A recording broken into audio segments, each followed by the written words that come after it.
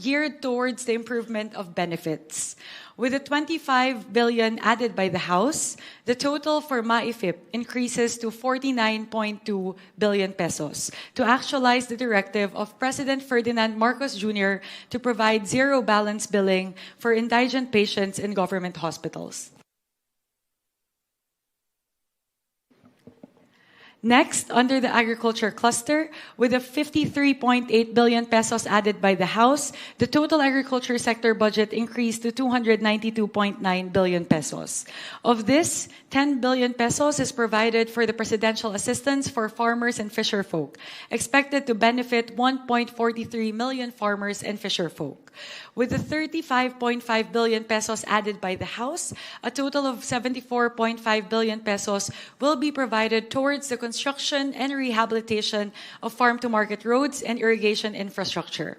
Moreover, 30 billion pesos is provided under RCEF towards the provision of farm mechanization and other inputs. The House also added 1 billion pesos for crop insurance, 2.4 billion pesos for the construction of deep water ports, and 200 million pesos for the implementation of the new Agrarian Emancipation Act. Lahat po ito ay para tulungan ang ating mga bayaning magsasaka na bumaba ang kanilang mga gastusin at mapataas ang kanilang ani at kita. To our colleagues in the Senate, our House panel looks forward to working with you in this bicameral conference committee in crafting a final version of the budget for fiscal year 2026 that truly is responsive to the needs of the Filipino people in our country. I am very hopeful because as we look at the two versions, we both have the same priority areas, which is education, health, and agriculture. Sa atin pong mga kababayan, tinanggal na po ng inyong Kongreso ang tabing sa usaping budget. Ginawa po ng inyong Kongreso ang lahat para siguraduhin na ang budget ay transparent, malinis at may sapat na safeguards para siguraduhin hindi ito maaaring maabuso. Pinapangako po ng inyong Kongreso na ang budget para sa taong 2026 ay mararamdaman ng bawat Pilipino. Na ito ay tunay na tumutugon sa pangangailangan ng ating mga kababayan at ng ating bansa. Na ito ay isang budget na inyong mapagkakatiwalaan. Maraming salamat po para sa Diyos at Bayan. Maraming salamat, Chairperson Mika. With the permission of the Chairperson, allow me to give my brief opening statement. To the esteemed conferees of this bicameral conference committee on the disagreeing votes on House Bill number 4058, my colleagues from the Senate Committee on Finance, and our counterparts from the House of Representatives Committee on Appropriations. It is my distinct honor to welcome you to this bicameral conference committee meeting. Every year, Congress convenes as a single body to finalize at BICAM its most important legislation, discussing the varying perspectives of each member and reconciling their fiscal priorities to craft a national budget that is coherent, transparent, and responsive to the needs of the Filipino people. This year finds us in extraordinary times. The 2026 national budget is being deliberated upon as the nation grapples with the corruption revealed in the flood control scandal. Public trust in our government institution has been shaken. And so it is imperative that we do everything we can to repair our social contract with the people we have sworn to serve. In response to this call, each chamber has demonstrated its serious and consensuous commitment to meet the people's demand for transparency. The Senate, in fulfillment of Senate Concurrent Resolution number 4, has made publicly accessible documents relating to the national budget all in digital format through a centralized Senate Budget Transparency Portal. And today, for the first time in history, the Bicameral Conference Committee meeting on the 2026 national budget is live streamed. This is a recognition that the Filipino people are the ultimate stakeholders of every peso contained within every national budget. And as such, they have the right to know exactly where their taxes go. As we go to the BICAM proper, this meeting will seek to operationalize a procedure governing the initiation and passage of all appropriations bills pursuant to Article 6, Section 24 of the 1987 Constitution. This provision mandates that all appropriation, revenue, or tariff bills authorizing increase of public debt, bills of local application, and private bills shall originate exclusively in the House of Representatives. The same provision expressly empowers the Senate to propose or concur with amendments. This BICAM will be a parallel execution of this procedure by presenting the 2026 General Appropriations Bill as passed by the House of Representatives on third reading and deliberating on the proposed amendments of the Senate as passed on third reading to decide on the disagreeing appropriations. It is my deepest hope and prayer that through us, your conferees, each chamber will be able to fulfill its constitutional role. Hindi lamang upang mapanatili ang integridad ng sistema ng legislatura, kundi upang matiyak na ang pambansang budget na ito, ang kalooban at kapangyarihan ng sambayanang Pilipino ang mananaig. Sa ating pagpupulong sa araw na ito, pagtibayin pa natin ang prinsipyong nagbigay buhay sa ating republika at sa ligang batas. Ang paniniwala na lahat hindi pagkakaunawaan ay nabibigyan ng liwanag sa pamamagitan ng mahinahong diskusyon, bukas na pag-uusap at pagkakaisa. I know that as we review the varying fiscal and development priorities, we will be guided by the values of fairness, service, and justice. Pakinggan natin ang bawat pananaw ng may paggalang sa isa't isa. Alalahanin natin na ang budget na ating ipapasa ay huhubog sa buhay ng milyong-milyong mga Pilipino na sa susunod na taon. Panatilihin nating malawak ang ating pananaw lampas sa mga suliranin ng kasalukuyan tungo sa isang mapayapa at masaganang kinabukasan para sa ating mga kababayan. Siguraduhin natin na ang pambansang budget para sa taong 2026 ay magsisilbing daan sa pag-angat ng buhay ng bawat Pilipino. Ipakita natin sa kanila na hindi lang katang-isip ang isang gobyernong matino, bukas at kumikilos ng tama. Patunayan nating lahat na hindi natin pababayaan ang kanilang mga pangarap. Maraming salamat. Magandang hapon po.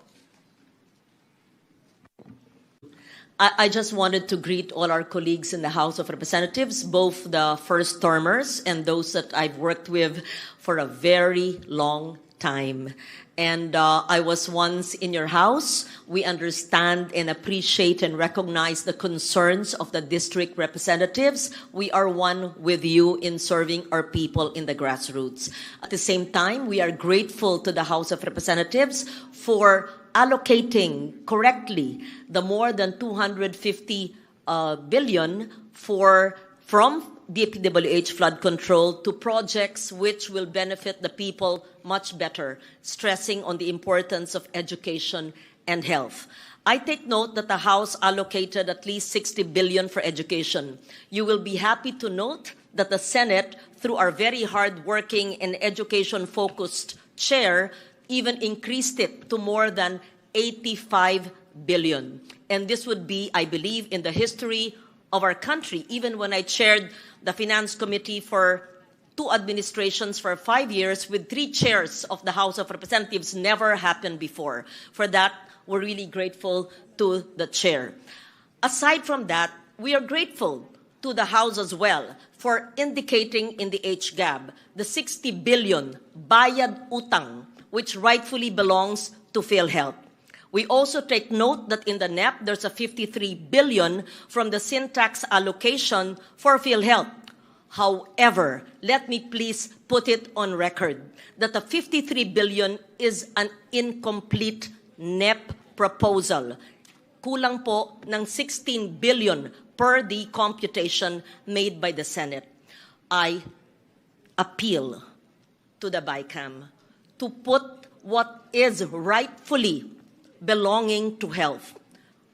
Attorney Rufus Rodriguez, my lawyer from 20 plus years ago, would agree kung ano po ang batas ay dapat sundin.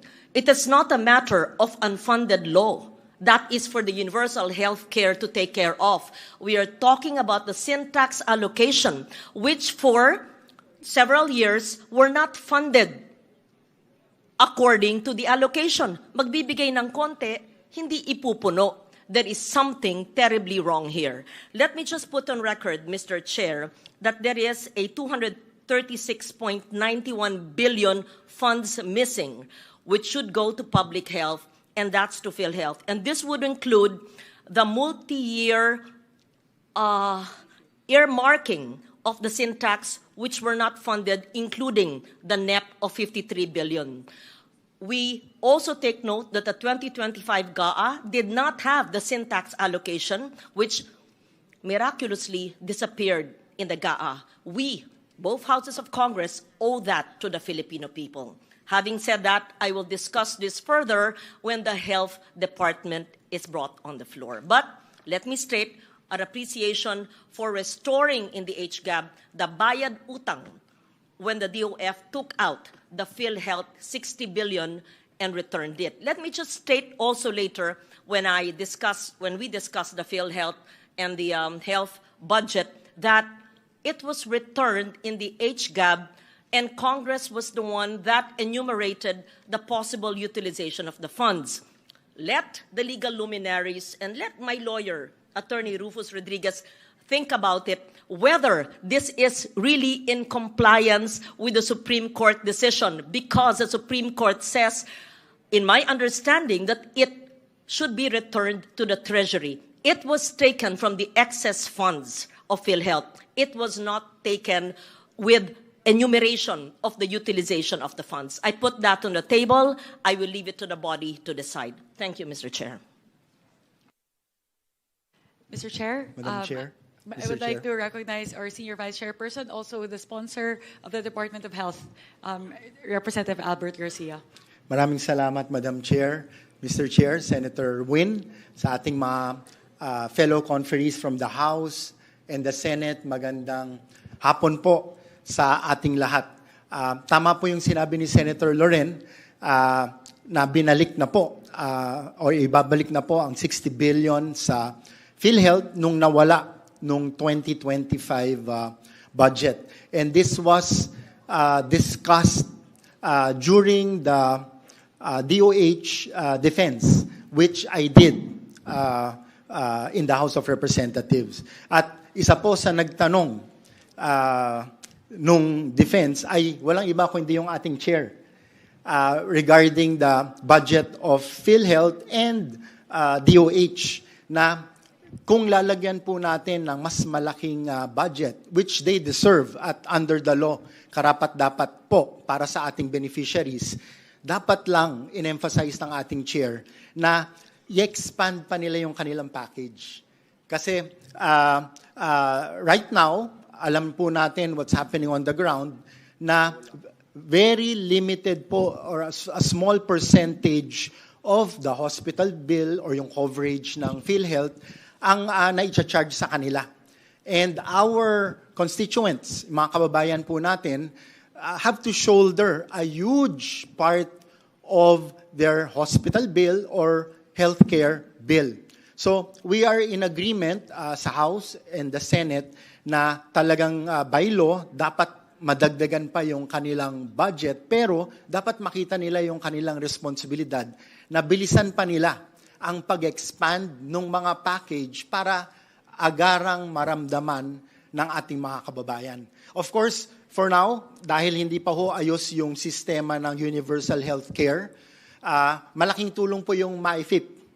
Dahil part of the hospital bill or healthcare expense ay na-charge natin doon.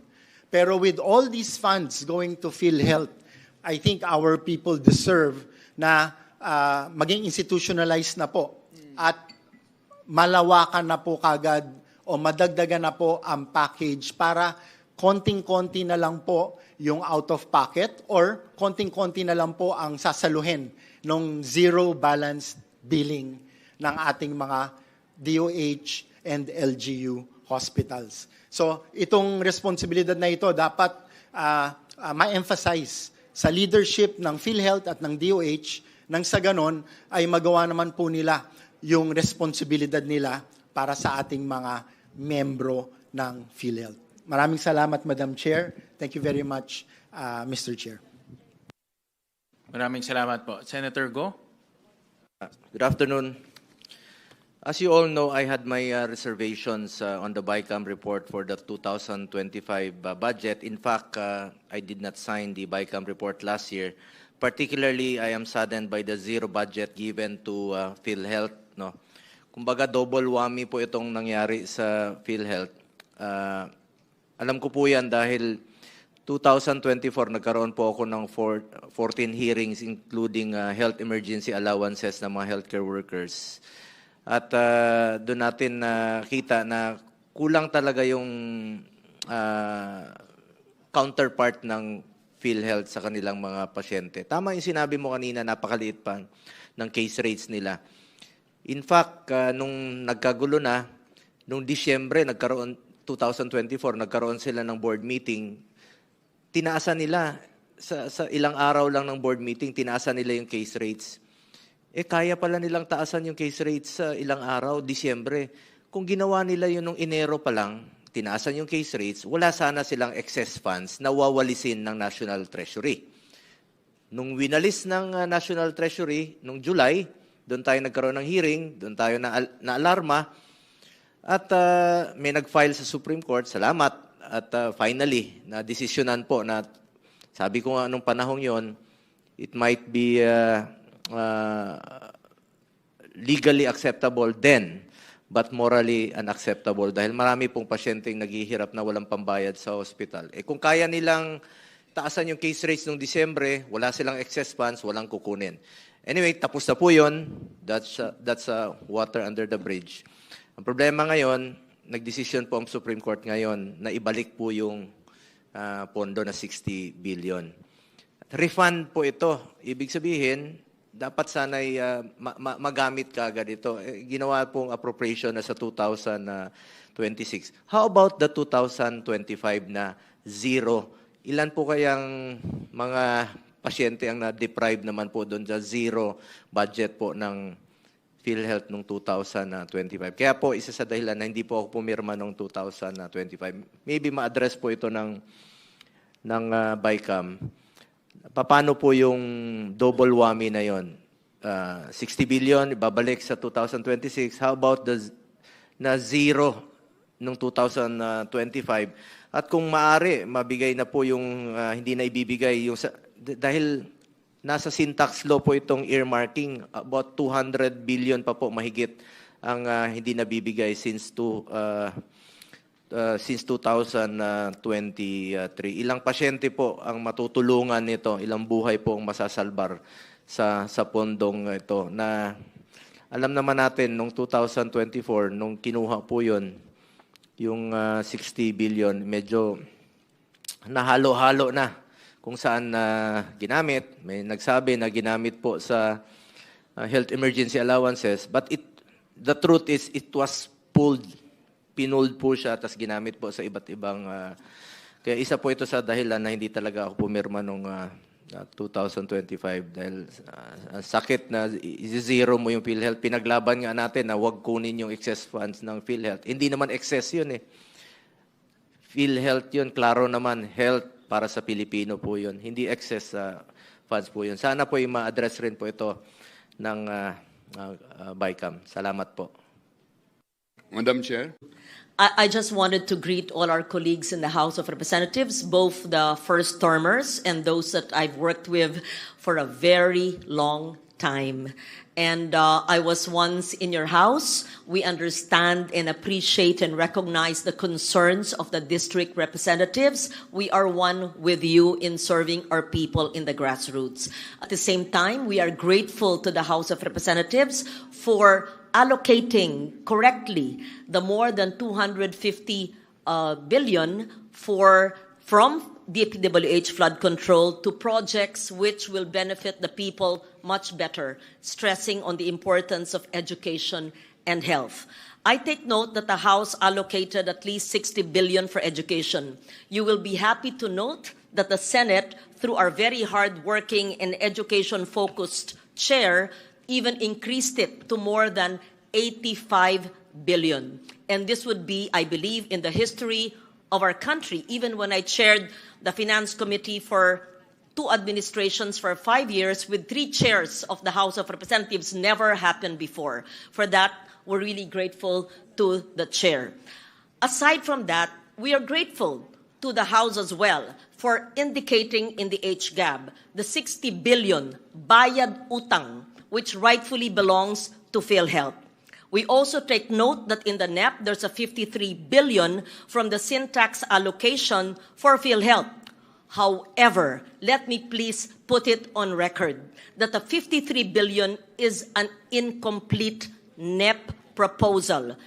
Kulang po ng 16 billion per the computation made by the Senate. I appeal to the BICAM to put what is rightfully belonging to health. Attorney Rufus Rodriguez, my lawyer from 20 plus years ago, would agree. Kung ano po ang batas ay dapat sundin. It is not a matter of unfunded law. That is for the universal health care to take care of. We are talking about the sin tax allocation, which for several years were not funded according to the allocation. Magbibigay ng konti, hindi ipupuno. There is something terribly wrong here. Let me just put on record, Mr. Chair, that there is a 236.91 billion funds missing, which should go to public health, and that's to PhilHealth. And this would include the multi-year earmarking of the sin tax, which were not funded, including the NEP of 53 billion. We also take note that the 2025 GAA did not have the sin tax allocation, which miraculously disappeared in the GAA. We, both houses of Congress, owe that to the Filipino people. Having said that, I will discuss this further when the Health Department is brought on the floor. But let me state our appreciation for restoring in the HGAB the bayad utang when the DOF took out the PhilHealth 60 billion and returned it. Let me just state also later when we discuss the PhilHealth and the health budget that it was returned in the HGAB, and Congress was the one that enumerated the possible utilization of the funds. Let the legal luminaries and let my lawyer, Attorney Rufus Rodriguez, think about it, whether this is really in compliance with the Supreme Court decision, because the Supreme Court says, in my understanding, that it should be returned to the Treasury. It was taken from the excess funds of PhilHealth. It was not taken with enumeration of the utilization of the funds. I put that on the table. I will leave it to the body to decide. Thank you, Mr. Chair. Mr. Chair? Madam Chair? I would like to recognize our Senior Vice Chairperson, also the sponsor of the Department of Health, Representative Albert Garcia. Maraming salamat, Madam Chair, Mr. Chair, Senator Win, sa ating mga fellow conferees from the House and the Senate. Magandang hapon po sa ating lahat. Tama po yung sinabi ni Senator Loren na binalik na po o ibabalik na po ang 60 billion sa PhilHealth nung nawala nung 2025 budget. And this was discussed during the DOH defense, which I did in the House of Representatives. At isa po sa nagtanong nung defense ay walang iba kundi yung ating chair regarding the budget of PhilHealth and DOH na kung lalagyan po natin ng mas malaking budget, which they deserve at under the law, karapat-dapat po para sa ating beneficiaries, dapat lang in-emphasize ng ating chair na i-expand pa nila yung kanilang package. Kasi right now, alam po natin what's happening on the ground, na very limited po or a small percentage of the hospital bill or yung coverage ng PhilHealth ang na-charge sa kanila. And our constituents, mga kababayan po natin, have to shoulder a huge part of their hospital bill or healthcare bill. So we are in agreement sa House and the Senate na talagang by law dapat madagdagan pa yung kanilang budget, pero dapat makita nila yung kanilang responsibilidad na bilisan pa nila ang pag-expand ng mga package para agarang maramdaman ng ating mga kababayan. Of course, for now, dahil hindi pa ho ayos yung sistema ng universal healthcare, malaking tulong po yung MyFIP. Dahil part of the hospital bill or healthcare expense ay na-charge natin doon. Pero with all these funds going to PhilHealth, I think our people deserve na maging institutionalized na po at malawakan na po kagad o madagdagan na po ang package para konting-konti na lang po yung out of pocket or konting-konti na lang po ang sasaluhin ng zero balance billing ng ating mga DOH and LGU hospitals. So itong responsibilidad na ito dapat ma-emphasize sa leadership ng PhilHealth at ng DOH nang sa ganon ay magawa naman po nila yung responsibilidad nila para sa ating mga membro ng PhilHealth. Maraming salamat, Madam Chair. Thank you very much, Mr. Chair. Maraming salamat po. Senator Go. Good afternoon. As you all know, I had my reservations on the BICAM report for the 2025 budget. In fact, I did not sign the BICAM report last year. Particularly, I am saddened by the zero budget given to PhilHealth. No? Kumbaga, double whammy po itong nangyari sa PhilHealth. Alam ko po yan dahil 2024, nagkaroon po ako ng 14 hearings including health emergency allowances ng mga healthcare workers. At doon natin nakita na kulang talaga yung counterpart ng PhilHealth sa kanilang mga pasyente. Tama yung sinabi mo kanina, napakaliit pa ng case rates nila. In fact, nung nagkagulo na, nung Disyembre, 2024, nagkaroon sila ng board meeting, tinaasan nila, sa ilang araw lang ng board meeting, tinaasan nila yung case rates. Kaya pala nilang taasan yung case rates sa ilang araw, Disyembre. Kung ginawa nila yun nung Enero pa lang, tinaasan yung case rates, wala sana silang excess funds na wawalisin ng National Treasury. Nung winalis ng National Treasury, nung July, doon tayo nagkaroon ng hearing, doon tayo na-alarma, at may nag-file sa Supreme Court, salamat, at finally, na-desisyonan po na, sabi ko nga nung panahong yon, it might be legally acceptable then, but morally unacceptable dahil marami pong pasyenteng naghihirap na walang pambayad sa hospital. Kung kaya nilang taasan yung case rates noong Disyembre, wala silang excess funds, walang kukunin. Anyway, tapos na po yun. That's water under the bridge. Ang problema ngayon, nagdesisyon po ang Supreme Court ngayon na ibalik po yung pondo na 60 billion. Refund po ito. Ibig sabihin, dapat sana'y magamit ka agad ito. Ginawa pong appropriation na sa 2026. How about the 2025 na zero? Ilan po kayang mga pasyente ang na-deprive naman po doon sa zero budget po ng PhilHealth noong 2025? Kaya po, isa sa dahilan na hindi po ako pumirma noong 2025. Maybe ma-address po ito ng BICAM. Paano po yung double whammy na yon? 60 billion, babalik sa 2026. How about na zero nung 2025? At kung maaari, mabigay na po yung hindi na ibibigay.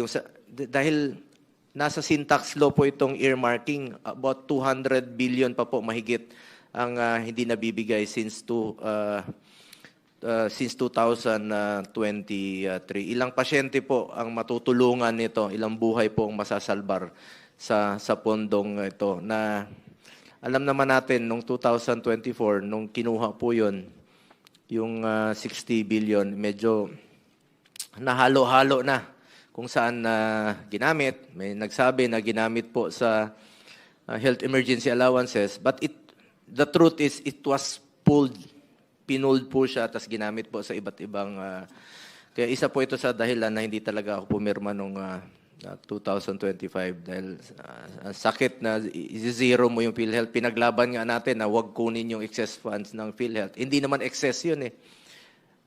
PhilHealth yun, klaro naman, health para sa Pilipino po yun. Hindi excess funds po yun. Sana po yung ma-address rin po ito ng Bicam. Salamat po. Madam Chair. Mr. Chair, with your permission, I will also deliver a brief opening remark on the part of the conferees of the House of Representatives. Honorable members of the House and Senate panels, distinguished colleagues in public service, members of the media who are with us here in PICC, and to our countrymen closely watching this historic day, good afternoon. We are here today not only to address the disagreeing provisions of fiscal year 2026 General Appropriations Bill, or House Bill number 4508, but also to continue a series of structural reforms that place transparency, accountability, and public participation at the center of our budget process. We started by abolishing the small committee and establishing the first ever Budget Amendments Review Subcommittee, or the BARC. The BARC's over 20 hours of deliberations on institutional amendments were live streamed, and all amendments approved were shown line by line. Moreover, all committee hearings and plenary deliberations were live streamed. We enhanced engagement with civil society organizations and conducted the first ever People's Budget Review. For the first time in recent history, the period of amendments in the House was open to all members, and all amendments were incorporated before the second reading approval. Ang makasaysayang araw na ito, ang pinakaunang araw sa kasaysayan na bubuksan sa publiko ang Bicam, ay sumasalamin po sa paninindigan ng Kongreso na tanggalin ang tabing sa usaping budget at talagang ipakita kung saan napupunta ang bawat piso ng buwis mula sa dugo at pawis ng bawat Pilipino.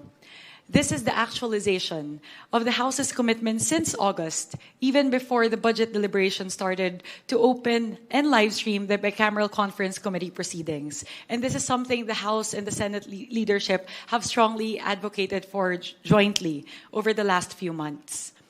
I would like to discuss key highlights of the House version of the GAB that the House panel puts forth to this Bicameral Conference Committee.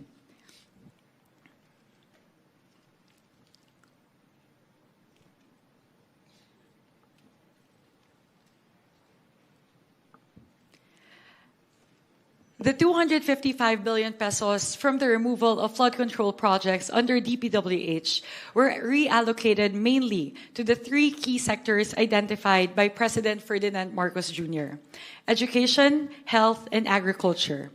Specifically, 201.1 billion out of the 255 billion pesos, or 79%, went to the following: 56.6 billion towards education, 90.7 billion towards health, and 53.7 billion towards agriculture.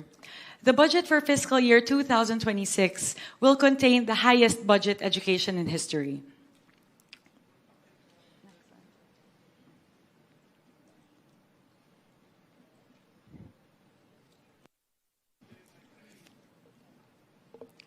With the 56.6 billion pesos added by the House of Representatives, the total budget for the education sector will be 1.28 trillion pesos, which translates to 4.1% of GDP. This is the first time ever in history that we will breach the 4% international benchmark. Of this, 56.64 billion pesos, with the 35.1 billion added by the House, the budget for the Basic Education Facilities Program will increase to 63.2 billion pesos. This amount translates to around 25,200 new and rehabilitated classrooms in 2026, or 63% of the 40,000 classrooms envisioned by the President to be built and rehabilitated by 2028. Next, Fiscal year 2026 will be the first year that we will be able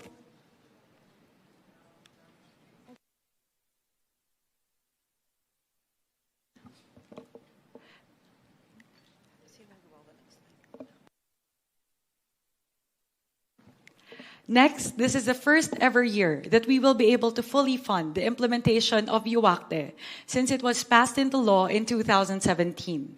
With the 4.48 billion pesos added by the House and the House special provision enabling the use of the 7.82 billion pesos from the Higher Education Development Fund, we will be able to fully fund the 12.3 billion peso deficiency to 113 SUCs in fiscal year 2026. This is something that the SUCs have been clamoring for the past 6 years. With a total funding of 52.2 billion pesos for UACTE, CHED-TES, CHED-TDP, TES the STEP, and TES the TWSP, we will be able to provide scholarships to 2.49 million learners. Next, under the health cluster, with the 90 billion pesos added by the House, the total health sector budget increased to 411.2 billion pesos. With the 60 billion pesos added by the House, the total subsidy for PhilHealth increases to 113 billion pesos, geared towards the improvement of benefits. With the 25 billion added by the House, the total for MAIFIP increases to 49.2 billion pesos to actualize the directive of President Ferdinand Marcos Jr. to provide zero balance billing for indigent patients in government hospitals. Next, under the agriculture cluster, with the 53.8 billion pesos added by the House, the total agriculture sector budget increased to 292.9 billion pesos. Of this, 10 billion pesos is provided for the presidential assistance for farmers and fisherfolk, expected to benefit 1.43 million farmers and fisherfolk. With the 35.5 billion pesos added by the House, a total of 74.5 billion pesos will be provided towards the construction and rehabilitation of farm-to-market roads and irrigation infrastructure. Moreover, 30 billion pesos is provided under RCEF towards the provision of farm mechanization and other inputs. The House also added 1 billion pesos for crop insurance, 2.4 billion pesos for the construction of deep water ports, and 200 million pesos for the implementation of the new Agrarian Emancipation Act. Lahat po ito ay para tulungan ang ating mga bayaning magsasaka na bumaba ang kanilang mga gastusin at mapataas ang kanilang ani at kita. To our colleagues in the Senate, our House panel looks forward to working with you in this Bicameral Conference Committee in crafting a final version of the budget for fiscal year 2026 that truly is responsive to the needs of the Filipino people in our country. I am very hopeful because as we look at the two versions, we both have the same priority areas, which is education, health, and agriculture. Sa atin pong mga kababayan, tinanggal na po ng inyong Kongreso ang tabing sa usaping budget. Ginawa po ng inyong Kongreso ang lahat para siguraduhin na ang budget ay transparent, malinis at may sapat na safeguards para siguraduhin hindi ito maaaring maabuso. Pinapangako po ng inyong Kongreso na ang budget para sa taong 2026 ay mararamdaman ng bawat Pilipino. Na ito ay tunay na tumutugon sa pangangailangan ng ating mga kababayan at ng ating bansa. Na ito ay isang budget na inyong mapagkakatiwalaan. Maraming salamat po para sa Diyos at Bayan. Maraming salamat, Chairperson Mika. Madam Chair, yung digitalization project na nasa NEP, iba pa yung ITC na sinasabi mo? I'll pull out po, Kasi Senator. nahihirapan ako dito sa format po, Mr. Chair, Senator Gatchalian po. Kung maari, in the interest of true transparency, I think it's basic that we include the NEP or the President budget of 2026. It's most confusing to merely see the Congress and the Senate versions. Also, we should be allowed to compare it to the GMA of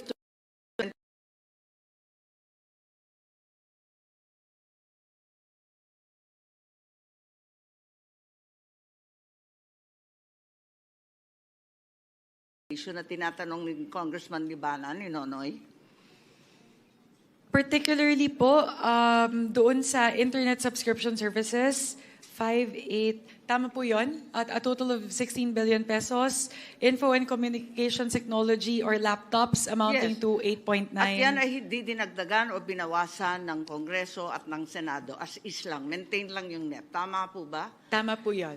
Okay. Kung maari lang sa ating mga chair, hinihingi ko lang na sana ilagay yung GA 2025 na maintindihan natin yung NEP 2026 dahil konting paggalang sa sinumite ng ating Pangulo. At eto nga, yung basic education facilities, medyo ito ang mabigat ang galawan, ano? Kasi nakita natin dito sa GA 25, 28.1 Tapos, nung NEP, 28.056 ang linagay ng Pangulo at ng DBM, pagkat alam din natin na 22 lang ang classroom na ipatayo. At ang disbursement rate nila ay bagsak na bagsak sa 23%. Ngunit dinagdagan ng Kongreso ng 63 billion mahigit at lumobo pa sa Senado ng 85 billion. Hindi ako tumututol sa pagdagdag ng classroom. Ang tinatanong ko lang, tama ba itong ginagawa natin? Hindi nagagastos, dagdag tayo ng dagdag, bilyon-bilyon nag-umpisa sa 28, di magastos, 23% lang ang accomplishment. Lumobo sa 63 at lumaki panlalo sa 85. Tanong lang po.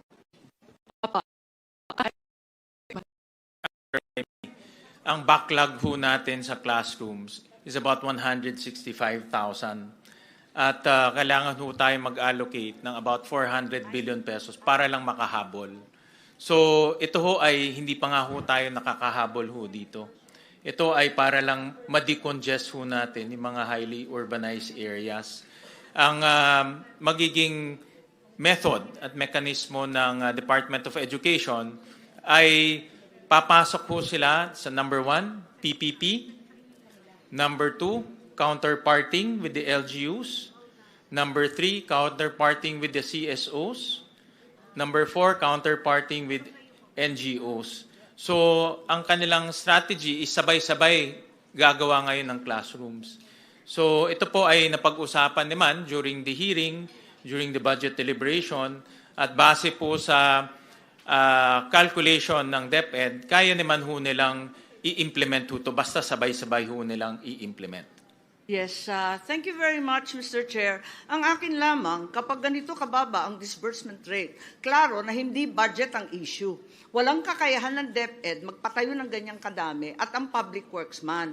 Sabihin na nga natin na iba-iba ang gagawin ng PPP, ng NGO, CSO at iba't iba pang tropa, LGU. Ang tanong ko po, wala namang maliwanag na plano. Kasi ang totoo, nagawa na po natin to. Hindi naman sa pagmamalaki, pero yung massive school building program po ng dekada 70, alalay po ako noon ng ama ko at nakita natin na new technology sa building ng prefab nung panahon na yon. Sa ngayon, wala naman tayong sinasaad na modular or ibang prefab na technology or smart technology na napakarami ng foam concrete at kung ano-ano pa. Wala naman nababanggit na ganon. At dyan tayo makakamura, alam natin yan. Ikalawa, wala namang prioritization, yung color-coded po ng DepEd. Kabisado po natin yan. Galing tayo sa LGU, hindi naman ganun kaliwanag.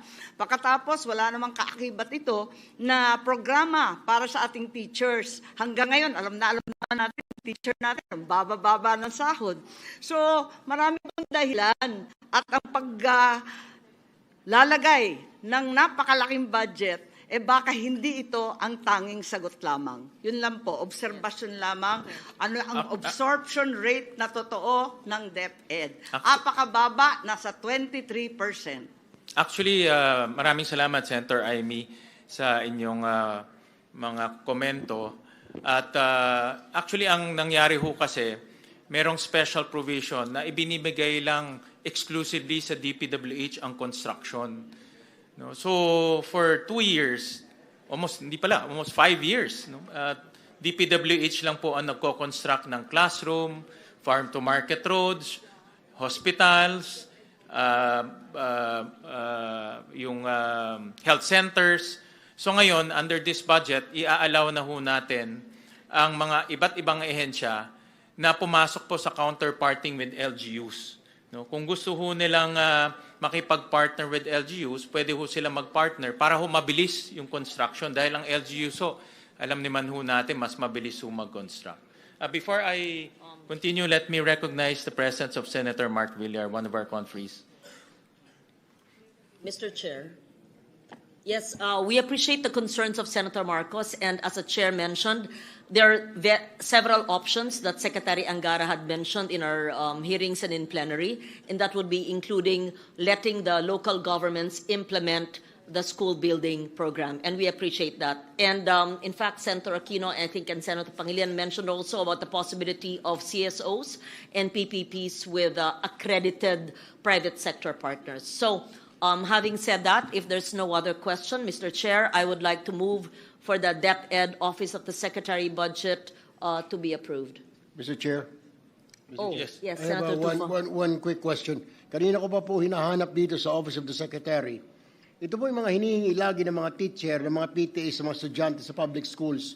Mga simple, walis, ting-ting, daspan, pag naglinis ng classroom, basahan, tapos pag malapit ng graduation, mga dekorasyon sa mga stage. Hinihingi po ito sa mga estudyante. Ang dami na pong reklamo na ganito. Saan po banda rito kaya nakasama? Parang wala ho yata. Parang, Dito po sa MOOE, ito po yung operations of schools, elementary, junior high school, senior high school. doon po sa operation of schools. Yeah. Pasok, MOE ho ito ng mga eskwelahan. Maraming salamat po, Mr. Chair. So there's a pending motion to approve the Office of the Secretary. Any second?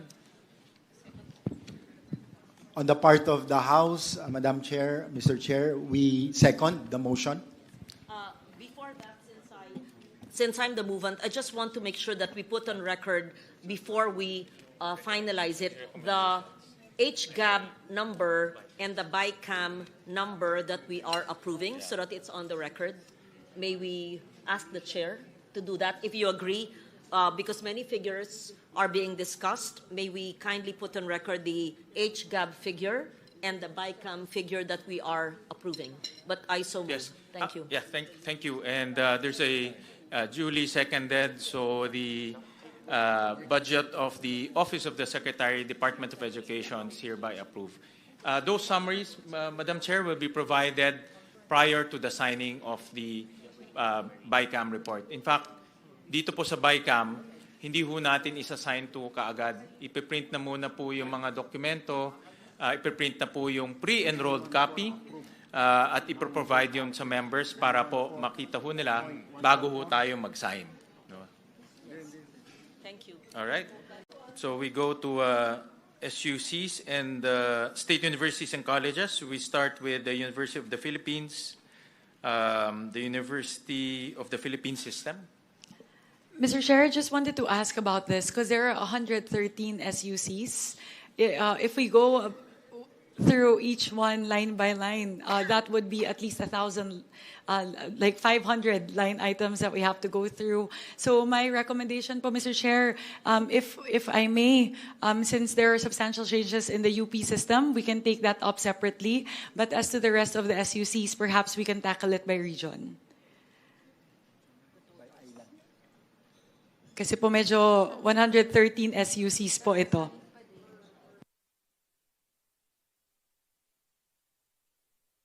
It's just, Kong Mika, if, I think para rin marinig rin ng ating mga constituents yung mga SUC, I suggest we can go through each SUC.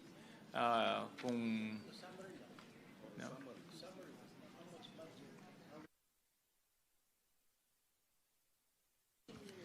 No, we're just, Mr. Chair, my suggestion is we'll just mention the total amount of budget for each SUC. Actually, ang per SUC will have about 2 or 3 locally funded projects. Yeah. So I think it's manageable if you ako ang tingin ko man. But I just based off the quick estimate of Sen. Lauren, that would be 2 hours just on the discussion of the SUCs if we go line by line. But if we take the suggestion of Sen. Erwin po, we'll do, if we can do just the totals for the SUCs instead of going through every single line item under each SUC. I suggest we can go, the House can go through one pass with all SUCs, and then we go one pass with all SUCs instead of approving it one SUC per SUC. Kung mapagod yung chair, pwede si Kong Christine, pwede si Kong Maricar, pwedeng si Attorney Rupus, ayun, sige, per region. No, pwede nga, then we just approve it after. Yes. Tuloy-tuloy If there are yung any nabasa. questions, then we can ask, we can take questions after the SUCs. Babasahin lang. Sige po. For the, let's do that. So we'll do one quick pass on all the SUCs. First would be the University of the Philippines system. We propose to add an additional 1 billion pesos for Project NOAA. And this one po actually, while it's lodged under the UP system, so I'll ask for permission just to elaborate on this point a little bit because it's very important for both houses. For Project NOAA, while the funding is lodged within the UP system, we actually increased the funding for Project NOAA for the benefit of the whole country and all the agencies, primarily the DPWH. Ang hinihingi po natin sa Project NOAA, kapag binigay na po natin yung pondo na to, is for them to work more closely with the DPWH in terms of refining the way that flood control projects are designed and monitored. Ang pangako po ng Project NOAA sa atin, alam ko pa binanggit din po nila sa hearing nila sa Senado, ay kapag nabigyan po sila ng sapat na pondo, they can actually help DPWH design the flood control project. So, hindi na po magkakaroon ng pagkakataon na makakapaglagay po ng flood control project sa lugar na hindi naman talaga kailangang lagyan. They will be able to simulate a particular area and pinpoint exactly up to the coordinates level where a flood control structure should be placed. Aside from that po, they will be able to simulate the height that is required to actually mitigate the flooding in that area. So yun po yung pinakahinihingi natin sa Project NOAA na sana po sa pamamagitan ng 1 bilyong piso na ating pong ibibigay sa kanila sa susunod na taon po sa taong 2027, mas maganda na po yung pagdisenyo ng mga flood control at flood mitigation systems. So that would be our amendment under the UP system, under Philippine Energy Research and Policy Institute. Actually, we don't have amendments in that. For the National Capital Region. Mr. Chair. Yes, Madam go ahead Chair, po. may I intervene? What the good chairwoman is mentioning is actually under the UP Resilience Institute, yes. And this was actually initiated way back in 2012. And we're only funding it in 2025. But during the time of Congressman Salceda, he and I had a budgetary amendment, not insertion, for the building of the UPRI. I'm not certain if it's up already, but it was 3 presidents ago that the UPRI in 2012, the president who became DTI Secretary, Pascual. Yes, Fred and I were discussing this in 2012, the creation of the UP Institute, Resilience Institute. So thank you for mentioning Project NOAA of Mahar Lagmay, who was with DOST before. And I'm just putting a historical perspective because people might say, grabe, ang laki, 1 billion. Ano po, 13 years po nag-antay. And when this was conceptualized in 2012, I think I was defending their budget then, it was a very small amount during the time of President Pascual. So we support that, Mr. Chair. We upheld it in the Senate. Thank you. Madam Chair. Thank you very much, Senator Lauren. Yes, Representative Happy Benitez. May I add to that manifestation? But before I begin with my manifestation, I'd like to say that as a first-timer bicameral committee member, I'm honored and grateful and the only neophyte on this contingent. I expect to listen intently, work collaboratively, and to pass a fair and impactful budget for the Filipino people. What I do want to share that it was House Bill number 2577 that I filed in Congress for the 20th Congress, supporting the National Resilience Institute to make it a national, the UP Resilience Institute in the UP system to become a National Resilience Institute. And I do want to share and to add that the UP RI, which was powered by Project NOAA, has made accurate and real-time, high-quality hazard maps. No, and it has been used by a lot of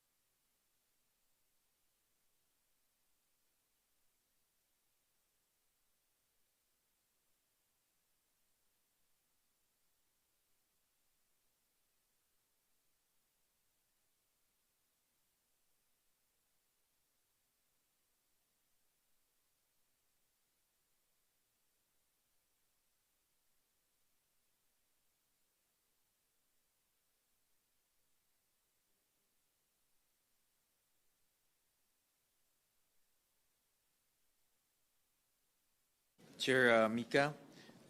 For the Senate, and I'm pleased to inform everyone, these are all the interventions of our Vice Chairperson, Senator Pia Cayetano. So I'll just mention the proposals from the Senate. Lung Center of the Philippines, 2.7 billion pesos, broken down as follows. Hospital Services Program, 1.7 billion pesos. Implementation of advanced lung integrated interventions and networking for comprehensive endoscopy. Alliance Care Program, 50 million pesos.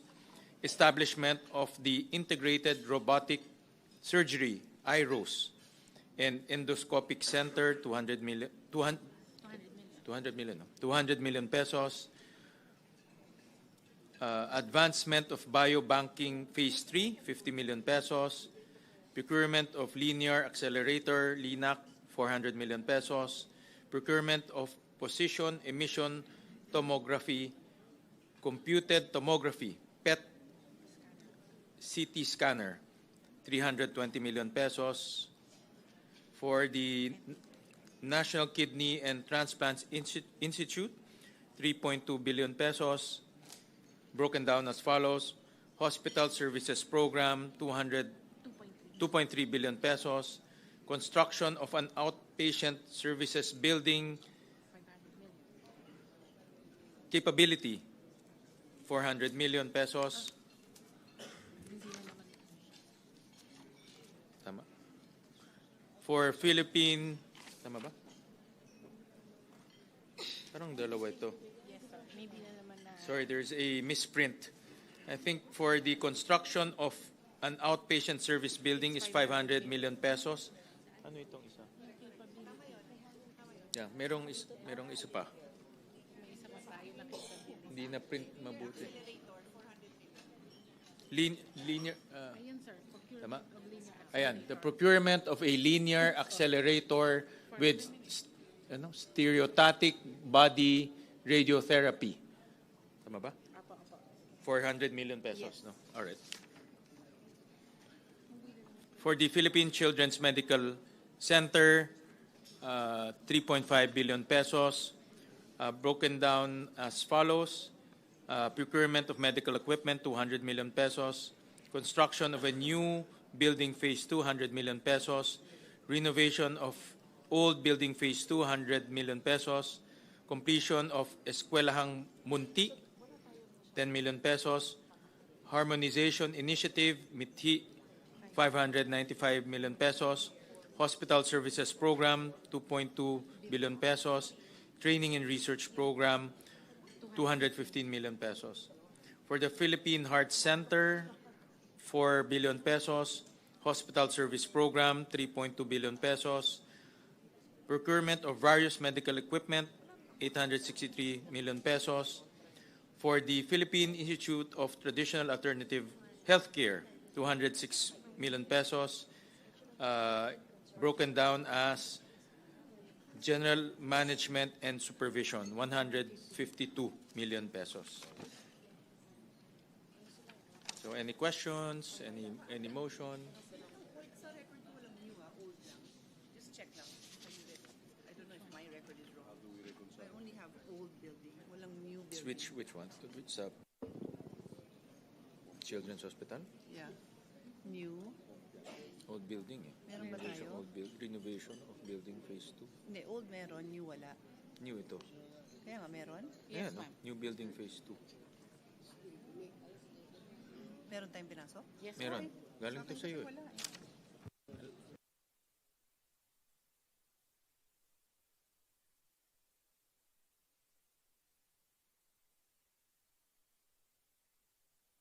All right. Any comments? Any suggestion? Any motion? Senwin, if I may take this one, PCMC is very close to my heart, so I'm very happy to see the huge increase for the needs of PCMC, and not just that, of the other specialty hospitals. So I thank the Senate, and I also thank Senator Pia Cayetano, who sponsored this. And with that, I move to adopt the recommendations as put forth with regard to the DOH BGSC. Yeah. Any cluster. second? Mr. Chairman, I second our chair with the statement that Cagayanons have been able to be given services, especially by the Philippine Heart Center, the Philippine Children's Medical Center, and the National Kidney and Transplant Institute. We thank the Senate for increasing all the budgets for these 5 agencies. So I support and second the motion of our chairperson. Thank you. Thank you. So we now go to the Department of Agriculture. We can start with the Office of the Secretary.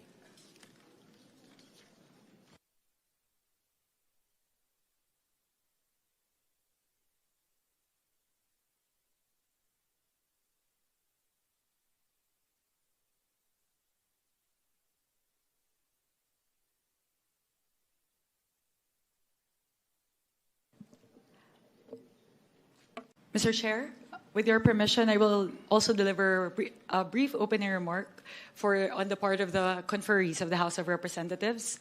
Honorable members of the House and Senate panels, distinguished colleagues in public service, members of the media who are with us here in PICC, and to our countrymen closely watching this historic day, good afternoon.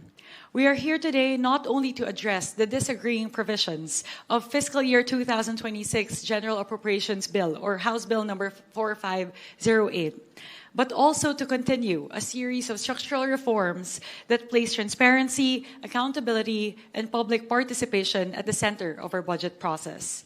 We started by abolishing the small committee and establishing the first ever Budget Amendments Review Subcommittee, or the BARC. The BARC's over 20 hours of deliberations on institutional amendments were live streamed, and all amendments approved were shown line by line. Moreover, all committee hearings and plenary deliberations were live streamed. We enhanced engagement with civil society organizations and conducted the first ever People's Budget Review. For the first time in recent history, the period of amendments in the House was open to all members, and all amendments were incorporated before the second reading approval. Ang makasaysayang araw na ito, ang pinakaunang araw sa kasaysayan na bubuksan sa publiko ang BICAM, ay sumasalamin po sa paninindigan ng Kongreso na tanggalin ang tabing sa usaping budget at talagang ipakita kung saan napupunta ang bawat piso ng buwis mula sa dugo at pawis ng bawat Pilipino. This is the actualization of the House's commitment since August, even before the budget deliberation started, to open and live stream the Bicameral Conference Committee proceedings. And this is something the House and the Senate leadership have strongly advocated for jointly over the last few months. I would like to discuss key highlights of the House version of the GAB that the House panel puts forth to this Bicameral Conference Committee.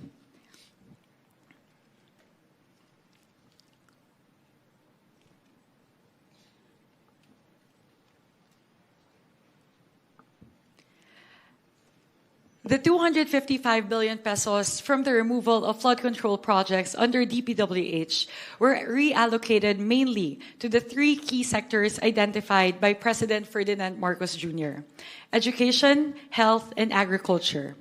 Specifically, 201.1 billion out of the 255 billion pesos, or 79%, went to the following: 56.6 billion towards education, 90.7 billion towards health, and 53.7 billion towards agriculture. The budget for fiscal year 2026 will contain the highest budget education in history.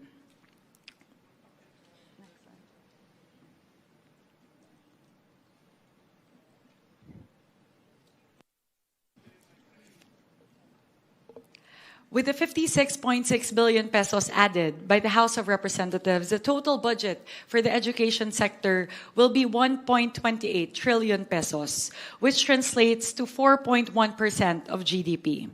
This is the first time ever in history that we will breach the 4% international benchmark. Of this, 56.64 billion pesos, with the 35.1 billion added by the House, the budget for the Basic Education Facilities Program will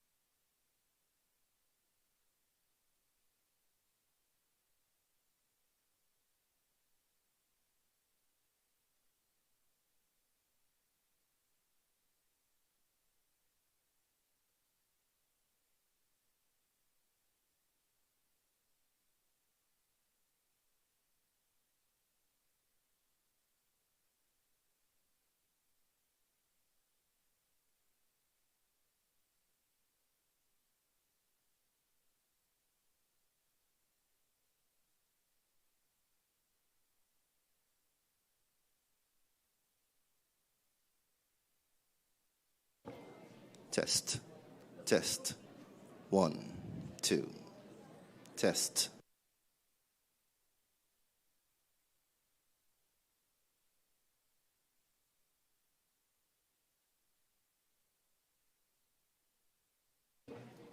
Test.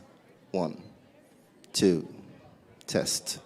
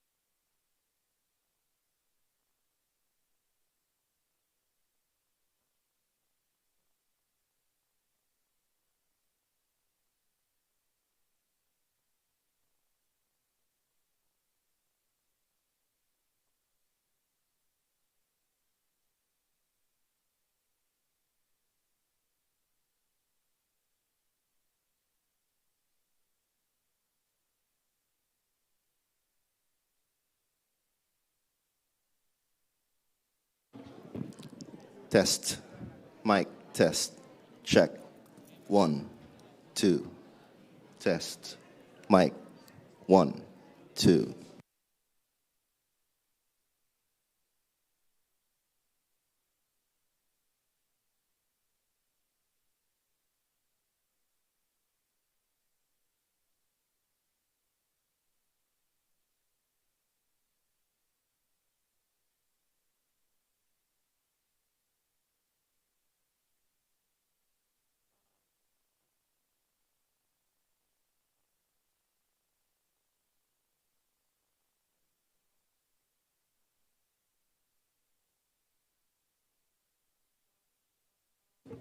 Test. 1, 2. Test. Check. Mic. 1.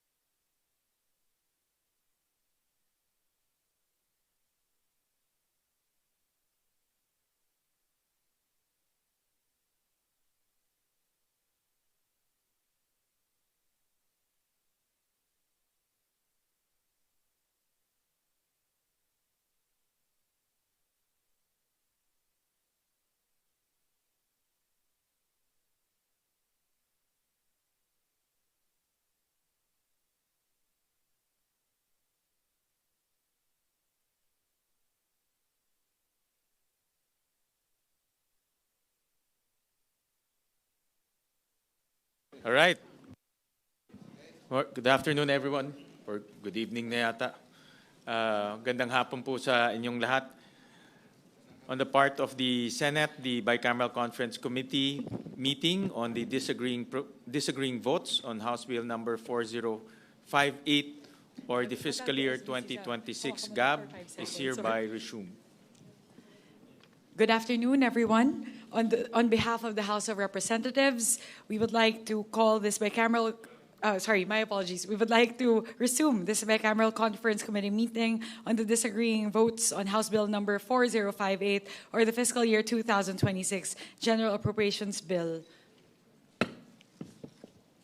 Thank you, Madam Chair. And once again, I welcome the members of this bicameral conference committee. On the part of the Senate, let me just recognize the presence of Senator Lauren Legarda, Senator Kiko Pangilinan, Senator Erwin Tulfo, and Senator Amy Marcos. Sir. Yes. On the part of the House, I would like to recognize the presence of our bicameral conference committee conferees, the Honorable Alan T., the Honorable Marcelino Libanan, the Honorable Rufus Rodriguez, the Honorable Maricar Zamora, the Honorable Christine Singson Mihan, the Honorable Albert Garcia, the Honorable Pepito Alvarez, the Honorable Brian Yamsuan, the Honorable Javi Benitez, and the Honorable J.J. Romualdo. Yes, go ahead, Senator Kiko. Yes, Mr. Chairman. Just a manifestation. We'd like to apologize to our counterparts in the House if we requested for a later time to convene. Originally, we said we would convene at 2 o'clock, and then we requested that it be at 3 o'clock, and so that the public likewise is aware why the delay has taken place. It's because some of our colleagues in the Senate raised some concerns about some of the items that have been tackled and will be tackled, and we felt the need to convene I wouldn't say emergency, but a meeting to be able to thresh these matters out, and it took us about almost 2 hours. Or an hour, almost 2 hours. Yes, and that's why we apologize for the delay. For the record, Mr. Chairman. Thank you for expressing our apology to our counterparts, House counterparts. I know that the House contingent was here early, and we, again, on behalf of the Senate contingent, we apologize for the delay. And, we can already proceed with our item for today. Just a quick response to Senator Kiko. We appreciate it and we understand po when we were informed about it earlier today, we understood the situation and we were ready. We readily gave our acceptance, approval of the proposal. So on the part of the House, thank you po for giving us some time also to do a huddle for about an hour that further delay the proceedings. We appreciate the understanding of our colleagues in the Senate, and we're looking forward to proceeding with the rest of the meeting for today. Thank you. Right, thank you, Chairperson. Mr. Chairman. Yes. Madam Chair, I have a manifestation and observation. While we were having a picture right there, can you flash the title of this bicameral committee? Because it says there, Bicameral Conference Committee on Disagreeing Votes. How can there be a disagreeing votes? See? So it seems to be not in the proper English language, nor the context that we have. How can there be? There are many concurrences that we have. So provisions, because the procedure is, conflicting provisions, because the procedure is original, is exclusive, it will exclusively originate in the House. So we have the original provisions.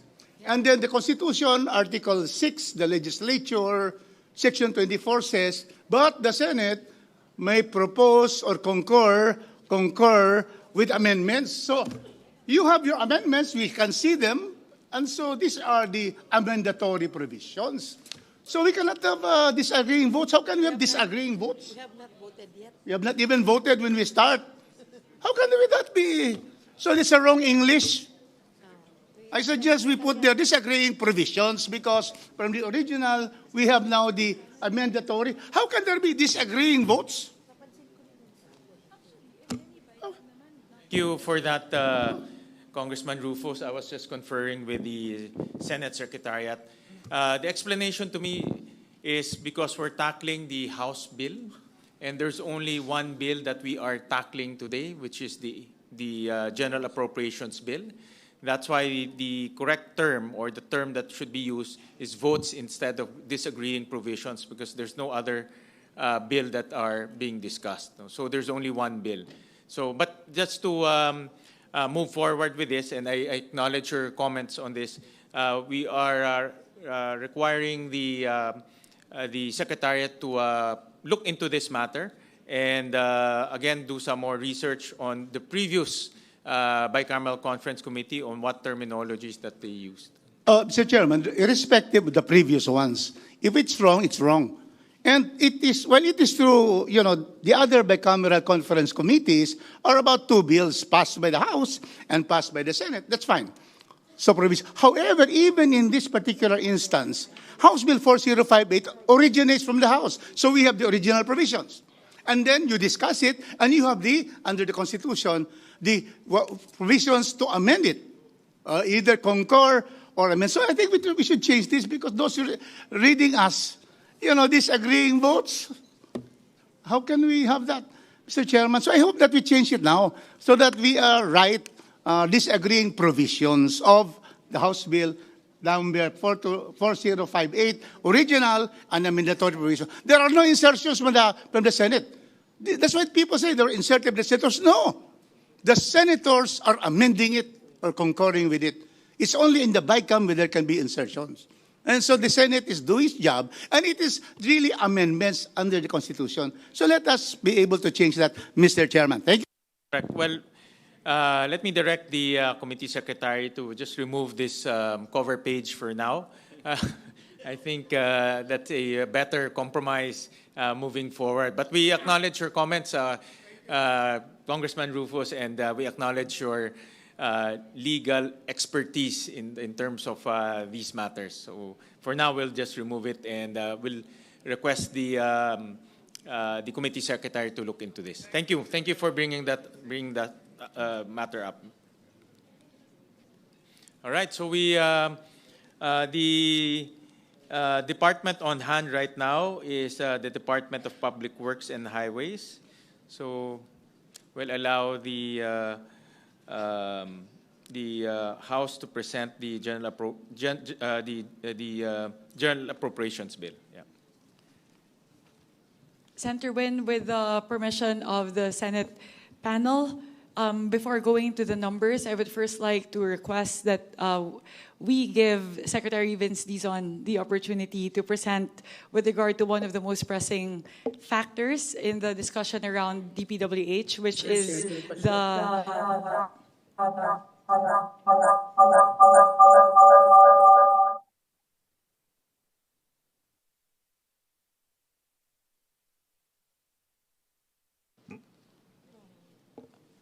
My apologies, there was a really bad feedback in the room, which is to give Secretary Vince the opportunity to present and explain with regard to one of the points of contention, which is with regard to the CMPD reduction. Before that, Madam Chairperson, I was going to raise that later on, but since you've raised this, last night, while we were conducting our bicameral conference committee hearing, the DPWH posted a statement in their social media page. And just allow me to read a statement of the DPWH. The Department of Public Works and Highways has requested the Senate of the Philippines to restore the deducted amounts from the projects in the 2026 DPWH proposed budget as a result of the reductions in the construction materials price data, or CMPD. The DPWH has asked that it be allowed to implement the project cost changes using the updated CMPD special issuance in the exercise of its executive functions in order to ensure its proper execution. the motion for reconsideration is made to ensure that the detailed process of applying the new CMPD will be followed to avoid inaccurate costing and potential project unimplementability, which may lead to underspending and related legal and administrative issues. To ensure that DPWH implementing offices will strictly comply with the updated CMPD, a department order has been issued which strictly mandates the following. 1, follow a workflow to adjust all pay items in the programs of work, POW, using the updated CMPD. Revise all approved budgets for contracts. Require detailed documentation and quality assurance and mandatory compliance prior to the procurement. The department assures that the Senate and the House of Representatives that the updated CMPD will strictly implement at the regional and district engineering offices, and that failure to comply with this order shall be subject to administrative sanctions under existing civil service and department rules, as well as filing of appropriate administrative and/or criminal charges under relevant laws. So this was issued by DPWH last night. And the context of this, Madam Chair, and to our colleagues from the House of Representatives, is during our budget hearings, 2 budget hearings in the Senate, we asked the DPWH. Dahil alam namin na itong budget na ito ay ginawa nung dating administration na si Secretary Bonoan pa ang gumawa. No? At dahil maraming nangyaring hindi magaganda o anomalya doon sa kanyang administrasyon, at nakita naman ho natin yung issue ng flood control, issue ng mga SOP, issue ng mga overpricing, issue ng lagayan, issue ng ghost projects. Tinanong namin ito kay Secretary Vince Dizon dahil siya na yung pumalit na bagong kalihim po ng DPWH. Tinanong ho namin yan. Senator Lauren was there, no, in the 2 hearings about this issue of overpricing. During that hearing, sinabi niya na meron ngang overpricing in the past. No? At meron ngang mga presyo na hindi naman tama sa presyo ng panahon. Ibig sabihin, mas mababa ang presyo ngayon. So sabi niya, dahil mas mababa ang presyo ho ngayon, yung presyong nasa loob ng budget, mas mataas yun kumpara sa presyo ngayon. Kaya nga ho sila nag-issue nitong bagong construction materials price data, CMPD. No, nag-issue ho sila nitong CMPD, mas mababa po yung presyo. At yung presyo na yon ay gumawa ho sila ng formula, ito yung tinatawag nilang adjustment factor, at yun naman po ang in-apply ho ng Senado sa presyo ng mga projects na nasa loob ng budget.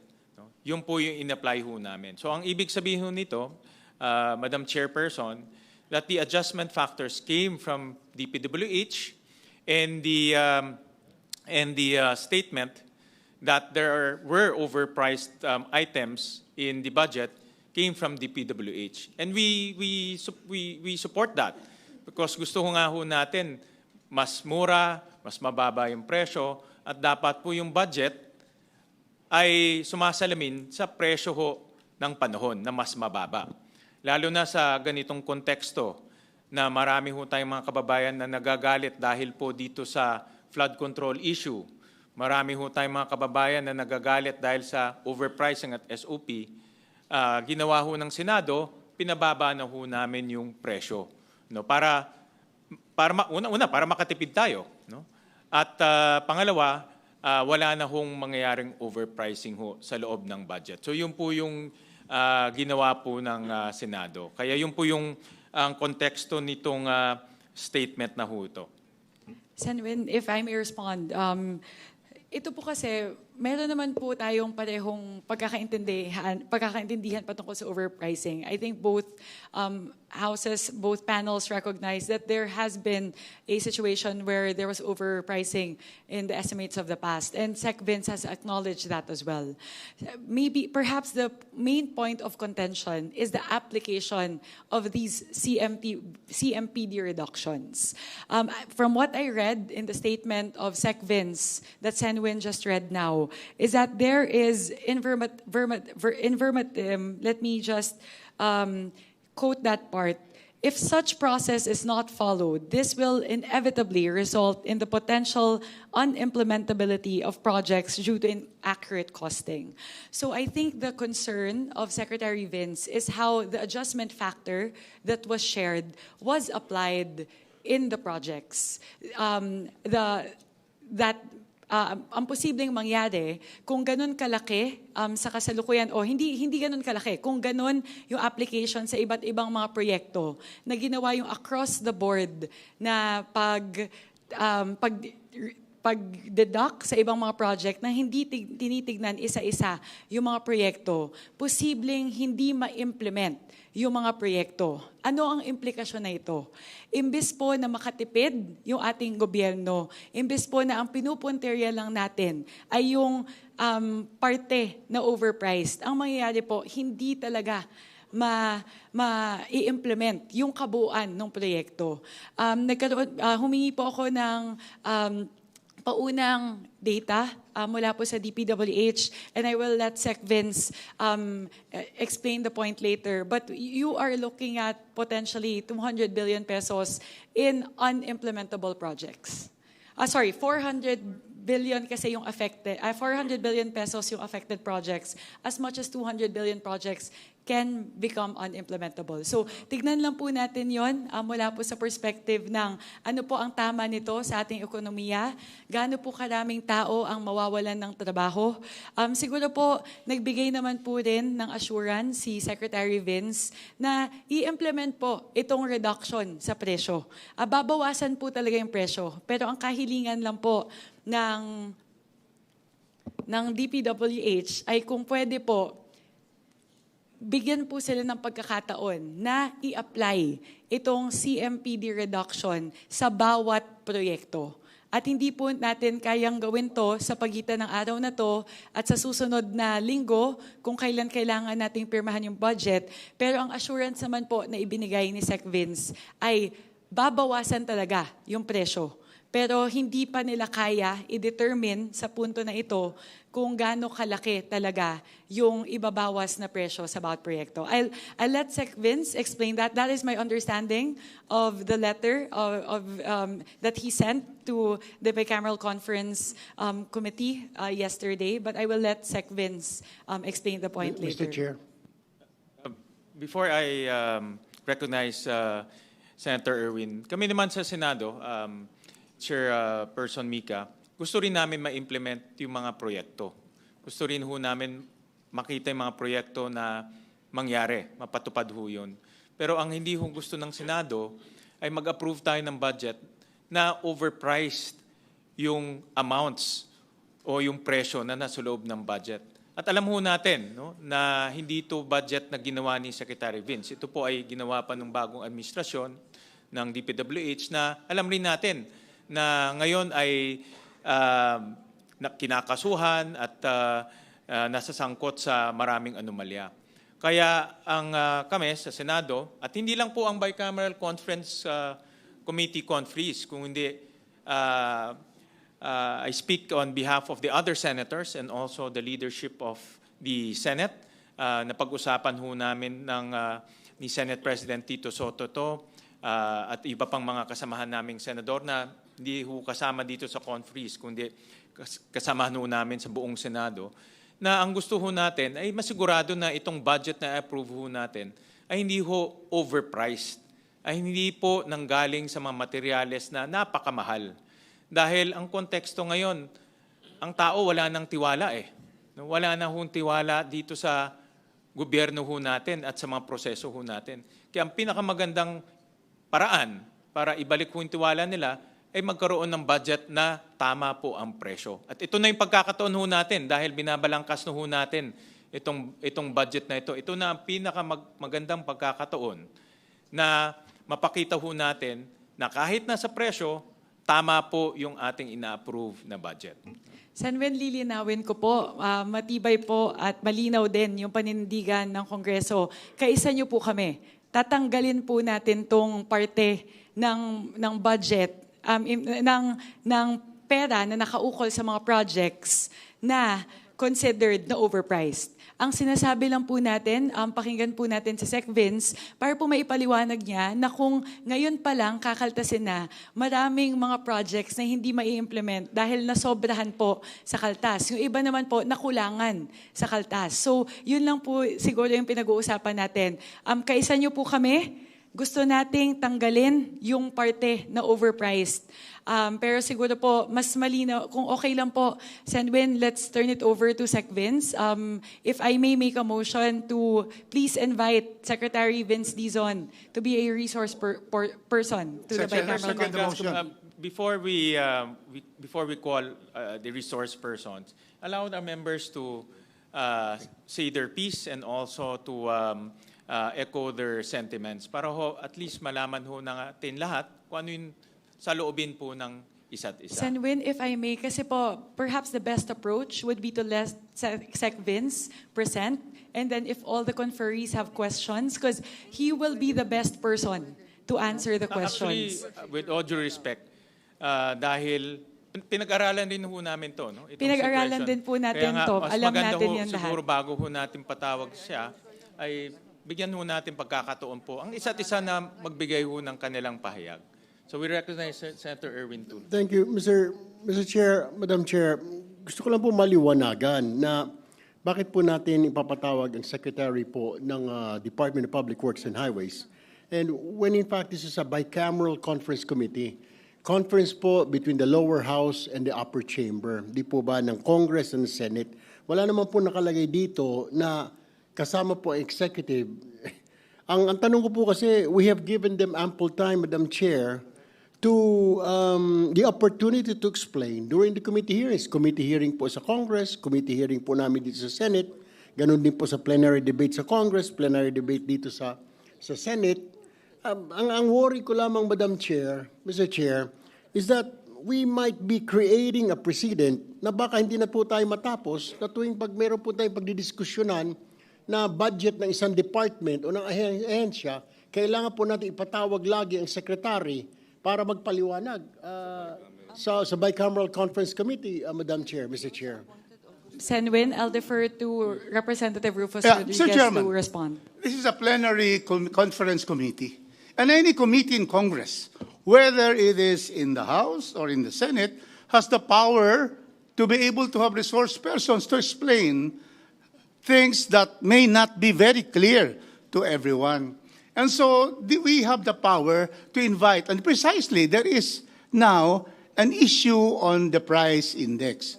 And therefore, we are saying that let us listen. We will not agree, we may agree, but the point is that transparency requires that we hear the executive. After all, it's the executive that will implement what we will pass.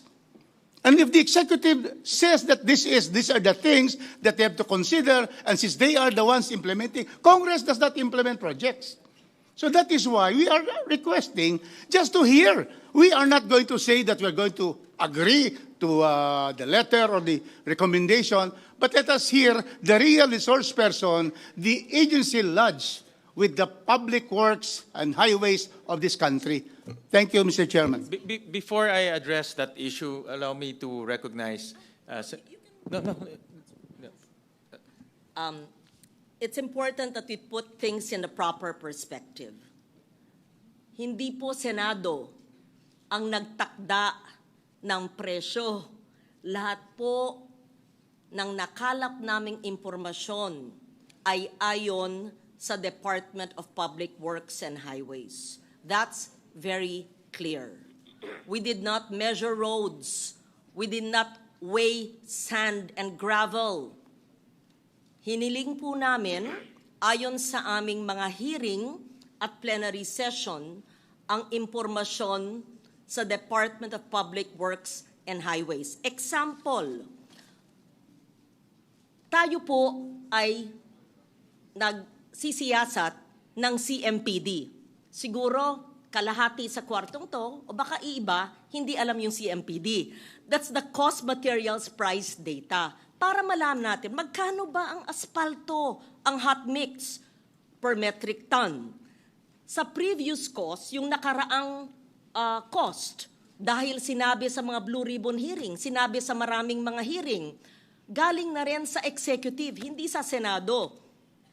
13,863.85. Ito po ay galing sa DPWH. Tapos, nagsumite ang executive, ang DPWH, sa chair.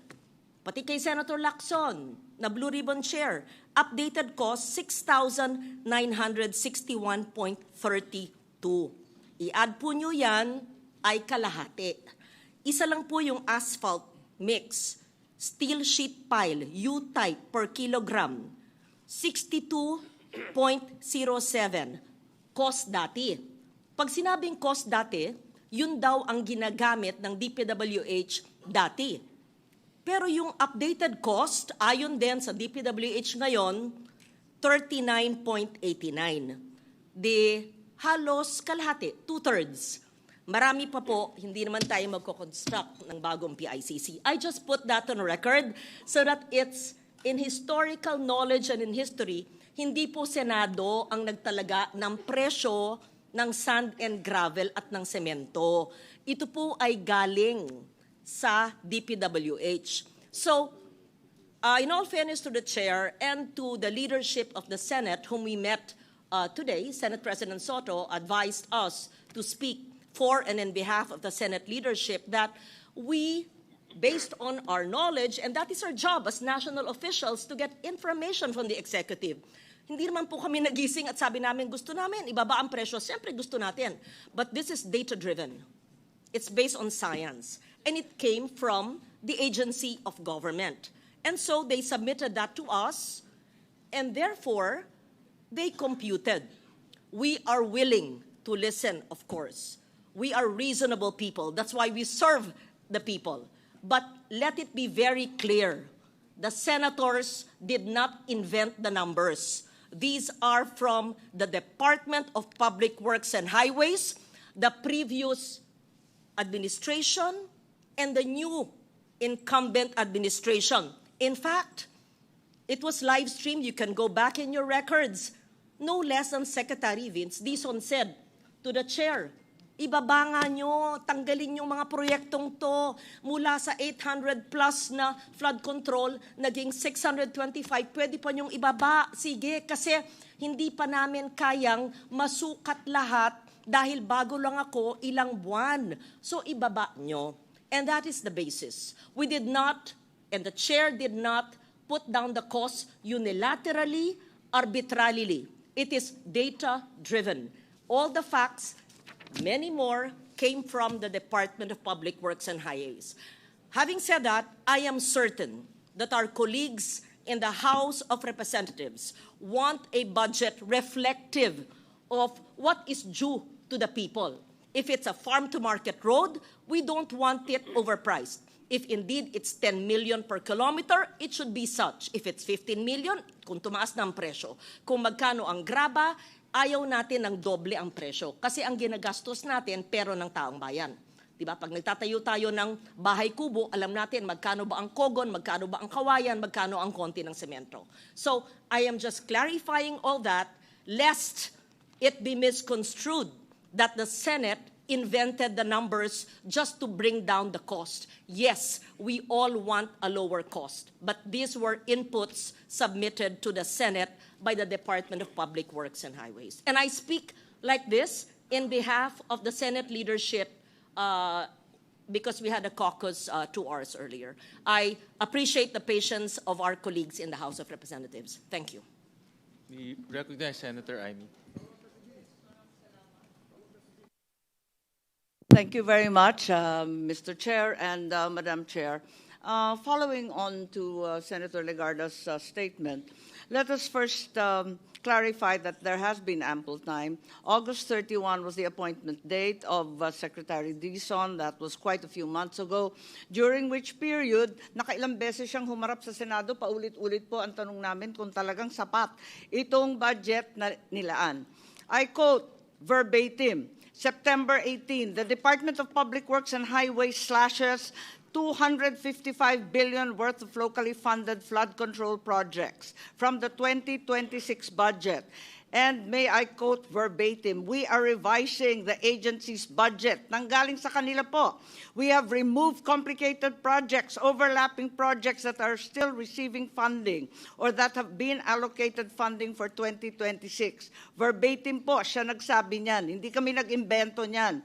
Ngayon, sabi niya, na re-review na raw nila yung initial proposal, nagtanggal sila ng 55.53 billion worth of duplicate or complicated projects or completed overlapping projects.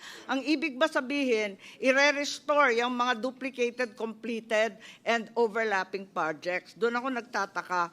At ano ang garantiya natin na sa loob ng 2 buwan na naman, after 2 months, he may change his mind again, as he has, apparently, yesterday. So from September 18, kahapon, December, nako, baka naman sa Pebrero, iba na naman ang usapin. Ayoko naman ng ganito. Ano kaya talaga ang direksyon natin? Hindi po ito nanggaling sa amin. Narinig naman ninyo, verbatim ang quote na yan. Yan ang press release ni Secretary Dizon.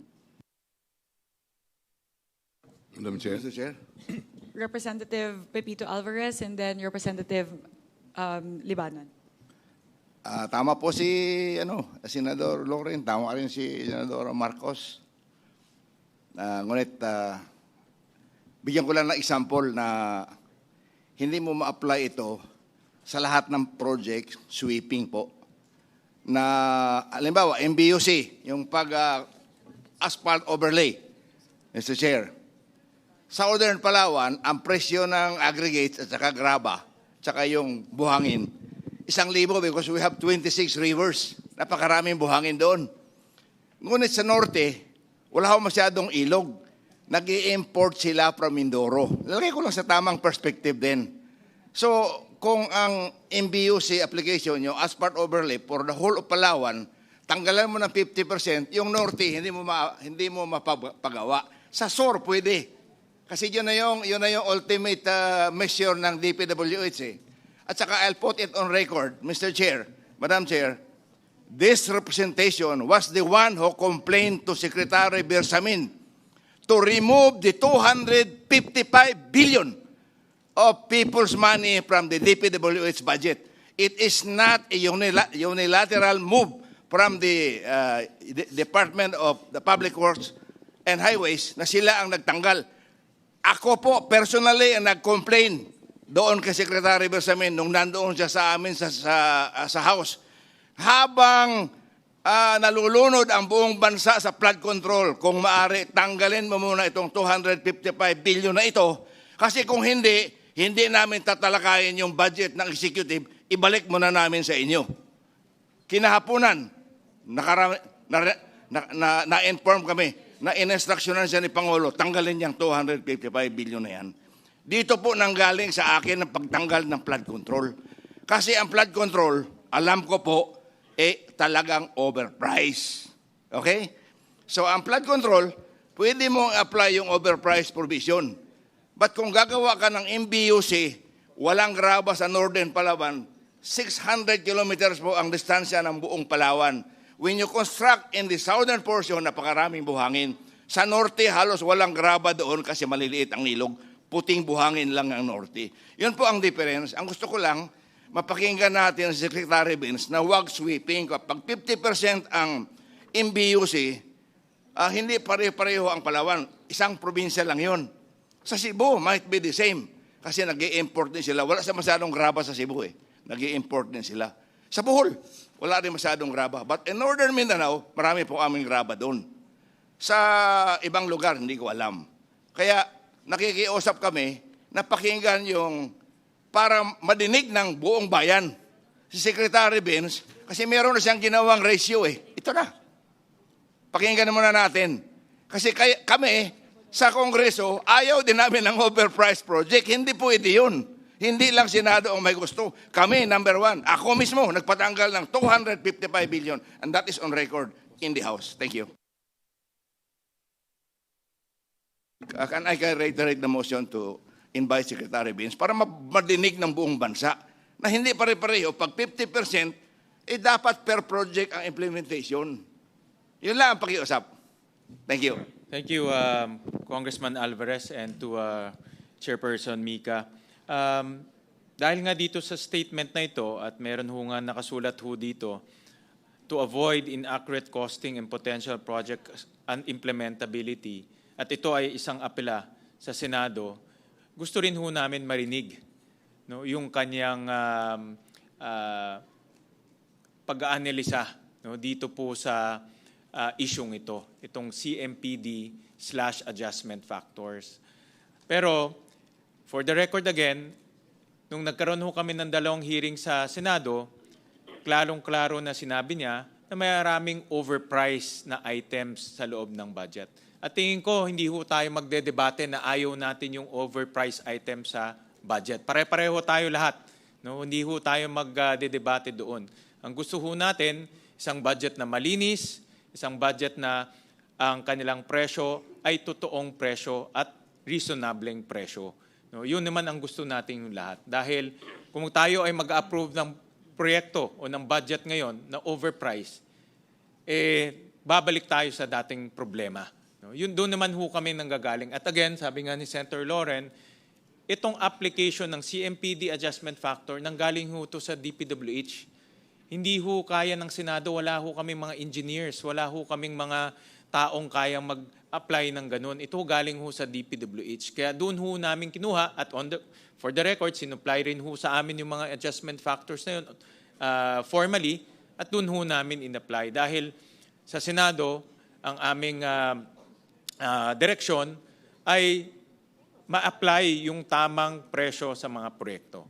So, Madam sige Chair? po. Yeah. Yes, very quickly, Madam Chair? Mr. President, Mr. Chairman, very quickly. Hindi lamang kasi yung overpriced sa flood control ang ating concern. In fact, yung hearings dun sa classroom acceleration measure, pati yung DPWH classrooms, overpriced, lumalabas. Kaya kung sinabi nilang overpriced, yung secretary mismo, tapos ngayon ay sinasabing aprubahan natin, ibalik natin yung pricing, ayaw nating pikit matang mag-aaproba at tatanggapin yung kanyang paliwanag na biglang parang 180-degree turn siya. Nagbaliktad. Yung dating overpriced, gusto niyang i-restore. Yun ang concern namin. Yung dating sinabi niyang overpriced, ngayon gusto niyang ibalik. Tama ba yun? Kaya dapat lang magpaliwanag siya. Madam Chair, maraming salamat po sa comment ng mga senators. Minority Leader Libanan. Thank you po, Mr. Chairman. Maraming salamat po.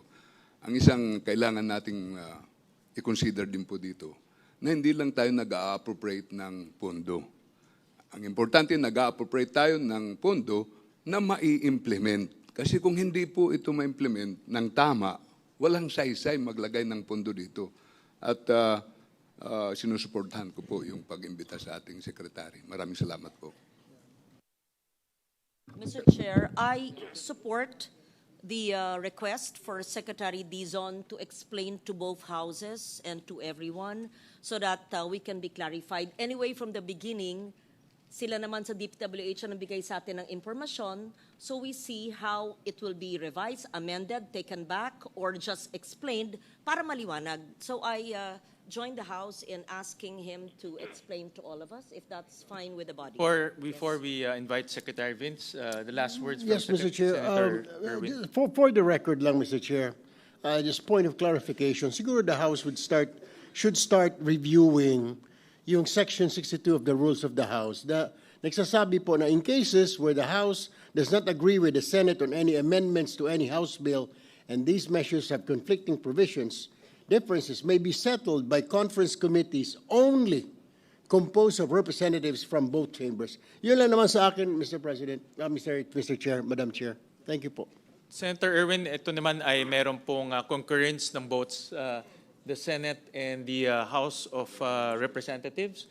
So talagang hong bihirang-bihira ang nag-i-invite ng resource persons. No? Dahil ito ay pag-uusap o pagpupulong po ng dalawang kapulungan. Pero kung meron pong mga ganitong talagang kakaibang sitwasyon at kailangan ho natin maintindihan ng mas malalim pa ho yung mga issues, with the concurrence of both chambers, pwede naman ho tayo mag-invite. No? So, pero tama ho kayo na ito dapat bihirang-bihira, hindi ho pwede maging regular. I guess, Mr. Chair, Madam Chair, we have to review our rules. Or in the future, Mr. Chair, this will happen again. Then, alam ho natin ang gagawin. There will be no more discussions. Yeah.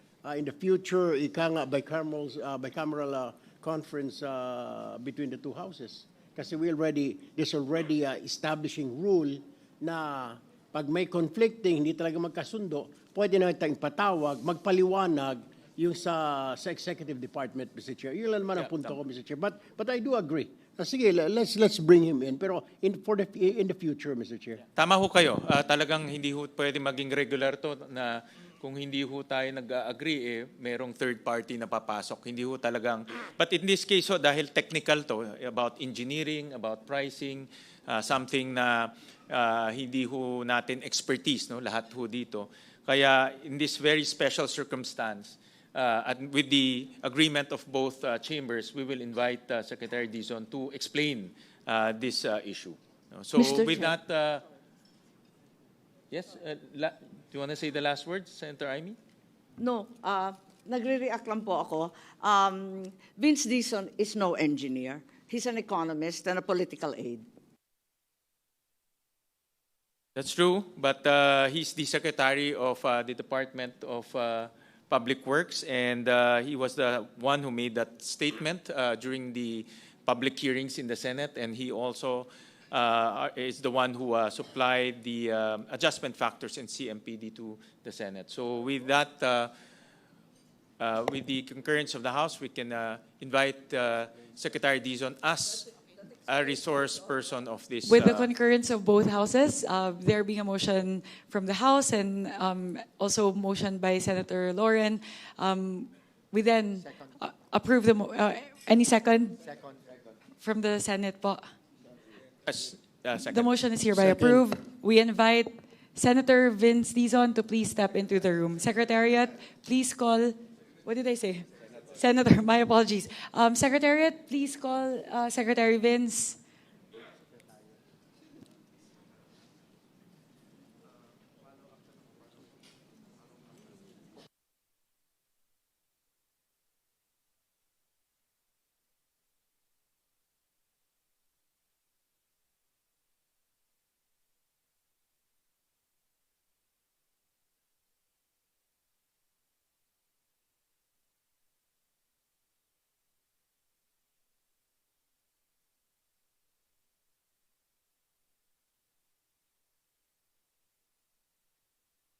Chair.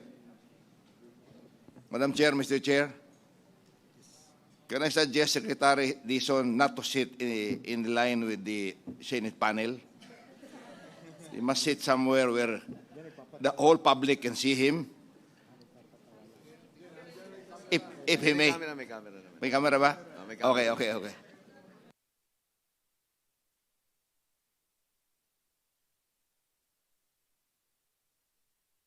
So, Secretary Dizon, you're recognized, and please limit the discussions to the adjustment factors as well as the CMPD.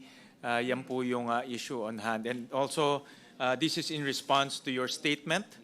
Once again, the Department of Public Works and Highways has requested the Senate to restore the deducted amounts from the projects of 2026 DPWH proposed budget as a result of the reductions in the construction materials price data. So this is in response to your motion for reconsideration.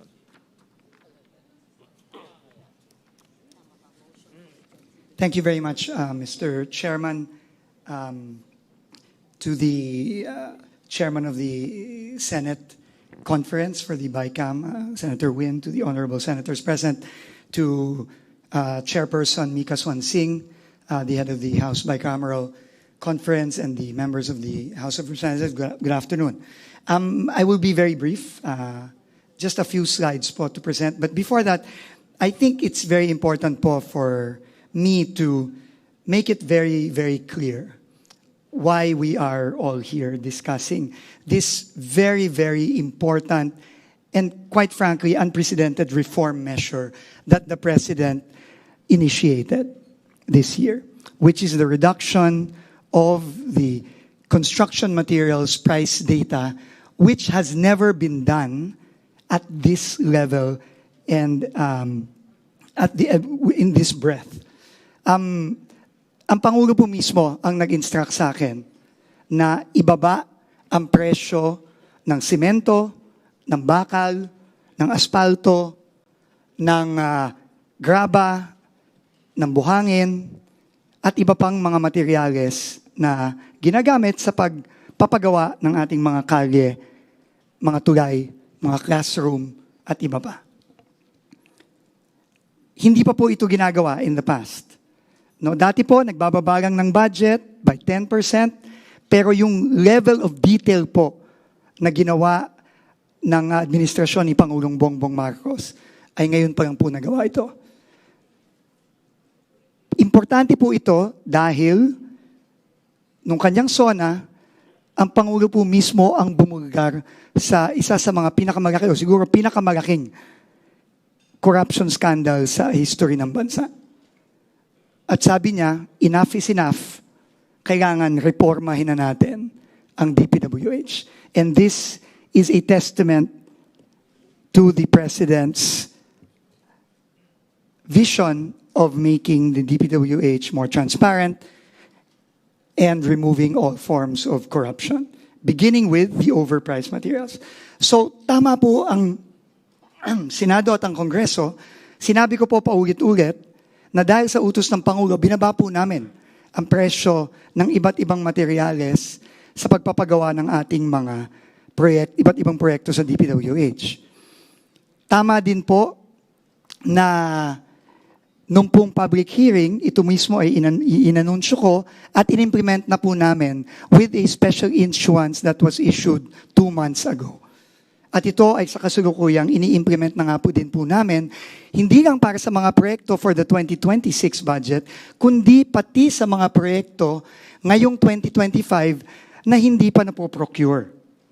Ito nga po ang naging suggestion mismo ni Senator Lauren Legarda ng public hearing at tama po siya doon. At yun po ay ginagawa na rin po namin. Ngayon po, ipapaliwanag ko lang po sa Senado at sa Kongreso kung ano ang proseso para gawin ito ng tama. Yun lang naman po. No? At bago po ako magsimula, gusto ko lang po siguro i-correct yung mga iba't ibang mga balita na naririnig natin. Unang-una, hindi po totoo na ibinabalik na po ng DPWH yung dating presyo. Hindi po totoo yun. Nakita ko po yun sa social media kahapon, pagkatapos namin ilabas ang statement, narinig ko din po ngayon. Hindi po totoo yun. Ang presyo po na ibinaba na natin ay hindi ibabalik sa lumang mas mataas na presyo. At sa tingin ko po, dahil sa reforma ng Pangulo, hindi na ito imababalik in the future. Dahil sino pa pong presidente o DPWH secretary ang pwedeng magbalik nito na ngayon na naibaba na natin sa tamang presyo. Yun po ang unang-una. Ikalawa po, wala pong ibang project na ipinapabalik ang DPWH. Wala po. Whether flood control project or kahit anong project, wala po tayong laman, wala pong laman yung ating kasulatan kay Senator Win Gatchalian at sa House contingent na nagsasabi na pinapabalik po natin ang iba't ibang mga proyekto. Wala po tayong pinapabalik na kahit anong bagong proyektong tinanggal na. Whether yan ay flood control, tulay, kalye, multipurpose building. Wala po tayong pinapabalik.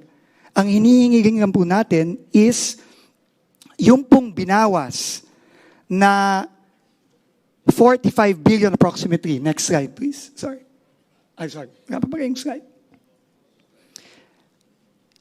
Ibalik po ulit para po ma-implement po ito ng tama. Kasi while it is true that the President told me and instructed me to bring down the prices of materials in order to eliminate overpricing, he also is very conscious of our desperate need to ramp up our infrastructure spending and our infrastructure implementation. We all know that in the past quarter, the economy only grew by 4%. And this is largely because of the cut in public expenditure, especially in infrastructure. And the President does not want that to happen.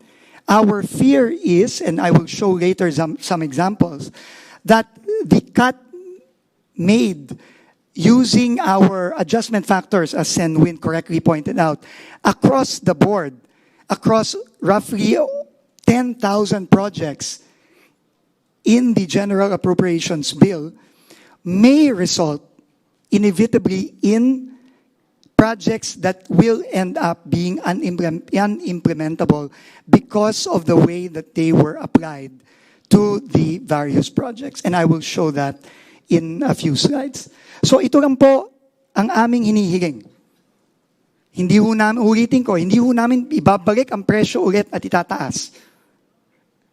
Ikagawa, wala po kaming project na ipapadagdag ulit. Wala pong ibabalik. Wala pong duplicate project na tinanggal na ibabalik. Wala pong flood control project na ibabalik. Klaro po yan. And if I just may go to our statement and how DPWH, according to the engineers I have with me, there are, I think, 4 of them here. Many of them have been in DPWH for decades already. Ang proseso po is kapag binago ang cost ng materyales, kailangan pong gawin ng DPWH, iisa-isahin ang lahat ng proyekto. Dahil ang bawat proyekto po, iba-iba yan. Merong mas maraming simento ang gagamitin, merong mas maraming bakal ang gagamitin, may mas maraming graba ang gagamitin. Depende po yan dun sa program of work. At bawat proyekto po ay iba-iba ang program of work. Kaya po yung mga presyong ibinaba, kailangan po yan i-apply sa program of work ng iba't ibang proyekto, roughly totaling 10,000 projects. Pagkatapos po baguhin ng POW, ang pagbabago ngayon dun sa presyo ay i-reflect na sa bagong approved budget of contract, yung ABC. Kapag po nabawas na yon, bababa po ang ABC. Depende sa laki ng binaba ng presyo, depende kung saan. Tama po si Congressman Alvarez na depende sa lugar, depende. Depende ang presyo ng simento, ng aggregate, ng graba, ng buhangin, ng asfalto, depende sa lugar. So kailangan po yan iisa-isahin. At kapag po nababa na yung ABC, yung approved budget of contract, ito na po ang magiging bagong budget. At ito na po ang ipapublish ngayon para ipabid at iprocure ng DPWH. Yan po ang proseso. So ito lang po ang gusto namin ipaliwanag. Ngayon po, gusto ko pong magpakita ng mga example ng mga proyekto nandun sa isa sa mga 10,000 proyektong naapektuhan nung pagbaba ng Senate dun sa mga project costs. At dito po makikita natin na hindi po talaga nating pwedeng ibaba na lang ng basta-basta across the board. No? And next slide, please.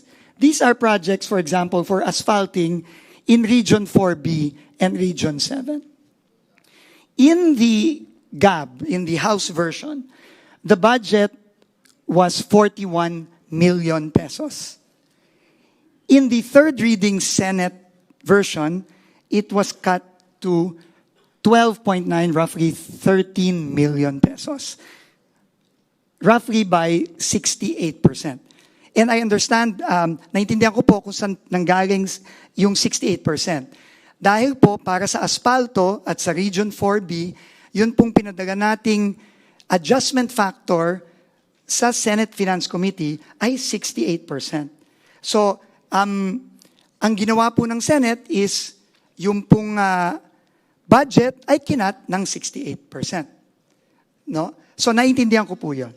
Pero kung gagawin po natin yung paraan na ang ikakat lang ay yung materyales. Remember po, ang materyales ay parte lang po ng cost ng isang project. Materyales, labor, equipment, at syempre, kailangan din po ng contractor's profit, no? Which is roughly about 8 to 10%. So, if we apply po yung 68% sa materials only, ang kalalabasan po ay 23% reduction or yung pong 41, bababa po ng 31.5 million. Which means po, meron pong 18 million na mawawala sa pondo ng proyektong ito. At dahil dun po, mahirap na pong i-implement yung proyektong yon. So, on the other hand, meron din naman po na proyekto na baliktad naman. Asphalt overlay din po ito sa Region 7. Ang original price po ay 25.54. Pero dahil nga po ang average factor sa Region 7 ay minus 3% lang, ang cut lang po ng Senate ay from 25 to 2.4 million, roughly 1 million lang po ang naging cut ng Senate. But if we apply the factor for that specific project given the program of work, it is actually higher. It is not 3%, but is actually minus 37%. So meron pong additional savings doon. No? If I can go further, no? This is for asphalt overlay. Concrete road construction. Ganun din po, no? Sa Region 2 naman. 90 million po. Ang reduction po was 15% because that was the adjustment factor for Region 2 for cement, etc. Ang naging cut po ng Senate was from 90 million to 76.5 million. A reduction of 15%.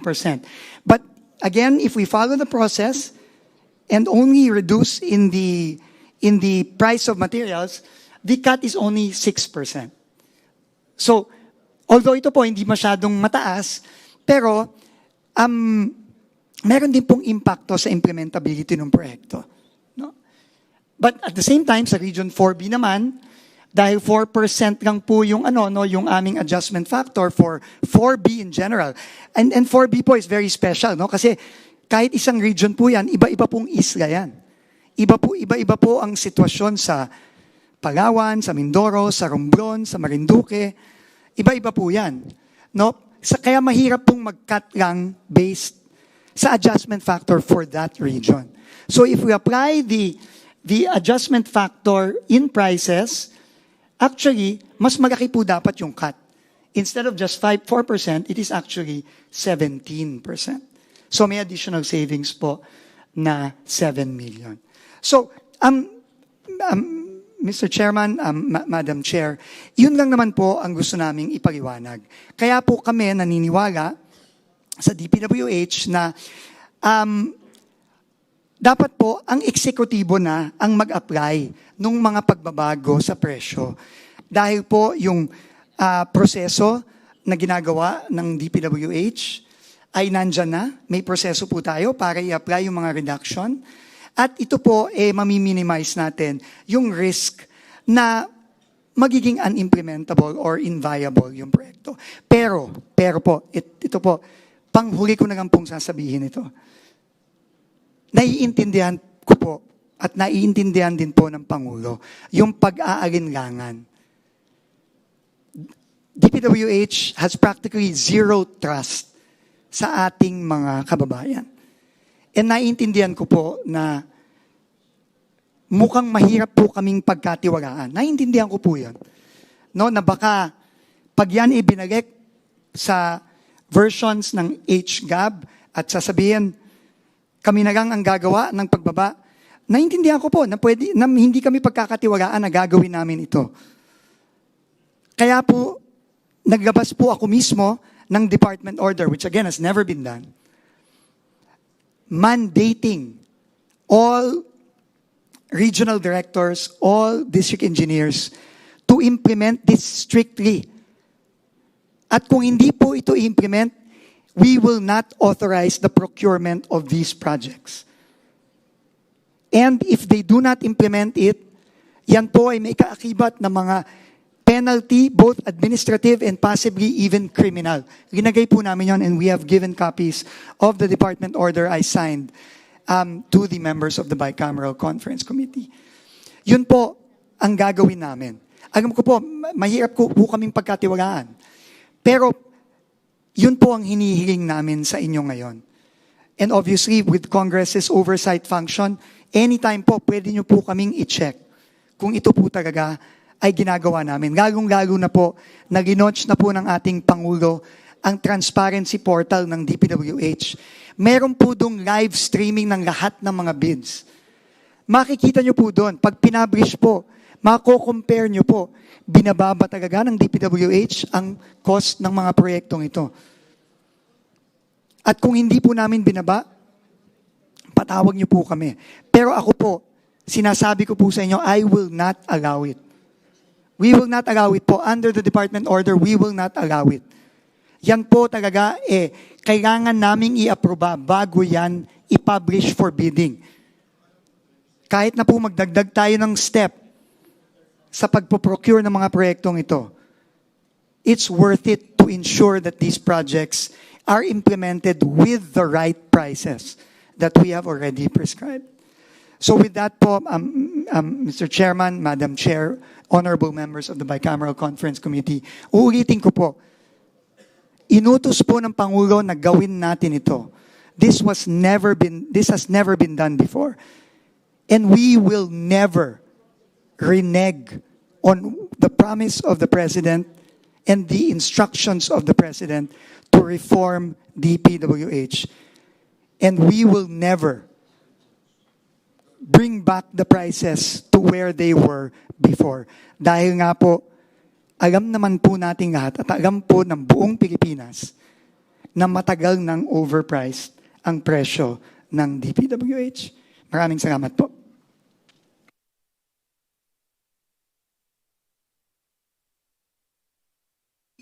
Yes, Senator Lawrence recognized. Thank you, Mr. Chair. I know we had to check whether the rules would allow a member of the BICAM to ask questions, but it is important that we seek clarification from Secretary Dizon. Do you accept the fact that it was the DPWH through you or maybe your staff during hearings and in the plenary that actually advised the Senate to cut the cost, because indeed in the previous administration you claimed, and it's on record, that the cost of some, not all, projects might have been overpriced? Ma'am, this needs clear clarification. In the Senate hearings and in the plenary, we admitted that the prices were overpriced. Okay, absolutely. Absolutely. Ma'am, but I think it's very important. No? Yeah. We also said that we are going to bring down the cost, yes, which we did.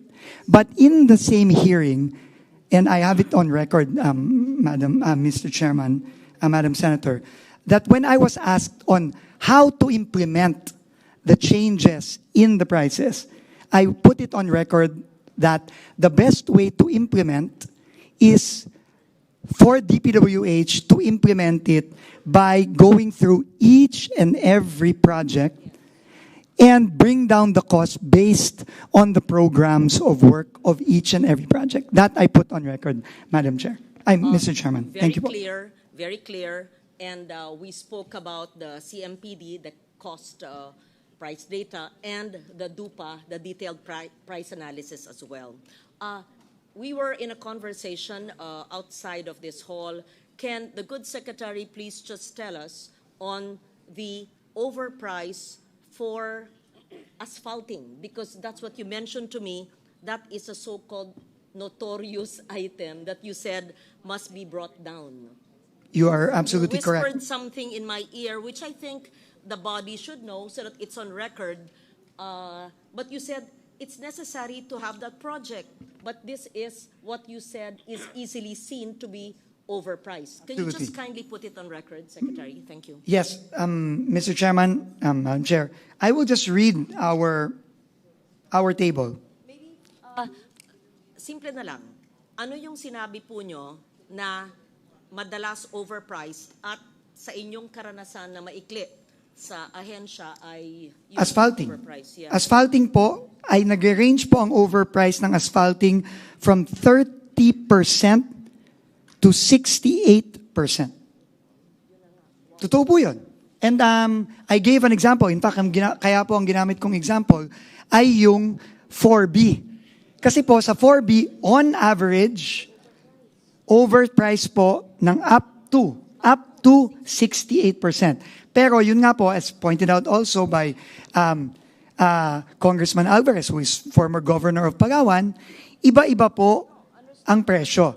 No, so meaning, hindi po pwedeng kung overpriced po ang Region 4B on average ng 68%, hindi po pwedeng i-apply yung 68% sa lahat ng proyekto, sa lahat ng iba't ibang... I think that was mentioned, that's very clear. Yes. So thank you for Thank you putting very that much po. on record. In fact, my comment to Secretary earlier was, my God, all these years naloko pala tayo. I feel so bad. I feel so, we didn't know. There was up to 68%. So may I please walk us through this proposal? May we understand, please, kung merong nasa gaana na proyekto and you will restore the amounts there but implement the CMPD that is correct and accurate on the ground depending on the district office in the regions, what will you do with the savings? Please explain to us. It will encourage, of course, people to save if they can have a longer road. Please walk us through ano po ang mangyayari sa matitipid na pera sa proyekto. The rules po and savings are very clear. No, pagka meron pong savings, ito po ay i-declare ng departamento as savings at ito po ay later on, upon approval of the President, pwedeng gamitin to augment projects. No? Klaro po yun. No?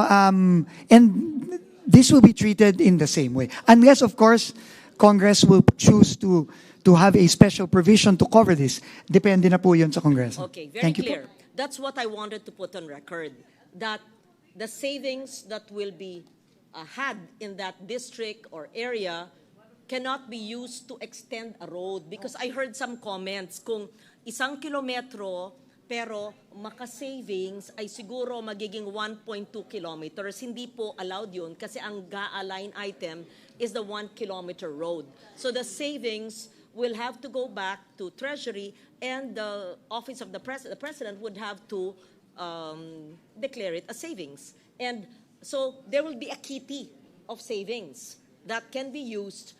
Will the savings per the process that you envision go back to the district as a district project, or will this go back to the national fund and will be used elsewhere? And I ask this for and in behalf of the congressmen and women because, pag savings, di ba? Dapat magandang quality, hindi substandard, pero yung matipid.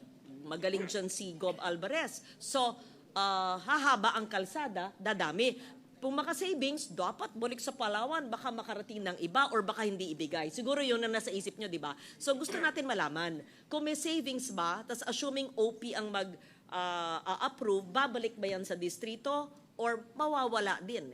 Hindi yan incentive magtipid hindi sa congressman, sa mga distrito. We want to know what is the process you envision. Thank you. The process is really the standard process, Madam Chair, no? And everything will be approved by the Office of the President. So to your question po, pwede po bang pumalik sa district? Opo. Pag po ito ay in-approve ng Pangulo, pwede pong bumalik sa distrito yan. Pwede po bang hindi dun sa distrito yun bumalik? Pwede din po. No? Pero may rules po yan. But if I may lang po focus on the issue of incentive. No?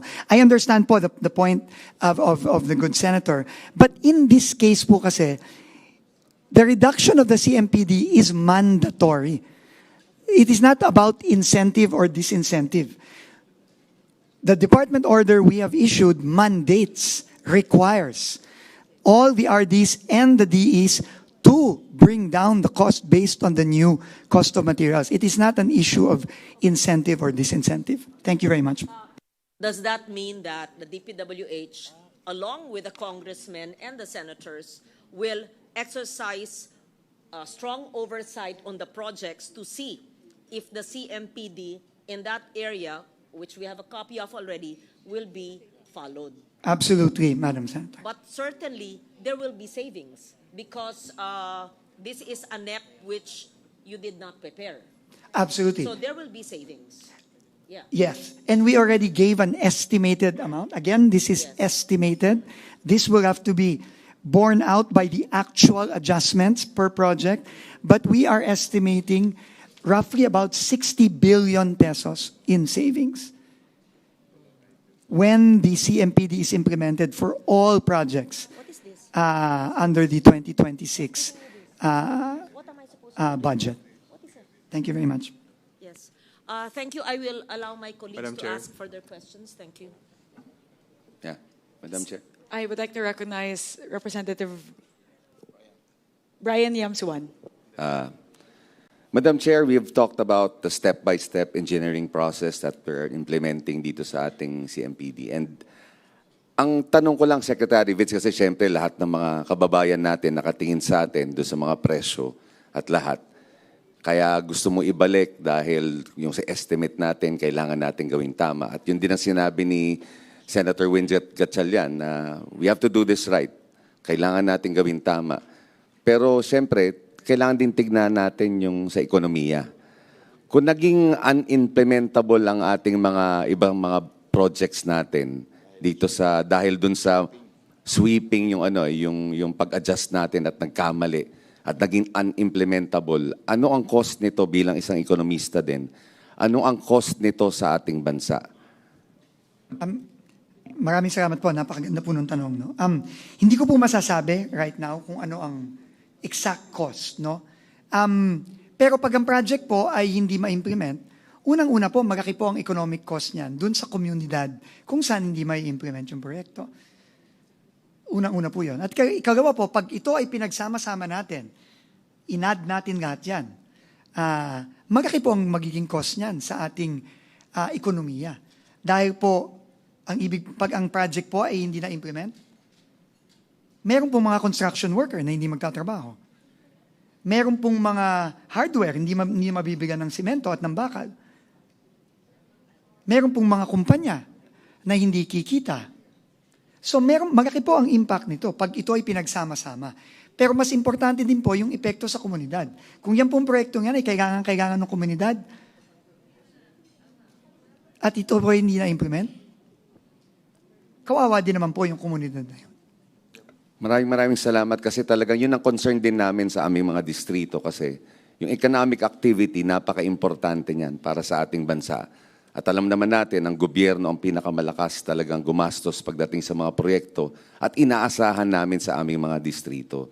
Yung economic activity nagsisimula dahil sa mga proyektong ginagawa ng ating pamahalaan. At yung concern din ng ating mga senador, nakukuha din naman natin. Gusto natin gawin na itong tama kasi nga nakatingin silang lahat sa atin ngayon. At ang tingin ko, mas kailangan natin tignan talaga yung economic impact more than ever. And I recognize the work that Secretary Vince Dizon is doing kasi mahirap talaga now to really adjust everything and at a short period of time. Pero nagagawa natin at siguro ang tingin ko kailangan din natin humingi ng tulong sa ibang mga ahensya na pwedeng tumulong sa atin upang mas lalo natin mapaganda yung sitwasyon ng lahat in terms of the pricing also. Yun lang po, Madam Chair. Thank you very much. Madam Chair. Madam Chair, Mr. Chair. Senator Erwin first and then Congressman Abbott. Mr. Chair, may I just ask, kasi po dito sa hawak po nating papel na itong day 2 natin, disagreeing provisions, napansin ko lang po kasi dito under po sa Department of Public Works and Highways, parang 1, 2, 3, 4, 5, 6, 7, 8. Parang 8 line items lang po ito. Parang puro, kaya nga po, Mr. Chair, siguro I would rather ask the committee chair na kung pwede siguro in a separate page, kasi baka pagdududahan tayo na tayo may mga insertion. Samantalang ang ibang agencies like NIA, Mamil Pump Irrigation, Santa Maria Pump Irrigation, nakalagay po. Dito, hindi mo natin malaman. Kanina pa namin sinisurvey ni Senadora Amy kung saan dito yung kalsada, kung saan dito yung road repair, rehab. Wala ho eh. So, can we siguro po, bukas, pwede natin ilagay kung kakayanin pa, item by item, para makita naman ng kababayan natin na kung saan napupunta po. Kasi po dito, Convergence and Special Support Program. Ano ba itong Convergence Support Program? 234 billion po ito sa House. Sa atin, umakyat pa 259 billion. Sa Bridge Program, bumaba. Sa Asset Prevention Program, maybe we can explain further, Mr. Chair, para po sa kaalaman ng mga kababayan natin, ano ho ba talaga ito mga ito? Kasi baka sabihin po, may tinatago po tayo dito. That's all, Mr. Chair. We'll take note of that, Senator Erwin. We'll take note of that. Thank you. Thank you, Mr. Chair. I'd like now to recognize Representative Albert Garcia. Thank you, Madam Chair. Thank you, Mr. Chair. From what I gather, sa aking naintindihan dun sa pinaliwanag ni Sec. Vince, ang sinasabi po niya is context changes everything. Kailangan magkaroon ng konteksto yung project kasi may uniqueness, may peculiarities ang bawat project. As also explained by Congressman Pepito Alvarez a while ago. May malalayang lugar, may malalapit na lugar, iba-iba yung presyo ng materials, kaya hindi pwedeng sweeping or one size fits all. So we have to consider the context of each project para maging practicable nang sa ganon ma-implement at gumalaw yung local economy aside from the direct benefit of the project, katulad ng sinabi ni Kong Brian. So, pag ganon, I think it's very logical and reasonable na yung i-consider natin yung konteksto nung proyekto para ma-implement at malagay talaga yung tamang presyo. So, there's a lot of engineering districts all across the country. Lahat yan may konteksto, may uniqueness, may peculiarities. Yun ang dapat i-take into consideration ng ating engineering team under DPWH at yun ang gawing price ng material. Tapos, ang ating Pangulo at ang DPWH naglagay na po ng mga transparency portal. So aside from namomonitor yung mga nagawang projects, mamomonitor din po yung mga gagawing projects. Real time. So in context, yung mga local civil engineer society, local church leaders, mache-check in context. At ito po yung pinapangako ni Sec. Vince na they are open to being checked or being critiqued by the local civil society, local experts, or to anyone else. Para in context din, ma-check kung tama yung mga materials na nakalagay. So, I guess, like what the chairman said, at sinabi ni Chair Mika kanina, wala po tayong arguments dito. Gusto natin yung tamang presyo para mapakinabangan ng ating mga kababayan at talagang mabawasan or totaling mawala yung corruption. The Senate and the House, our President and our agencies are one with this goal. At kailangan lang natin ilagay sa konteksto nang sa ganon, tama at practical yung ating ginagawa, ma-implement, makinabang directly sa proyekto at indirectly dun sa trickle-down economy at yung 4% natin na GDP, hopefully, unti-unti na pong tumaas. So, thank you, Mr. Chair. Thank you, Madam Chair. Senator Kiko. Yes. During our caucus this afternoon, Secretary Dizon, we were discussing the matter with Senator Legarda. And she quoted you directly as saying, in one of the hearings, if I'm not mistaken, na, number one, kung pwede, tanggalin ninyo. Tama? Tanggalin na ninyo. At pangalawa, if I recall correctly, dahil hindi ko rin magagamit, tama ba? Or hindi ko rin, kumbaga, inaayos pa namin yung, maybe, yes. Yes, could you Yes. maybe Senator Legarda can help me here. I just want to understand that because kung yun ang pagkaintindi ko, bakit pinababalik nyo ngayon yung pinatatanggal ninyo? Unang-una po, thank you very much, Mr. Chairman, Senator Pangilinan. Unang-una po, tama po yung sinabi ni Senator Loren. Sinabi ko po talaga, overpriced yung mga budget na yan. At ibababa namin ang presyo. Ginawa na namin yon. Ang pinag-uusapan po natin ngayon talaga is, paano po natin i-apply ang pagbaba ng presyo. Sinabi ko po sa hearing, nung tinanong po ako, pwede na ba nating ibabayan lahat ngayon? Ang sagot ko po, at tinanong ko po, nung time na yon, ako po 2 buwan pa lang ata sa DPWH noon, tinanong ko po yung ating mga undersecretary, assistant secretary, director, tinanong ko, kaya ba nating ibaba na ngayon? Ang sabi po nila, Sir, libo-libo po ang proyekto ng DPWH.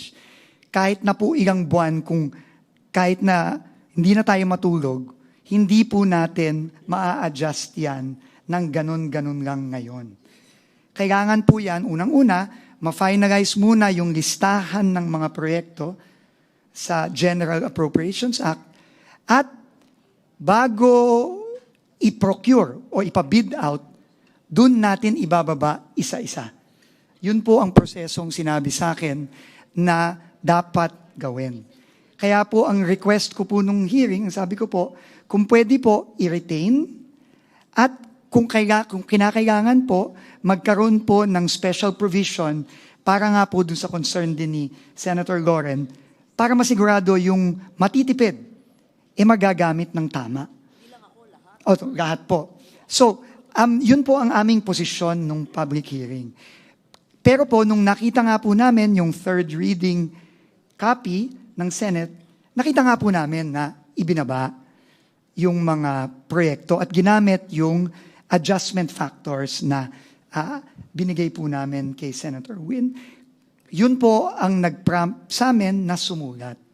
At mag-request na kung pwede pong ibalik dun sa levels ng HGAB at yung pong pag-implement nung adjustment sa presyo, DPWH na po ang gagawa prior to procurement. Para po masigurado na per project, tama po yung deduction. So yun lang po, Mr. Chairman, ang laman ng aming sulat nung isang araw.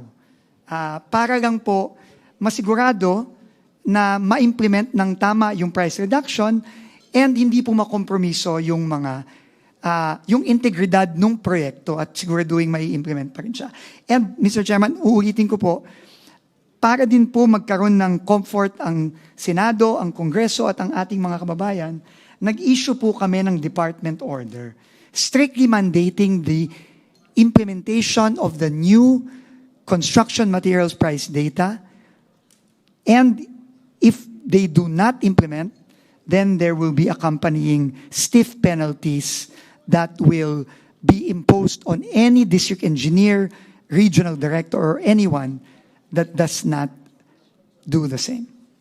Maraming salamat. Madam Chair. Madam Chair. Follow up. Yeah. Thank you. Halimbawa, dito nagtanong si Senator Aquino, no? across the board cut, nabanggit po nyo, 25, initially 20% po yung nabanggit across the board cut sa inyong budget kung hindi po makikita yung mga changes na nais natin makita. Let's go for the real price of these projects, sabi po ni Senator Aquino. Sabi nyo, opo, we fully support the efforts of the Senate. So dito, yun din, sa iyong namungkahi po ni Senator Loren na across the board cut, napag-usapan po namin yan. So you said, opo, we fully support the efforts. Mr. Chair, again, if my may be allowed to put that exchange in context. During this hearing, there was no reduction in the prices of materials yet. Kami po ay nagre-review pa lang noon. Kakautos pa lang po ng Pangulo noon na repasuhin, rebisahin ang presyo ng mga materyales. Kaya po, ang Senado nagsabi, kung hindi gagawin ito ng DPWH, ikakat na lang ng Senado ng 25% across the board. At ako po ay nag-agree doon na kung hindi namin magagawa, in time, kasi at that time hindi pa po namin nagagawa, we welcome a across-the-board cut of 25% sa mga iba't ibang proyekto. Yun po yung konteksto nun, Mr. Senator. Yes, just for the record, no, I hope you understand. Yung konteksto, kasi konteksto rin ang pinag-uusapan natin, no? Konteksto doon sa construction, yung probinsya, yung region. Konteksto din dito kasi, nakita natin sa mga flood control hearings yung 25%. At nakita natin, or at least we were inferring, kaya siguro overpriced ang mga ito dahil kailangan mong i-accommodate yung 25% na dinideliver sa mga proponent, etc. Di ba? And that's why, ang concern namin ngayon, bawasan natin at binawasan ng Senado. Of course, now you're saying may context yung sinabi ninyo. Sa amin, sinabi i-cut, di ba? Across the board cut. Yun ang pagkaunawa namin based on your inputs. And therefore, I hope you can understand na heto tayo, binawasan natin dahil nga overpriced, tapos ngayon ang hinihingi, hindi, ibalik ninyo. Yun ang concern. Paano natin ipapaliwanag sa tao yun? No, na yung hinihingi, yung desisyon namin para kaltasan dahil sa kayo mismo ang nagsabing overpriced, ngayon, kailangan namin baguhin yung desisyon at ibalik yung kinaltas namin dahil overpriced. Paano matutugunan yung overpriced na binibigyan mo? Kumbaga sa sunog, hindi kaya nilalagyan pa namin ng dagdag na gasolina yung apoy? Kaya sa pagbibigay ng ganong klaseng ibalik yung pondo? Mr. Chairman, I think thank you very much po. 100% po, agree po ako sa inyo. Ang issue po ay overprice. Totoo po yun. Nakita ko po talaga, overprice po talaga. Overprice po ang simento, ang bakal, ang asfalto, lalo ng asfalto. Ang graba, ang buhangin. Hindi po tayo nagkakatalo doon, Mr. Chairman. Ang sinasabi lang po namin, yung paraan ng pagbabawas, dapat po gawin project per project. Project per project po dapat gawin yon.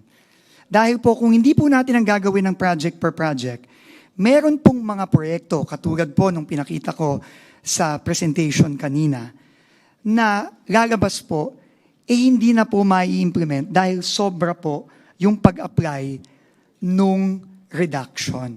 Yun lang naman po. Lahat po, maniwala po kayo, lahat po ng proyekto ng DPWH, dahil po sa pagbaba ng presyo ng construction materials na minandate ng ating Pangulo, bababa po lahat yan sa 2026. In fact po, kahit po yung ngayong 2025, bumababa na po ngayon yung mga hindi pa napapabid. Pero, kailangan po gawin natin yon ng tama na hindi natin i-risk na yung mga proyekto na kailangan ng mga komunidad, hindi na mai-implement. Kamukha po nung nakita natin kanina. And at the same time, Mr. Chairman, Kung mapapansin nyo po, meron po ako nakita doon na sobra yung bawas, pero meron din pong kulang ang bawas. Meron din pong kulang.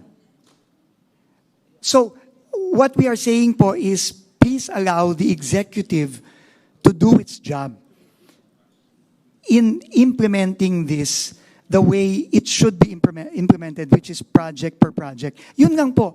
Wala po tayong argument na overpriced ang materyales. Totoo po yun. At kailangan po talaga natin ibaba. Maraming salamat po. Thank you, Senator Kiko, for mentioning that.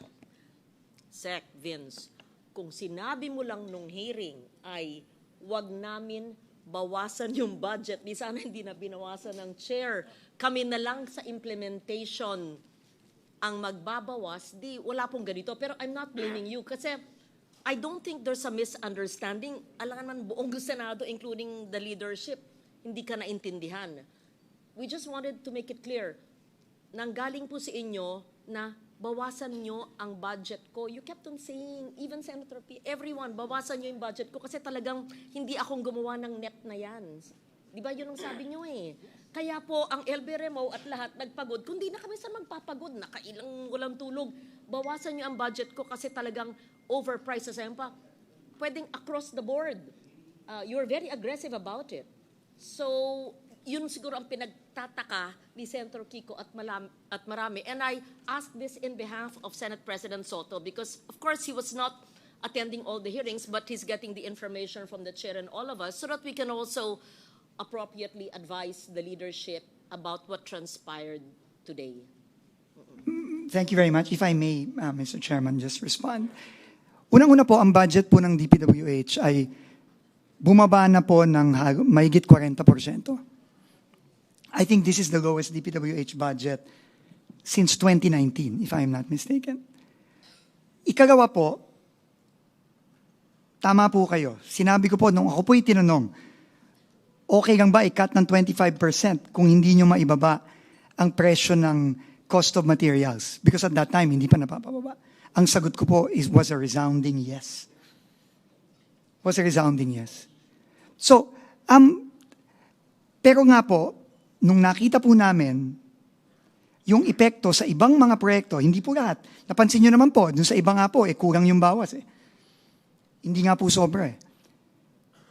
I think it is incumbent upon us also to ensure that the projects listed in the General Appropriations Act, once it is passed, are all implementable. However, given what you saw in the example that we gave, there is a risk that some will not be. And this is again a request. Of course, the power of the purse lies with Congress. And at the end of the day, the executive will abide by whatever General Appropriations Act is passed. But I think it is incumbent upon us in the executive to also point this out. And I think importante din po yun, no? Because while I'm sure none of the senators would also want projects to be unimplementable. And I think it is incumbent upon us to point that out and to clarify and inform the Senate and Congress about it. Thank you po. Madam Chair, just a follow-up on that questioning. I'd like to recognize Minority Leader Marcelino Lebanan. Thank you, Mr. Chairman, Madam Chair. Yung statement mo, Secretary, kanina, ay sinabi mo na dahil sa sobrang pag-apply ng deduction, may mga project na hindi may implement. At sa aking pagkaintindi, mga 10,000 line items ito. In terms of percentage, ilan sa tingin mo pag sinubrahan natin ang pag-apply ng deduction, ilang percent ang hindi may implement? Mr. Chair, maganda po yung tanong, pero mahirap pong sagutin. Kasi ulitin ko nga po, kailangan po ito iisa-isahin natin. Iisa-isahin natin ang bawat proyekto, yung 10,000 proyekto na yan, para po malaman natin kung ano ang magiging unimplementable at ano ang magiging implementable pa. So, pagpaumanhin nyo na po ako at hindi ko po masasagot ngayon yung tanong na yun. Kaya nagtanong po ako dyan dahil ano ang consequence natin sa GDP rating natin next year? At ano ang magiging consequence dahil sa mga pinakita mong data? Kung sabihin natin 50% hindi mo ma-implement, anong mangyayari sa countryside? Roughly sa construction business ng public works, umaabot tayo ng 4.5 million workers unofficially na nagtatrabaho. Kung 50% ay hindi natin ma-implement, mayroon tayong mga tao na mawawalan ng trabaho na 2.25 million. Ganito po kalaki ang desisyon na ito. Maliban lang sa mahihirap na umaasa ng trabaho, ang ekonomiya, ang production ng construction materials, maraming maapektuhan. Kaya maganda na yan na napapakinggan po natin si Secretary Vince Dizon dito. Maraming salamat po. Mr. Chair, quick response lang po. Doon pa lang po sa pagbabawas ng halos 40% sa budget ng DPWH, malaking epekto na po yan sa ekonomiya. Dahil alam niyo naman po, ang ekonomiya natin ay malaki po ang construction sa porsyento na nagpapatakbo ng ekonomiya natin. At napakalaki po nung nawala sa budget ng DPWH. Doon pa lang po, malaki na po ang epekto. At madadagdagan po yun kung merong mga proyektong hindi mai-implement ng tama. So, yun lang po. Again, at the end of the day po, Congress will decide on the budget and the executive will abide by what Congress passes. But I think this is very important po na i-inform po namin ang Bicameral Conference Committee about yung potential epekto nito. Mr. Chairman, Madam Chair. Yeah, go ahead. Yeah. Sorry, we have two more in line. I withdraw. Very quickly. Senator Lauren first, I think. Yeah, Okay no, na? Sige. Secretary Dizon, I hope you understand, no, na based doon sa hearings and the transcripts are here, inamin mo na overpriced, nagkaroon na exchange, bawasan natin yung taba. Sinabi mo, yes, bawasan natin yung taba dahil nga yung taba na yun yung overpriced patong, may tongpats Pero ngayon, babalik ka sa amin at sasabihin, wag nyo nang bawasan yung taba. So, naintindihan ko, merong peculiarity or granularity. Iba-iba ang sitwasyon sa bawat lugar. Kaya, hindi natin masasabing across the board. Pero baka naman pwede natin sabihin, okay, hindi kumbaga, baka maaring bawasan pa rin natin, siguro mas maliit na halaga, pero bawasan pa rin natin dahil maliwanag may taba So I hope you understand yung logic behind bawasan natin yung taba, may mga overprice, pero wag yung tanggalan yung budget namin. Medyo mahirap may paliwanag, lalo na kami ay sumunod lamang doon sa panawagan at pakiusap at pagkakaintindi na napaka up to 68% nga ang overprice So, parang we don't want, ayaw namin masabing pikit mata namin ibinalik yung pondo kahit na sinabi sa amin na meron talagang overprice dyan. So, paano natin aayusin o ano ang maaring hakbang moving forward? Para ma-address natin yung taba, but at the same time, yung inyong ability to deliver, di ba? Hindi rin hindi naman makokompromiso o ma-undermine. Yun yung ating hinahanap ngayon. Ano ang dapat gawin moving forward to address both issues. Both issues are important. Your issue of being able to deliver and come up with these projects because of the economic implications is valid. But it is also valid na yung mga overpriced kailangan nating tugunan at pagbibigay ng parehong pondo na alam nating tinatanggap na overprice, parang mahirap lununin. Mr. Chairman, again, wala po tayong debate o disagreement dito. Ika-clarify ko lang po.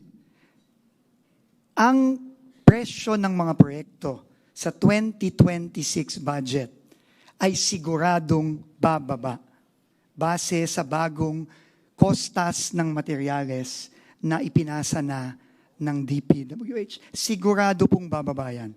Ang tanong na lang po siguro is, sino ang magbababa? Ang Kongreso po ba? O ang Senado po ba? Or ang Ehekutibo po ba? Yun lang po. Ngayon, dun sa tanong po na yon, desisyon po ng Kongreso ito. No, desisyon po ng Kongreso ito. Kung pagkakatiwalaan niyo po kami na kami ibababa, kami ang magbababa base sa pinasa na naming bagong kostas ng materyales at dito sa ginabas naming department order na minamandato ang lahat ng mga district engineer at regional director na siguraduhin magbaba ng presyo, then yun po ang mangyayari. Pero, like I said, inaamin ko po, wala pong tiwala ang taong bayan sa DPWH ngayon, kaya naiintindihan ko po yan. Naiintindihan ko po. Kaya siguro po ang masasabi ko na lang po is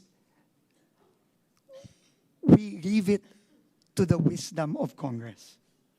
We leave it to the wisdom of Congress. But I think that is the issue at hand. No? As to mas konti ang baba, again, iiwan na po natin yan sa wisdom ng Kongreso. No? Kung ano po ang magiging decision dyan. Ako po pumunta lang po dito para sabihin po sa Bicameral Conference na ito po ang implication nung nakita naming mga pagbabago dun sa Senate third reading version na lumabas nitong nakaraang linggo. Yun lang po, Mr. Chairman. Salamat Madam po. Chair. I have to explain also and clarify. Sen. Lauren, sorry. it's the It's House's House term. turn Yes, po. yes, My yes. apologies. Okay. After. Thank you. Thank you. May I recognize Representative Javi Benitez. Madam Chair, thank you. Secretary Vince, thank you so much. I'd like to manifest to thank the Secretary for coming to this bicameral conference because siguro kung napresenta po mas maaga today, baka mas maaga po tayo nakapag-start. But thank you for that. Mukhang na-clarify po ang maraming mga iniisip ng mga bicameral committee members dito po. And I'd like to ask the good secretary, dahil para hindi na tayo siguro paulit-ulit, I think, I also wanted to ask much about the economy, dahil sinabi po na ekonomista po kayo. Pero I want to ask a simple question. I think it's among all of our minds. No? We are for a good, clean governance and for a budget that is fair and impactful for the people. Gusto lang itanong, Mr. Secretary, do you think, can you commit that the safeguards that you're putting now with the DPWH, hindi na po mauulit ang mga nangyari sa nakaraang budget? Because gusto nang marinig ng nating po lahat, ng taong bayan, we want justice, kung may guilty man, may kulong sila, and we also want long-term solutions. No? So with this in place, do you think, good Secretary, hindi na mauulit ang mga dati pong nangyari for the next year and the next years ahead? Ulitin ko po yung sinabi sa akin ng Pangulo. Hindi na pwede yung nakaraan, yung kalakaran ng nakaraan, hindi na pwede yung dating gawi. Kailangan baguhin natin ang sistema sa DPWH. At yan po ang ginagawa natin ngayon. Sinimulan po natin dito sa pagbaba ng presyo ng mga cost of materials. Sinundan po nung ginaunch ng Pangulo ang Transparency Portal. At marami pa pong mga ibang reformang parating. So, masisigurado ba natin na mawawala na? Kung may sagawa po natin ang lahat ng mga reforma, with the support of Congress, mangyayari po yan. Pero ito po ay proseso. This will not happen overnight. This will not happen overnight. This is a process of reform, of change, that needs to be relentless, that needs to be consistent. No, there is no silver bullet. Kahit na po ibaba natin lahat ng presyo ng ng materyales, hindi magic bullet yan para po masolve to. So with the support of Congress and with the will of the President, we can do it, but it is a process, and we need to be relentless and consistent with the reforms that we will be initiating. Mr. Chair? Yeah. So, actually gusto ko lang sundan yung sinabi ni Senator Kiko. Kay Secretary Vince, ako may tiwala ako sa inyo. Sinabi ko na yon sa mga iba't ibang pagdinig natin. Pero ngayon, napakahirap po namin pagkatiwalaan po yung mga district engineering offices. To be honest about it. Diba? Hindi ko linalahat, pero napakahirap po pagkatiwalaan. At alam na ho natin, itong mga project na ito, hindi ho dadaan dito sa budget. Hindi ho dadaan ho ito sa inyo. Diretso ito sa District Engineering Office. Tama po ba? Tama po. So, diretso. So, ano yung in-approve naming budget dito? Diretso ho ito sa District Engineering Offices. Tama? Mr. Tama? Chair, opo. Yeah, tapusin ko lang ho. So, alam ko, linilinis niyo ho ang mga hanay ng District Engineering Offices, buong DPWH, pero that will take time. Habang ho kayo, kailangan relentless, tuloy-tuloy, dapat ho walang patid, pero that will take time. Ang hindi lang ho namin kayang gawin, dahil alam ho namin na merong mga overpricing dito sa budget na ito. Tapos, pag na-approve ho natin at diretso ho yung budget sa District Engineering Office at hindi pa ho nalilinis, itong mga corrupt officials, gagawa at gagawa ho yan ng paraan para magamit yung pondo. Nasabi niyo ho kanina na 30 to 68%. Ito mataas na temptation to. Kung alam nilang overpriced by 68%, gagawa at gagawa ho yan ng paraan. No? Sana, kung kaya niyong linisin yung hanay, next year, walang problema yon. But that will take time. Kaya nga, ang sabi ako, sang-ayon po ako sa sinabi ni Senator Kiko, gusto rin namin ma-implement yung project. Ayaw namin mahinto ang ekonomiya natin. Ayaw natin mag-stall. No? Ayaw natin biglang tumigil ang ating ekonomiya. Pero ayaw rin ho natin ng mga overpricing items sa loob ng budget. Kaya ho namin ginawa ho to. Kaya humingi kami ng payo sa inyo. In fact, doon sa 2 hearing. In fact, DPWH lang nagkaroon ng 2 hearing. Dahil humihingi ho kami ng payo ho sa inyo. No? At dahil nga nasabi nyo, overprice ho yan, ang response ho namin, ito na ang budget season, pagkakataon ho natin, linisin yung budget. No? But then again nga, ayaw rin ho namin na magkaroon ng problema sa pag-implementation. Ngayon, kaya humingi ako, pareho yung aking mungkahi. Dapat may action rin ho kami ngayon na dapat gawin para masigurado ho namin na yung pepermahan ho naming budget ay alam ho namin walang overpricing. Yun po yung aking pananaw ho dyan. Mr. Chairman, just very quickly kasi nabanggit yung pangalan ko. Naintindihan ko yung kinakailangan magkaroon ng mga economic activity, di ba? Construction. Naintindihan ko yun. Dahil nga yan ang magbibigay buhay at trabaho sa hanap buhay at bubuhayin ang ekonomiya. Pero wag nating kakalimutan na kaya nga nagkaletse-letse yung ating growth dahil sa corruption. Kaya ang hirap kinakailangan balansehin natin. Yung kagustuhan nating magkaroon ng economic activity, magkaroon ng construction activity, magkaroon ng trabaho sa kanayunan, pero tandaan natin, kaya nga natigil ang nagkaproblema sa ekonomiya dahil sa corruption. Mr. Chairman, if I may respond lang po. Baka matawa po kayo dito, pero kahit po ako walang tiwala sa mga district engineer. Actually, to be quite honest, no? magtatatlot kalahating buwan pa lang po ako dito. Kaya nga po naglabas kami ng department order na minamandato namin sila. Kahit na po ang pondo ay dediretso sa mga district offices, kami po ay naglabas ng department order para masigurado na ibababa nila ang presyo. At hindi po namin i-approve ang kanilang pagpapabid kung hindi nila ibaba ang presyo. Pero I think ano na po ito. I think lahat naman po tayo nagkakaintindihan na ayaw natin ng overpriced. Ayaw na ayaw po namin yan. Kung pwede lang po talaga, no, na i-cut na natin ngayon. If it's humanly possible to cut now, we would. We would do it.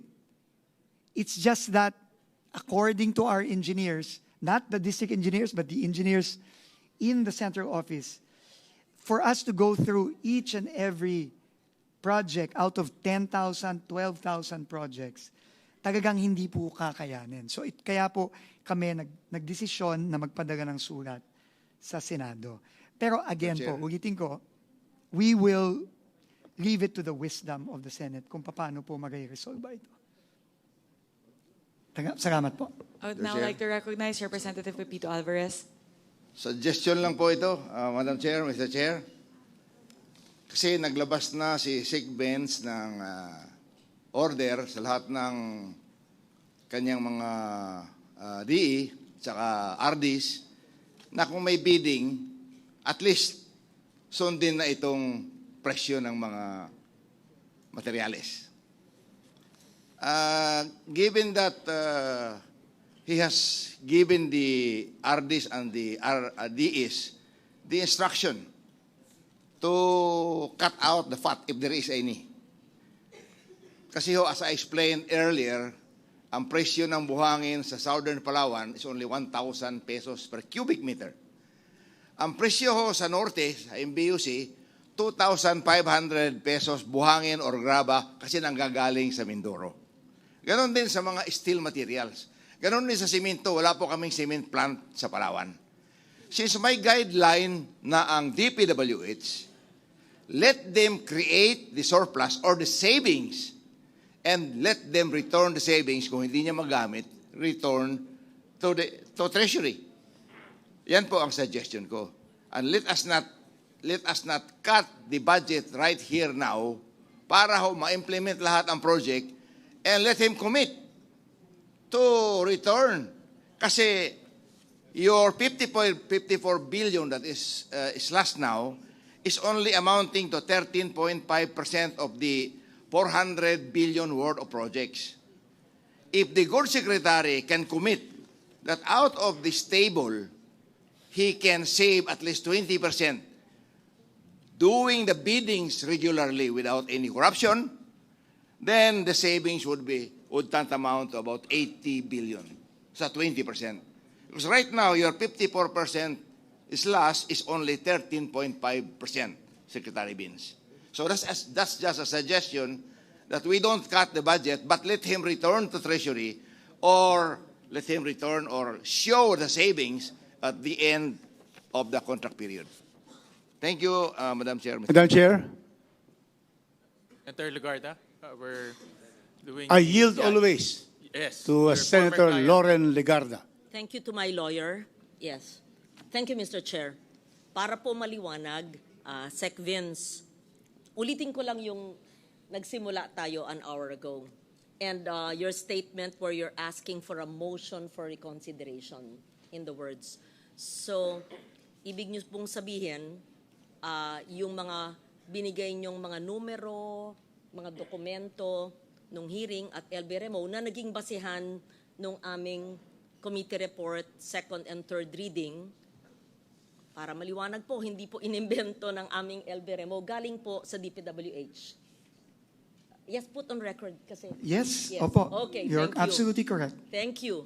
Okay. Para maliwanag, lahat po yan, hindi namin inimbento galing sa DPWH. And we've read your statement, humihingi kayo in your own words, motion for reconsideration na nagkamali, reconsider, or ibang pamamaraan, hindi na sa batas, pero sa implementasyon. So I just wanted it clear, in all fairness to the chair and the LBRMO, hindi po kami, ang Senado, ang sumite ng numbers, galing po sa DPWH, at hinihiling nyo na ibalik yung hiniling din yung ibaba. Tama? Hindi po, ma'am. Okay, explain. Unfair naman po yun, ma'am. No? Explain. Unang-una, Oo. tama po na yung sinumiti naming numero ay galing sa amin. But these were regional averages per material, asphalt, cement, etc. What we are saying po, that para po makuha natin yung tamang presyo kada proyekto, kailangan po i-apply natin kada proyekto. Hindi po, halimbawa, nung kaninang ehemplo natin, na ang Region 4B sa asfalto ay 68% on average, ito po ay in-apply sa lahat ng proyekto ng Region 4B. Yun na po ang tama. At pinakita po natin sa dalawa nating example kanina, meron pong sobra, merong kulang. No, so it's not so much the data, but it was on how the data was used. So, yun po, no? So, yun naman po. Baka ako kasi, no? Nako-confuse natin ang taong bayan, eh. No, it is not about the data. It is about how the data was used and applied. So, yun lang po. Hindi naman nako-confuse. Kina-clarify ko lang kasi nanggaling yung computation sa inyo na ginamit. Hindi po. Nanggaling po yung datos sa amin. Kung paano siya ginamit ng LBRMO at in-apply across the board, hindi po galing sa DPWH yun. Correct. The data came from you and it was extrapolated, whichever, but these are tabletop estimates, as you said, and you're asking now na imbis na ibaba, because as Senator Kiko quoted, sabi niyo ibaba yung budget, wag na lang ibaba yung budget, ibalik na, pero sa implementation, sa proseso, dun ibababa. Opo. Again po, no, I think para lang mag-iwanag sa publiko. Ang presyo ng lahat ng project sa DPWH for 2026 ay bababa. Sigurado, 100%. Lahat po yan ay bababa. Bakit po? Dahil binago na po ng DPWH ang kostas ng materyales.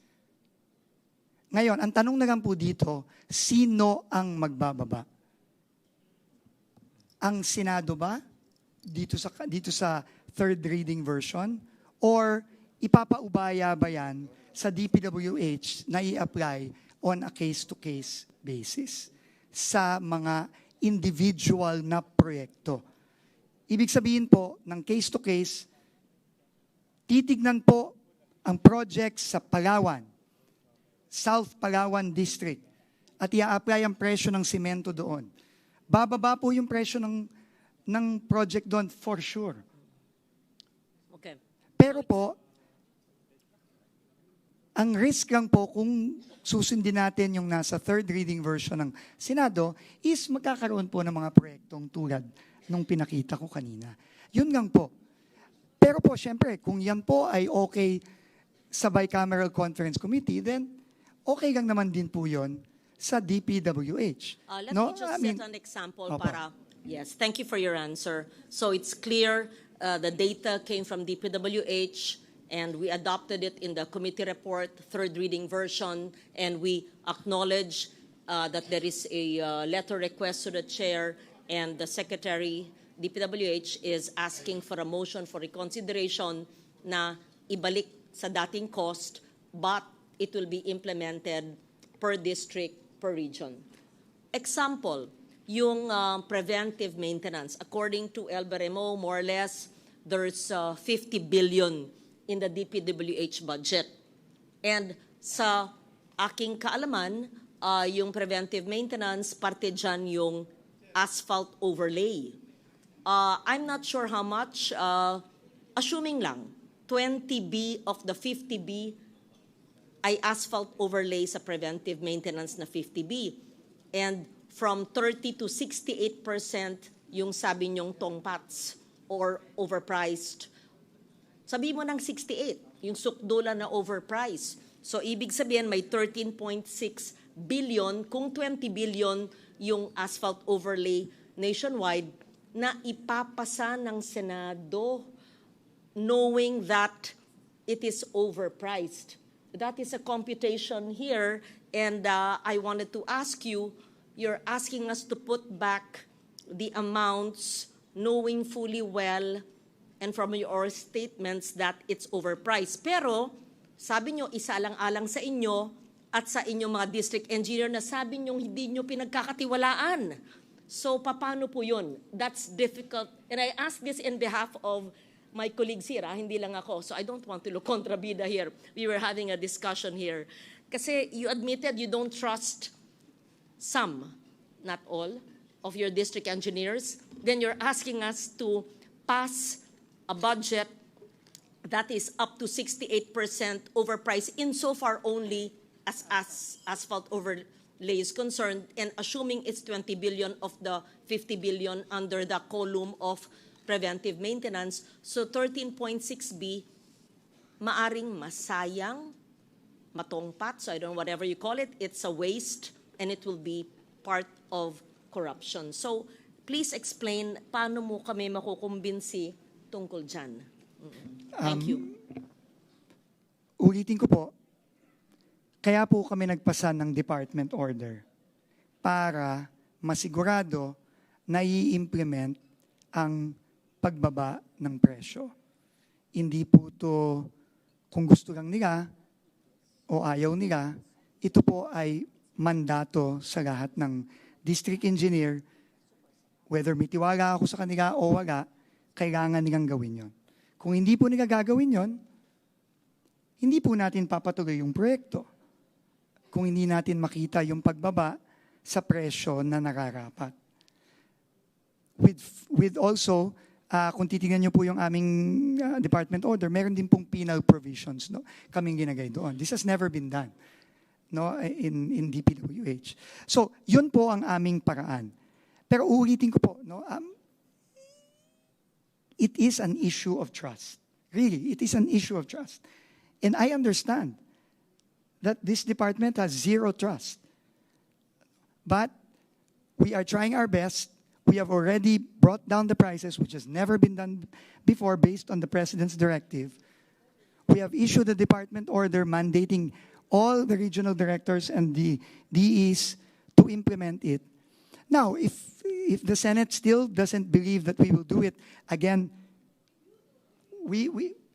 no, ma'am, no. I don't trust them, but I trust the department order that we push forward. Because they cannot not implement it.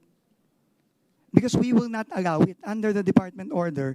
They cannot begin procurement unless we see the prices go down to the levels that they are supposed to go down. So, but like I said, it's an issue of trust po, and we submit to the wisdom of Congress. We are here just to inform the Bicameral Conference Committee of possible implications of the Senate version, and tell you about our safeguards that we have implemented. But of course, at the end of the day, it is the decision of the Bicameral Conference on what to do and how to proceed. Thank you very much. Madam Chair. I would now like to recognize Representative Albert Garcia. Thank you, Madam Chair, Mr. Chair. Dear colleagues, just to provide perspective dito po sa ating nagiging discussion. Number one, klaro na ang executive, ang House at ang Senate gusto talaga nating matanggal yung taba at malagay sa tamang presyo ang bawat material sa bawat proyekto. So that is clear. Lahat tayo, yun ang gusto natin. Number two, itong mga presyo na ito, nanggaling kay Secretary Vince during the budget hearing ng DPWH sa Senado. Galing sa kanya, at nung, just to be clear, nung tinanong ng Senado, kung i-apply natin tong presyo na ito, ay pwede na nating ibaba. Sinabi ni Sec Vince, from what I hear, it is a conditional yes, na kapag hindi magawa ng DPWH through the leadership of Sec Vince, pwede nating i-impose or pwedeng i-impose ng Senado yung reduction in prices. So yun ang narinig ko sa back and forth. So it was a conditional. So ang tanong ngayon, katulad ng sinabi ni Sec Vince, sino mag-a-apply nung reduction? Is it the executive or the BICAM or Congress? Yun na lang po yung natitirang tanong. Malinaw kay Sec Vince na kapag ginawa natin dito at kinat natin yung prices, they have no other recourse but to follow. Kasi batas na yan eh. Pero sa aking konting kaalaman with regards to how our government works, sila yung implementing agency. So sila dapat mag-apply, tayo mag-provide ng napakaraming safeguards together with kung ano nang nasimula ng DPWH, ng ating Pangulo, at nung special provision na gagawin pa natin, katulad nung line of questioning ni Congressman Benitez. Anyway, Congress has oversight powers. This is very clear. Kung nireduce ng Senate ng 54 billion, what if monthly, or quarterly, pag-reportin natin ng DPWH, are we going closer to this 54 billion per project pagdating sa savings na matatamo natin because of the adjustments and system na ginawa ng DPWH, mamomonitor natin na kung hindi man real time, at least almost real time, either monthly or quarterly. And at the end of the year, sinabi nga ni Sec Vince na it's about trust. So I'm reminded of President Ronald Reagan when he was dealing with the Soviet. Trust but verify. So ito, pagtiwalaan natin, sila yung implementing agency and they're trying to do what they can para baguhin yung DPWH. Pero, wag full trust, i-verify din natin regularly kung nai-hit natin kung tama itong numero na ito na naibawas. And at the end of the day, or per reporting, makikita natin if we're hitting the target na in-apply ng Senado. So, isa lang pong suggestion so that we can move forward. We don't have enough information to cut it now. At this point, I don't think we have enough information kung pwede tayong magkaroon ng sweeping reduction na 54 billion. Pero kapag project with its own peculiarities, uniqueness, and in context, baka madagdagan pa yung 54 billion. Pero at least mabe-verify po natin as time goes on at we can hold DPWH to account na sigurado kung ano yung kanilang commitment man na ma-reduce ay talagang mangyari. Thank you, Mr. Chair. Thank you, Madam Chair. Recognize Just very quickly, Secretary Dizon, since you yourself have mentioned na mayroong mga hindi kayo napagkakatiwala ang mga district engineer or regional, pati ba RD? Halimbawa, moving forward, I'm just curious, have you effected a reshuffling of the district and regional, the RDs? We are in the process of doing this, Mr. Chairman. Most likely po, we will complete a full reshuffle within the first month or month and a half of 2026. Pero marami na pong napagitan. Gago na po yung mga nakasuhan at nakulong na. Thank you. Thank you. Senator Erwin? Or do you have any alternate tayo? Okay. Yeah. I would like to recognize Representative Rufus Rodriguez. Thank you, Madam Chair. Thank you, Mr. Chairman. And can I propound some clarificatory questions to the Honorable Secretary Vince Dizon? Thank you. There are allegations that the DPWH would want to propose the restoration of flood control in 2026. Is that correct? Absolutely not po. The President gave clear instructions no locally funded flood control projects in the 2026 budget.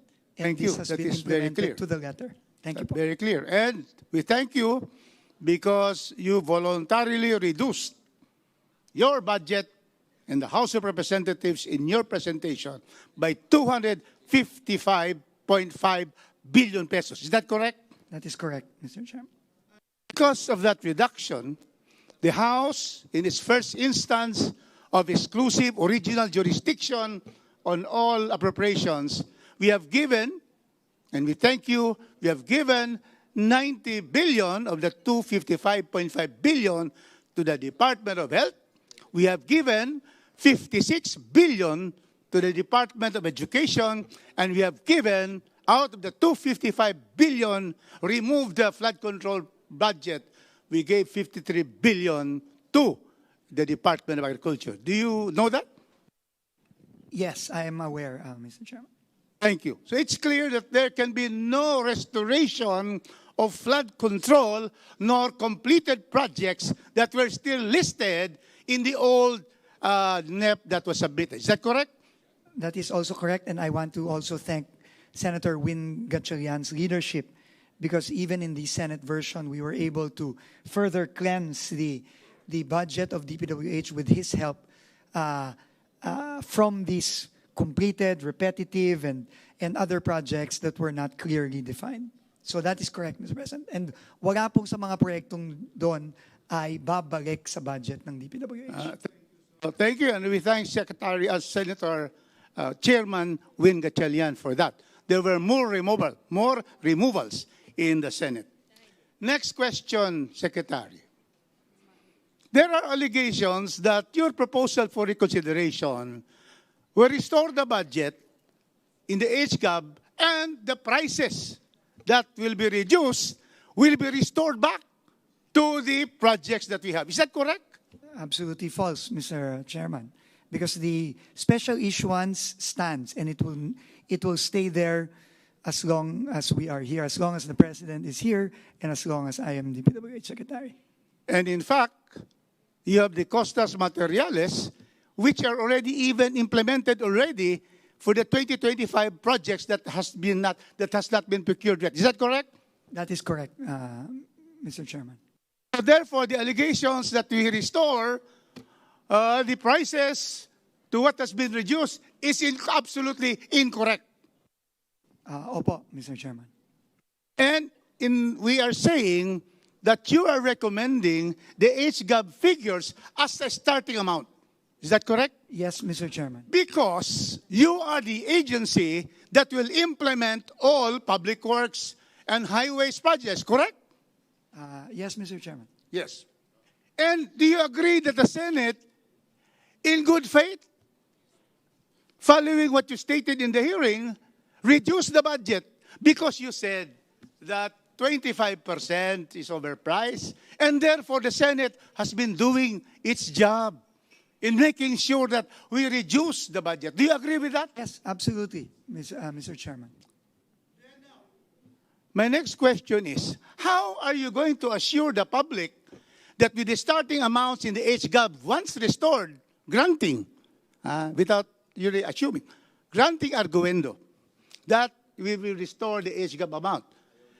The amounts that will be there will be reviewed and will be bound to the CMPD, the base material costs reflecting current market prices, to come out with a program of work for each project. Correct, Secretary?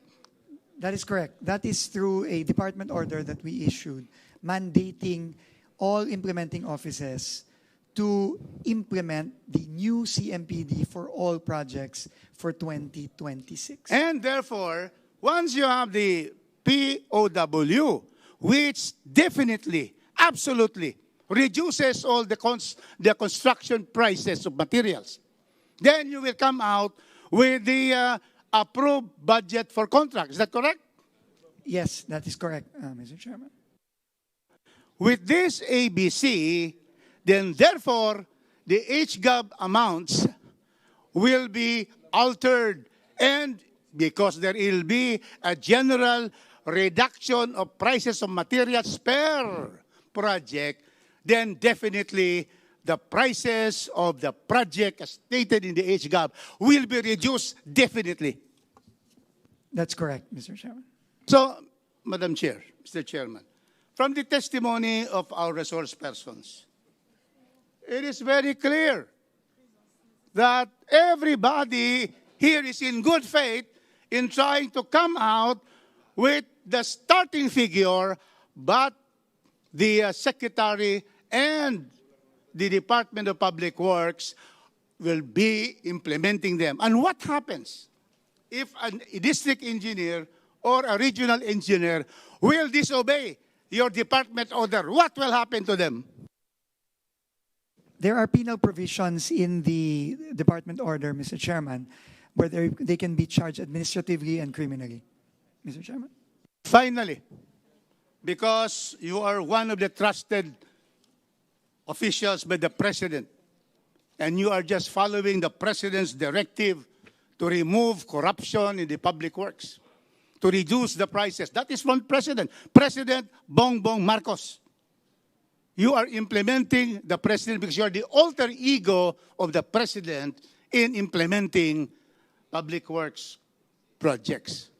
So therefore, we can therefore rest be assured that once we approve this afternoon the HGAB amounts, then you can start the process of finalizing the program of work and the ABC for each of the project all over the country. That is correct. And therefore, once you have the real correct project, then all the projects will be implemented properly. Is that correct, Mr. Secretary? That is correct. And therefore, once we implement these projects, the economy of this country will improve and will increase in GDP. Is that correct?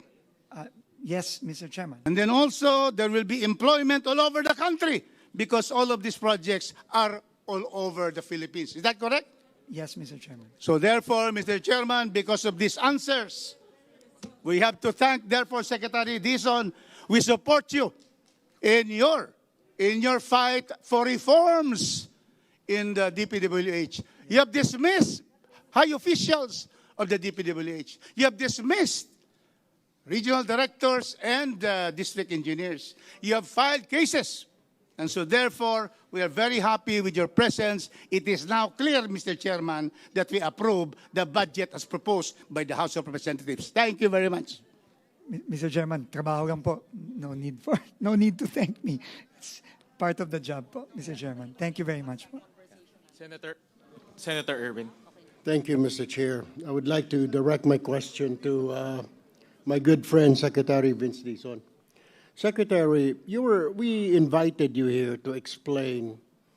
Now, tell us, convince the public watching right now na itong hinihingi nyo na ibabalik na 45 billion, na ito po ay hindi insertion, na ito po ay hindi pork barrel. How will you convince us, the bicameral committee, and the people watching us right now live? Kasi kanina pa po, inoobserbahan ko, kanina pa po siguro 1 hour na, puro negative po yung tao, ayaw. Ibubulsa lang yan, balik na naman sa dati, nanakawin lang yan, puro ganun. Walang nagsabi na good job, maganda yung patutunguhan. Wala po eh. Wala man lang nagsabi na magdudulot yan ng magandang trabaho, puro nanakawin, pinagluloko lang tayo. Mayroon pa nagsabi ito, pinagluloko lang tayo ng bicameral na yan. So, explain it to us. Tell the public, convince everybody na ito po ay hindi pork barrel, na ito po ay hindi insertion tulad ng dati, na ito po ay mapupunta sa tama, na ito po ay hindi masasayang. Kasi hindi pa po tayo tapos sa flood control anomaly, ito na naman tayo. So you really, hindi mo rin kami masisi na ikaw ay ginigisa ngayon dito ng Senate panel Dahil nga po sa tingin ng mga tao, ay kalukuhan po ito. At tayo ay nagdadrama dito. Kaya convince us, convince this panel or this committee, convince the public na ito po ay hindi pork barrel, na ito po ay hindi insertion ng mga politiko. Thank you, Mr. Chair. Thank you very much, Mr. Chairman, Senator Tulfo. Unang-una po, no, ang pinapabalik lang naman po ay yung nakaltas sa mga proyektong nandyan na rin po sa Senate version. So hindi po ito bagong proyekto. So therefore, hindi po ito insertion. No, kasi kung ano lang po yung mga proyektong nandyan na nabawasan, ibabalik lang po yung kinaltas. Unang-una po yan. Pero tingin ko po, unang-una, no, naintindihan ko po yung mga komento ng mga kababayan natin. No, at hindi ko sila nasisisi. Pero, ang gusto lang po naming sabihin is, binaba na po, base sa utos at direktiba ng Pangulo, ang presyo ng mga materyales. Ito po ay i-implement ng DPWH kung mamarapatin niyo po, kung bibigyan po ng Senado at Kongreso na pagkakataon ng DPWH na i-implement ito.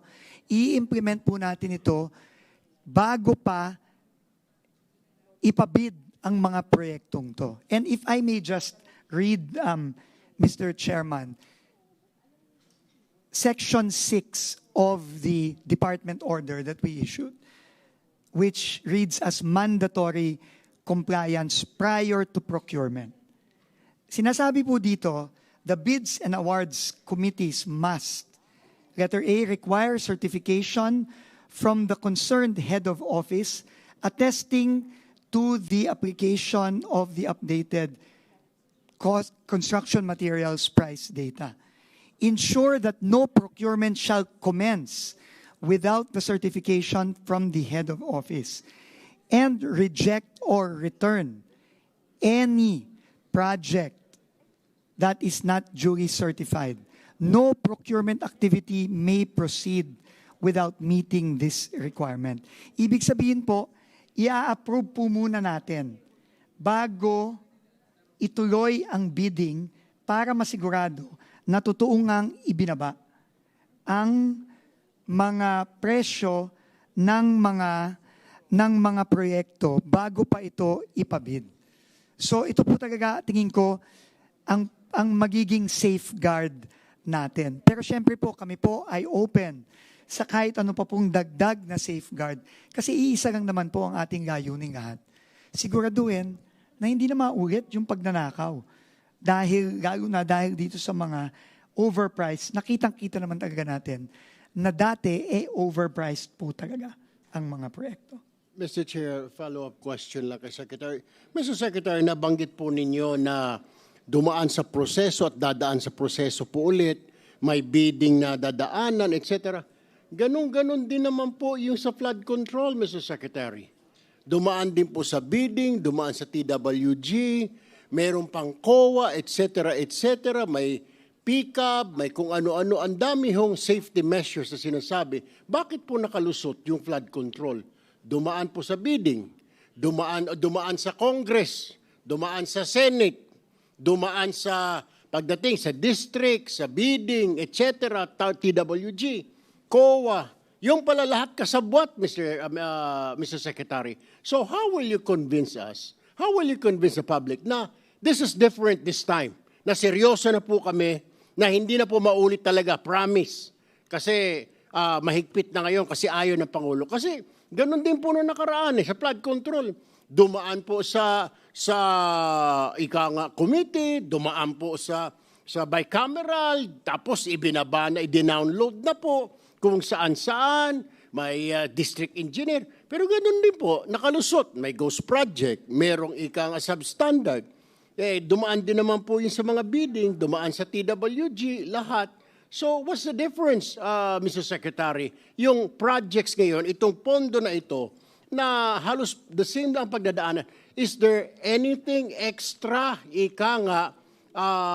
measure, na para hindi na po talaga maulit tulad ng nangyari po sa flood control, Secretary Vince? Mr. Chairman, Senator Tulfo, may malaki pong pagkakaiba ngayon. Ang pinakamalaki pong pagkakaiba ngayon ay yung direktiba at ginawa ng DPWH ayon sa direktiba ng Pangulo na ibaba ang presyo ng mga materyales. Hindi pa po ito ginagawa.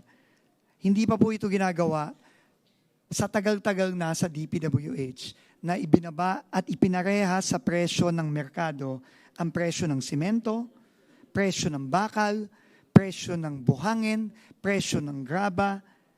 Hindi pa po ito ginagawa. Yun po ang malaking pagkakaiba, Mr. Chairman, ngayon. That's all for me, Mr. Chair. Thank you. Thank you.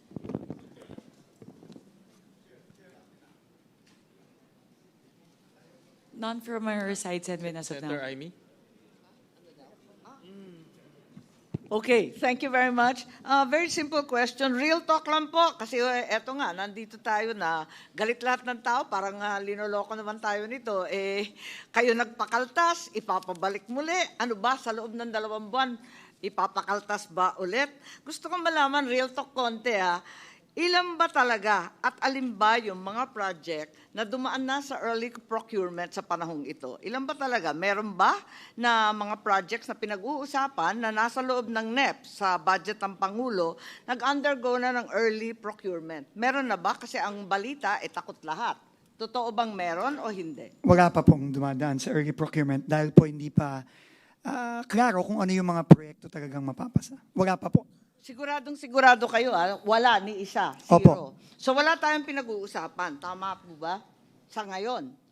Sa ngayon po, wala pa po. So ang ibig sabihin niyan, dati-rati talagang hinahabol yung early procurement ng October para hindi ma-delay ang project kasi aabutan talaga ng tag-ulan, hindi ba? Tama po yun. O kung ganon, mag-a-adjust ka ng lahat ng ABC, sigurado na madidelay. Totoo po yan. Madam Chair. So ang hinaharap natin talagang madidelay. Opo, dahil po na-delay ang early procurement, marami pong mga proyekto for 2026 na madidelay. Sigurado po So ang yan. hinaharap natin talagang malungkot ang first and second and even third quarter, aabutin ng ulan. Yung tamang projection lang, kasi nag-expect ng tao, dadagdagan, papabalik mo. Pagkatapos, madidelay rin pala. Ano naman ang bisa nun? Para kay pa? Ang bisa po noon, matutuloy pa rin po yung mga proyekto, Madam Chair. Madedelay lang nga po dahil extraordinaryo po itong panahon natin, Madam Chair. At tingin ko po, prudent din po, tama din po, na hindi muna magsimula ng early procurement. Dahil unang-una, hindi pa po sigurado kung ano ang mga project na papasa ng Kongreso. At ikalawa, dahil nga po nagbaba tayo ng presyo ng materyales ngayong fourth quarter. Ganun pala, wala pala tayong pinag-usapan at talaga naman haharapin natin 3 quarters worth of delay. Tama naman yung mga nag-text po sa atin na lokohan na lamang to. I truly resent the fact that the BICAM is being hostaged by the Secretary of the Department of Public Works and Highways. At kung tunay na wala kayong tiwala sa sino mang district engineer, hindi po ako abogado ng Public Works, dapat tanggalin na lang ninyo lahat kasi pinapadagdagan mo yung budget, tapos yung mga mag-i-implement, wala kang tiwala, ano naman kami? Susunod sa iyo na kayo mismo walang tiwala sa isa't isa? Tama ba yun? Yun lang po. Salamat po, if I may just respond to that po, ma'am. Unang-una po, hindi po pwedeng huminto ang trabaho sa DPWH. Napaka-importante po ng ginagawa ng DPWH. Habang ginilinis natin ayon sa utos ng Pangulo, ang departamento, hindi po pwedeng huminto. Nakita na po natin ang epekto sa ekonomiya nitong nakaraang third and fourth quarter. So we are doing the best we can given the current situation, Mr. Chairman, Madam Senator. Yes, Secretary Vince, hindi kita pinahihinto sa trabaho mo. Pinamamadali nga namin. Ikaw ang humihinto sa trabaho namin dito sa BICAM at papalit-palit ka ng sinasabi. Yun ang problema. Hindi po ako papalit-palit ng sinasabi, Madam Chair. Ako po, iulitin ko, nagpunta lang po ako dito para ibahagi sa Bicameral Conference yung nakikita po naming epekto nung pagpasa ng third reading version ng Senado. Yun lang po. Ngayon, nasa Senado na po yan at nasa Bicameral Conference, nasa Kongreso, kung paano po magpo-proceed dito. At yun naman po, syempre, tatanggapin lang naman po ng ehekutibo kung ano man po yung decision na yan. Maraming salamat po. Senator Pia?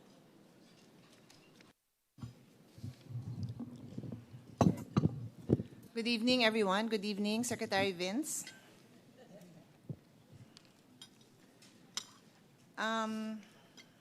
So I was monitoring the discussion of our colleagues earlier, and my desire is not to have to repeat myself. So bear with me if may konting overlap, but I'm trying to choose questions which I feel hindi pa masyadong natanong or hindi na bigyan ng sapat na panahon as far as as much clarity that I would like to get out of it. So bear with me, hindi ako engineer, abogado ako, pero pinipilit kong intindihin kasi kahapon inamin ko na hindi ko po masyado maintindihan yung sulat nyo, and that's just because I don't know the terminology, I don't understand exactly what, in fact, I have not seen a copy of here's the statement. I have not seen the copy of the construction material price data. Do we have a copy of that? We do. Okay. So, but I was just saying, at the time I saw this statement, wala namang naka-attach, so hindi ko alam yon. But on that note, some basic questions that will help me understand the issues that we face, and hopefully yung mga nanonood din sa atin, mabigyan din sila ng liwanag. So, one of the major concerns that you raised, Secretary Dizon, at ang pagkakaintindi ko is the economic effect of any reduction in our investment in infrastructure. Tama po ba?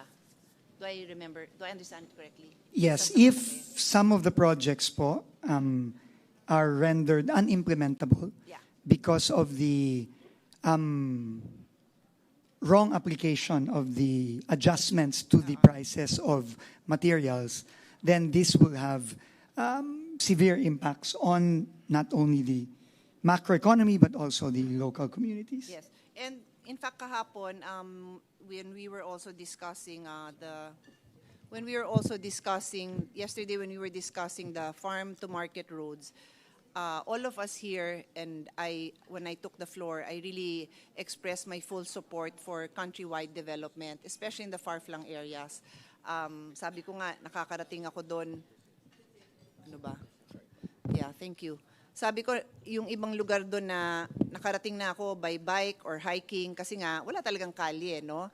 So, alam natin na these farm-to-market roads are important, but at the same time, and not only is it important for the access of the locals, but there's also work opportunities that are given. And I have, as chairman of the Senate Committee on Sustainable Development Goals, Innovation, Futures Thinking, binanggit ko yung ibang SDG, pero babanggitin ko ngayon, SDG 8 is decent work. And construction work is decent work. So we have to support that, no? Yung trabaho para sa mga kababayan natin. I don't know because I tried to look it up on my own and I couldn't find an answer to this question. So I will ask you, Mr. Secretary, can you give me a ratio of construction workers to the price of a construction project? And I know the answer to that will vary on the project. Mas komplikado siguro yung bridge na tumatawid sa dagat compared sa kalye. So if that's technical, I'll just give examples and then you can just correct me with the actual numbers, no? So I can continue speaking. So again, I don't think there's an exact ratio because it depends on the project. But for example, if we said that there is 10 construction workers for every 1 million project, then that means there would be 100 construction workers for a 10 million project, or there would be 1,000 workers for a 100 million project, assuming my ratio is correct. And my numbers are very basic, so madali naman pong sundan yan, okay? So for every 100 million peso project, there will be 100 workers, 1,000 workers.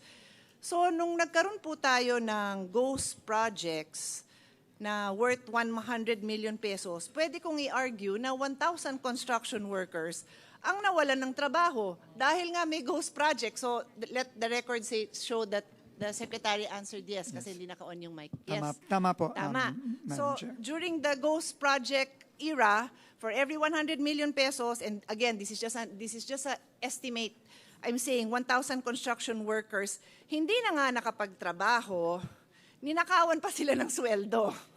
Diba? I mean, how bad is that?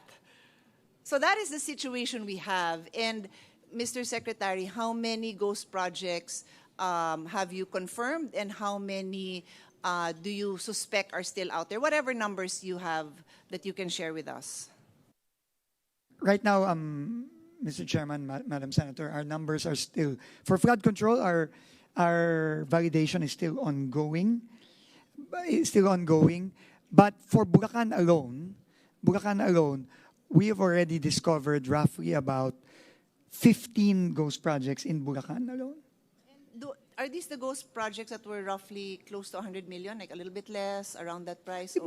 Most of them po are within that range, between 100 so to 140 using my million. guesstimate of 1,000 workers for every 100 million peso project times 15, that's 15,000 workers that never got a job and ninakaw pa yung sweldo nila. That is correct. Correct. Madam Okay. Chair. So that is our situation that you discovered. Kumbaga, nadiskubre mo na yan, wala ka namang kinalaman dyan, nadiskubre mo yan, at marami pa sigurong iba dahil we know that you are investigating other regions, di ba? May mga narinig na rin tayong mga ibang probinsya. So we know that for a fact that is ongoing. So, this is the next point I'm going to bring up. So, when we in the Senate, and for that matter, I'm sure our colleagues in the House did the same, review the budget of DPWH, and the amount is 600 plus billion, no? 670 billion, is that correct? That is the amount that I recall. And then the Secretary had requested, sabi ni Presidente, babaan nyo yung budget, and then the Secretary informed the Senate, babaan nyo ng 50-something million. Tama? 53? Tama ba, Mr. Chairman? Yung ano yung binawas natin? 53 billion. Parang 53 sa magic number. Yun din yung sa PhilHealth na NEP na kulang tayo ng 16 billion. Just to say, okay, kung mga may numerologists dyan, 53. Okay, 53 billion yung, natandaan ko lang. 53 million yung natanggal sa Senate version.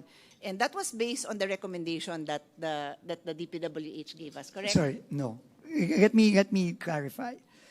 In the committee hearings, I was asked a question, Madam Senator.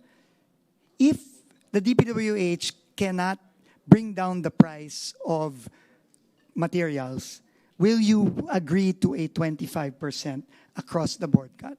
And my answer during that hearing was yes. However, we were able, based on the directive of the President, to reduce the prices of materials as far as cement, steel, etc. That's later. That's No, later, okay. So yes. let me just go chronological So order. the 53 billion, I just need to correct it, Madam Senator, did not come from DPWH. Okay.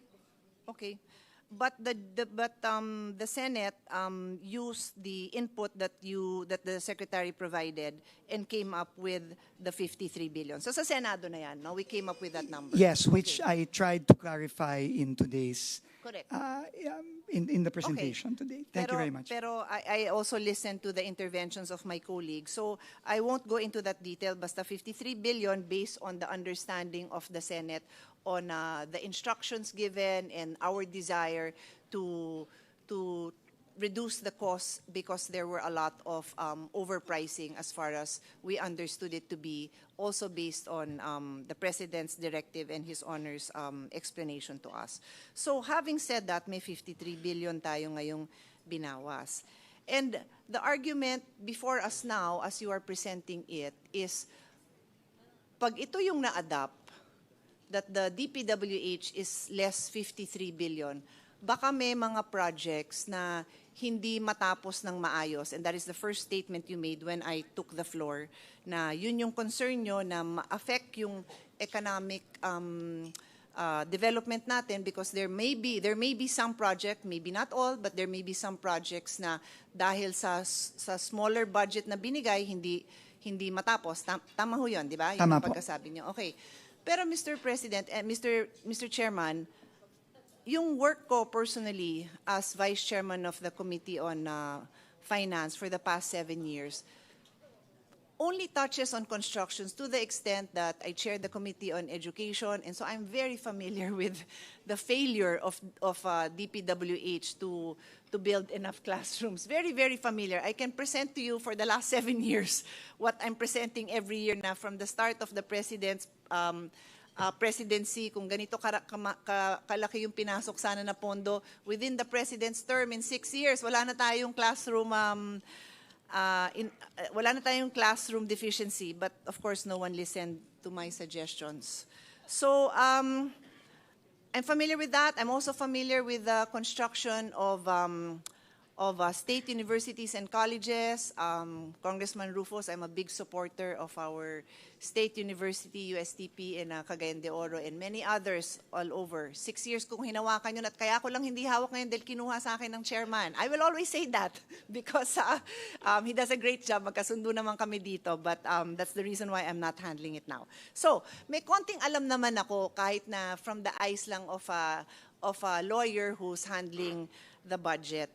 And so, let's just say kinapush yung projects. I don't know, maybe His Honor said there are 10,000 projects. Maybe let's say kinapush ang 10% nun or 5% nun, whatever that number is.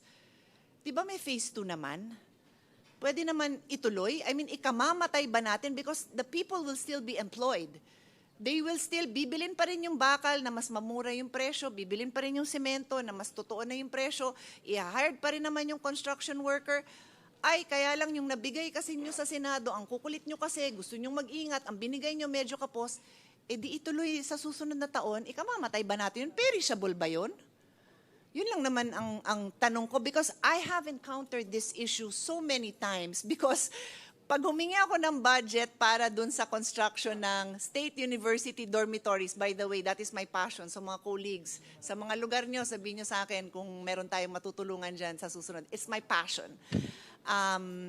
Pag kinulang, di next phase 2. Pag kinulang, di may phase 3. So, yun lang naman yung sa akin. And after I get an answer from the Secretary, I'll tell you why I'm exploring this option because of the next point I'm going to make.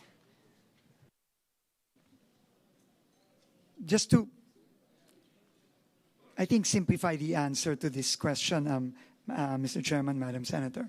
I think the concern is, kapag po, halimbawa, no, yung proyektong pinakita natin kanina sa Region 4B, that was in Romblon, no, by the way, kung ganun po kalaki yung cut doon, no, 68 versus I think yung tama dapat na cut na 37% instead of 68. So kalahati. Wala pong magbibid doon sa proyektong yun. Wala magbibid. Kasi po, hindi po kaya, no? So, ang pwede pong gawin ng DPWH doon is igsian yung, imomodify po yung proyekto. Ibig sabihin, kung yan 10 kilometro dapat, pwedeng gawin ng DPWH, iigsian, no, yung proyekto nyo para lang maging implementable. Pero, yan po, ginagawa po yan, no? It's called modification, no? But, yun nga, sayang nga po yung economic activity. Kasi obviously, pagka yung 10 kilometro po, ginawa na ng 5 kilometro o 3 kilometro, lesser economic activity po yun, mas maigsi yung trabaho, yung araw na pagtatrabahuan ng ating mga kababayan, etc. At mas konting simento, mas konting bakal, etc. So yun po ang real effect po ng isang proyektong tulad nung pinakita natin kanina. Pero tama po kayo. Marami pong mga proyektong DPWH na hindi natatapos ng on time, no? Pero ganun po ang immediate effect kung susundin po natin yung nasa Senate version. So, tama po kayo, we can live with it. We can, to be quite honest. But that is the real effect. If a project is reduced from 41 million to 13 million, when the real price based on the new prices is a project of 30 million, then there will be an effect on the project itself. Yun na po, we're just informing the honorable members of the BICAM of that real effect.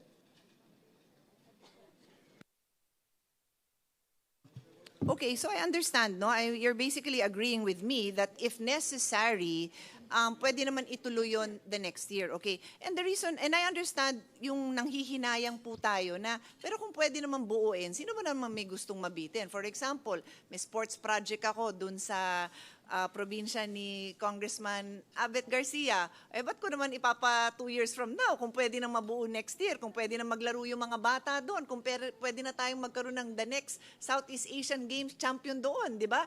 Bakit nga naman? I agree. But, ito na nga yung next point na sinasabi ko.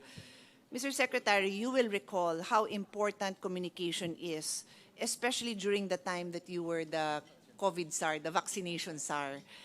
No less than WHO emphasized that one of the pillars in addressing this COVID epidemic was proper communications. Apat lang yung pillars nila, di ko na maalala yung tatlo. Pero yung communication, imagine, was included in the pillars, communication. So ito nangyari. Nabalitaan na merong mga flood control and massive corruption in DPWH. And the President made a statement about it.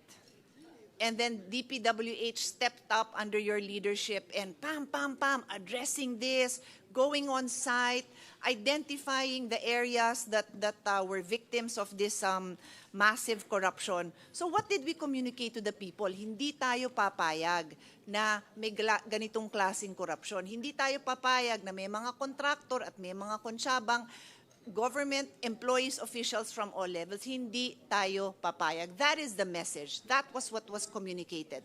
So when we step into this BICAM today, ang bit-bit natin lahat, or at least namin sa Senado, nag-reduce ng presyo based on that same communication, based on that same script. Ito ang gagawin natin para sa taong bayan. We will show up. We will not allow this to happen.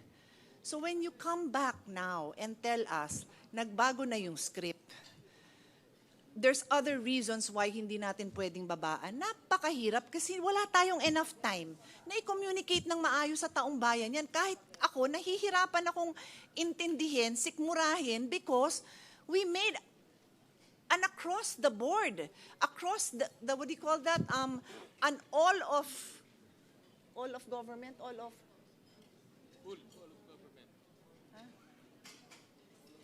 government approach. Whole of government approach, di ba? The President, his alter ego, the Secretary, members of the House, members of the Senate. Tapos, ang pinangahawakan ng mga tao is we will not allow this overpricing. I know it is not as simple as that. Many times, I have had to make tough decisions in pushing for measures, including, let's say, the CREATE law. Hindi naman lahat masaya ang mga businessmen doon dahil may mga tinamaan. Sabi natin, wag na natin ibigay yung todo-todong, ano tawag dito, yung deductions, yung incentives. Yung incentives that they have been receiving for 40 years. Siguro naman, after 40 years, pwede na kayo magbayad ng tax, di ba? Pwede sila masaya, but we have to do the difficult thing. So, I am very willing, Mr. Chairman, to do the difficult job. To try to see kung papaano tayo makakapag-provide ng more support to economic activities, especially in the countryside. But it cannot be at the expense of people thinking that we are backtracking, thinking that ngayon, okay lang sa atin na ibalik yung presyong mataas. Kasi yun nga yung presyong dinatnan natin nung may korupsyon. Ang hirap himayin, tapos nagmamadali pa. Napakahirap. At hindi ko yata kayang gawin kasi nga, Hindi yan yung kinommunicate natin sa mga tao. Kaya even though, and I think my colleagues will vouch for this, I'm always willing to listen. I'm always willing to listen, to change my mind if I am presented with facts, with evidence that will require that I change my mind. That is our job. Hindi bagay dito yung sarado utak. So kailangan open tayo. Pero ang hirap intindihin. Yun lang talaga. So that is where I personally have difficulty. And you know that, Mr. Secretary, ikaw pa, I always listen to you. Intindihin nyo lang sana po kung gaano kahirap ito kasi the people also trust. Sabi nyo nga, it's a trust issue. Yes, and the people trust us. So we cannot just say, ibabalik yung presyo. I heard you, Mr. Secretary. Hindi totoo, ibabalik yung flood control project. I heard you. Hindi totoo. Lahat ng hindi totoo, I heard you. But simply putting back that budget sends the wrong message. And we know that. We know that. We are all communication experts in our own little way. So, yun po, if somebody can shed light, can improve this communication in the next 24 hours, then let's try to do it because no one here does not want to see countryside development. No one here does not want to support. O baka double negative, hindi maintindihan. Baliktarin ko na lang. Everyone here wants to support development in Mindanao, in Visayas, in Palawan, of course. Lahat, hindi, tinuro ko na kanina pa. Lahat naman gusto, pero sa panong paraan na ang tao kaya nilang intindihin na hindi natin tinatalikuran yung ating commitment sa kanila, na hindi tayo papayag na may kalokohan and all, I say all, the safeguards are there. So yun lang, Mr. Secretary, you know me well enough to know that I don't want to make your job harder than it is. I have so much admiration for the work you have done and the work you continue to do. But help us out here because this is not something that we can easily just say, okay lang, balik sa presyong gano'n. Mahirap po. Unang-una po, Madam Chair, maraming salamat. At tama po lahat ng sinabi nyo. This is a trust issue. But I think, first and foremost, hindi po ibig sabihin na kapag sumunod po tayo sa budgets ng mga proyekto sa HGAP,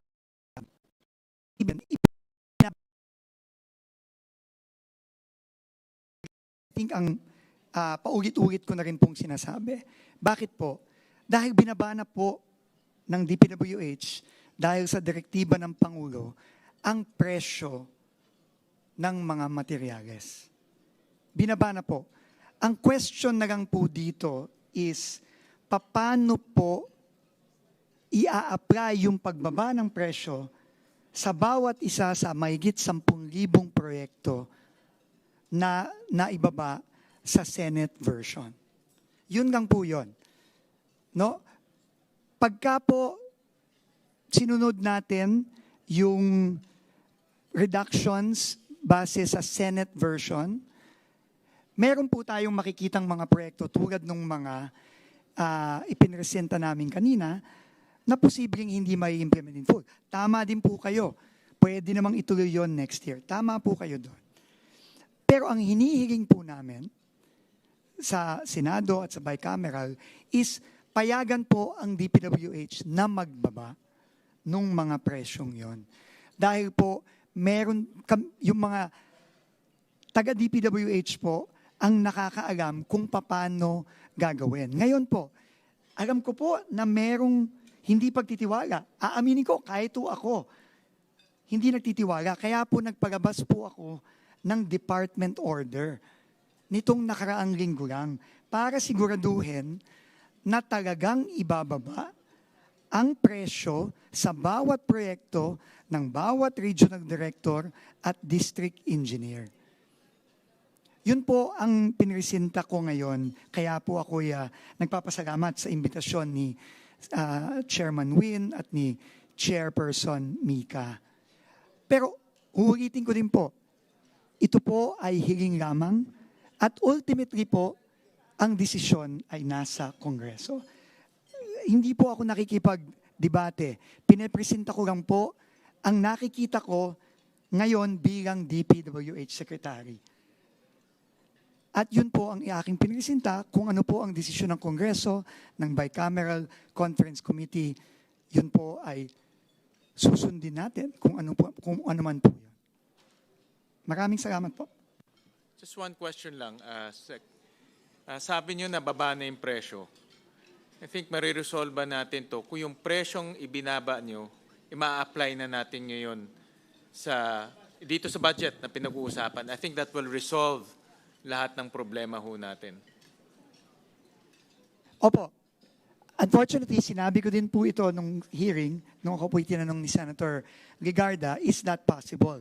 And ang sabi po sa akin, Not possible. it is not possible. Kasi nga po, sa volume po, sa dami ng mga proyekto, hindi po ito, lalo na po ngayon na kailangan na pong maipasa ang budget. So, ito na lang po talaga ang paraan. Kaya po namin hiniling ito sa Bicameral Conference Committee. Pero kung kaya naman kung may political will, kaya naman Hindi gawin. po, it is physically impossible. I was just told again, I kept on asking, actually the whole day, even yesterday, I kept on asking, kaya ba? Ang sabi lahat sa akin, hindi kaya.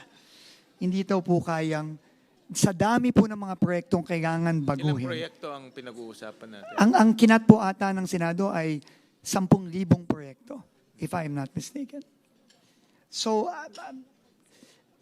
Mr. Chairman, kung ako tatanungin mo, kilala niyo naman po ako, pagka merong kailangan gawin, ako po yung unang magsasabing kayang gawin. Actually, kilala nga kita. Opo, Bihira kang humindi. Bihira po akong magsabi na hindi kayang gawin. Pero in this case, ang sabi ko po sa akin, imposible daw po itong magawa in the limited time that we have. Kaya ito na lang po ang inihiling namin. Pero again, ito po ay desisyon ng Kongreso. Senator, if I may, I'd like to pose a few questions to Secretary Vince. But before that, siguro po, ililinawin ko lang yung mga napag-usapan natin. Yung sinabi po ni Sec Vince na hindi naman po tayo nagkakalayo doon sa, pare-pareho po tayo, tulad na rin po ni SVC, na gusto talaga natin na mayroong makat. Wala pong problema doon sa data, tulad po na sinabi ni Sec Vince na yung adjustment factor ay yun, sa kasalukuyan. Pero siguro yung problema nga ay pagdating doon sa application. Una, yung across the board na reduction. Hindi nga man lang bumaba sa level ng probinsya. Nakalagay lang, nakita ko po yung adjustment factor, region lang.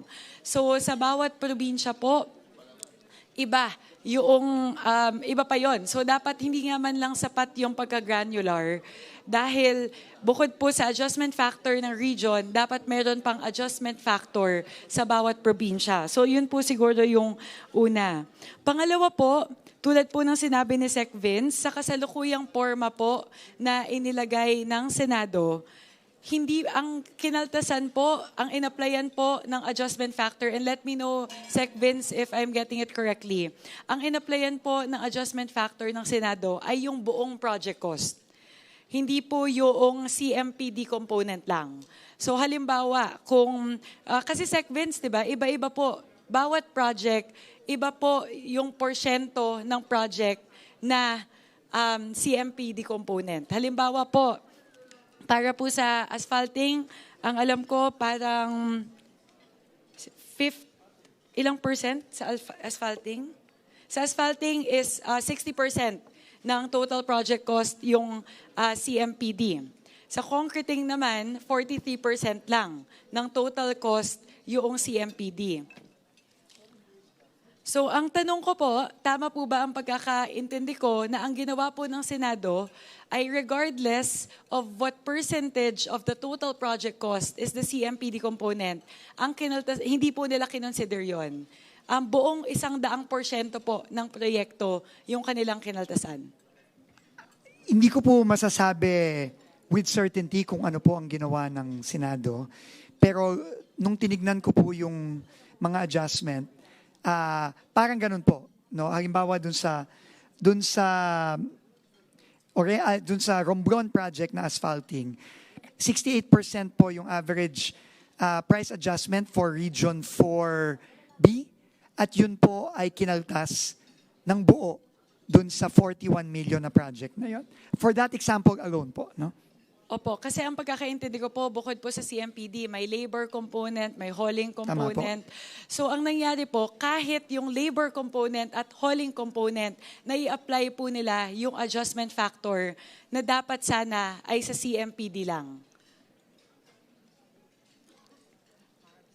Tama po kayo. Yung, at least for the projects po na nakita namin, ganun po. No? But of course, hindi ko po masasabi. So dun pa lang po, siguro po gusto ko lang po i-highlight, meron na po tayong problema doon sa application ng CMPD. Bukod sa across the board siya, na nasa regional level lang, hindi provincial level, at alam natin yan, sa bawat probinsya, iba din, bawat bayan, kasi yung iba mas malayo sa sentro, mas mahal pa po yung cost.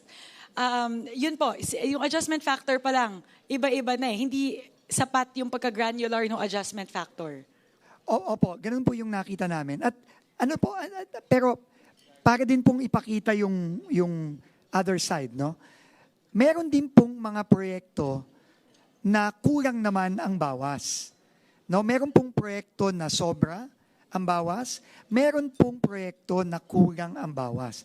Pero ang rason po is kapareho din po nung sinasabi nyo, na dapat po i-apply ng tama yung pag-adjust dahil nga po ang materyales, hindi yan 100% na component nung buong proyekto. Marami pa pong ibang mga component tulad ng labor, tulad ng equipment, at iba pa. Ang pakiramdam ko po, yung discrepancy po, kaya nagiging unimplementable yung ibang mga projects ay dahil sa dalawang dahilan. Una, yun yung inaccuracy in terms of the CMPD in particular geographic locations. Kasi iba yun eh. Tapos pangalawa po, in-apply siya sa kabuuang project cost imbes doon lang sa CMPD component ng project. So, yun po siguro gusto ko lang i-establish, meron po tayong discrepancy in terms of the application of the adjustment factor. Tama po ang sinabi ni Sec Vince, tama po yung data. Nandun po, galing po sa DPWH yan. Pero dun po sa application, mukha pong meron tayong discrepancy na nagmumula po doon.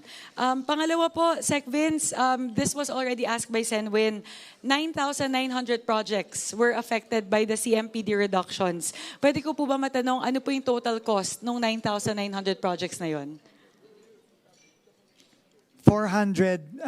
Roughly 400 billion po. So sa 400 billion na yon, siguro po just an estimate. And this is again high level kasi tinanong po kay Sec Vince kanina kung may estimate na po ba sila kung ilang porsyento ng projects yung magiging unimplementable. At this stage, hindi pa po kayang gawin ni Sec Vince yun. And I agree, it's physically impossible for the DPWH to be able to do that assessment now. Pero pagpalagay na lang po natin na 25% o 25% noong mga projects na yon ay magiging unimplementable. And I think that is a little bit conservative, but let's put it at that. At that, 25% of 406 billion. So ano po yun? 101.5 billion pesos. So ibig sabihin po, imbes na yung 101.5 billion pesos na yon, magko-contribute na po sa economic growth, magko-contribute na po sa local economy, yung multiplier effect doon sa mga businesses na kukuhanan po noong mga supplies and aggregates, yun po, nawala po yun.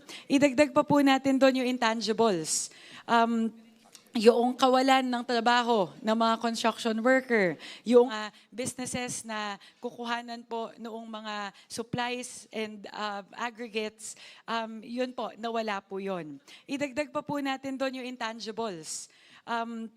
Yung kawalan ng trabaho ng mga construction worker, yung kawalan ng kita ng mga hardware, yung sana ay napakinabangan na ng mga komunidad, yung mga proyekto. So, 101 billion plus the unquantifiable, which would be the other losses to government. Siguro po, kung atin pong babalangkasin yun, mas malaki po yung mawawala sa ating bansa kung itutuloy po ito at magiging unimplementable po yung projects kumpara po doon sa perceived savings of 54 billion pesos dahil sa CMPD cut.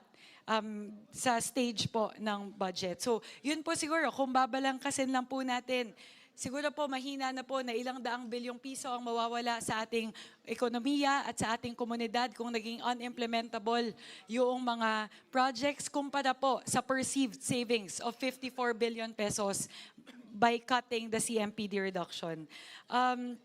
Sunod po na punto, Sec Vince, just to understand po, yung adjustment factor po na inyong ibinigay, that is based on a particular date, di ba?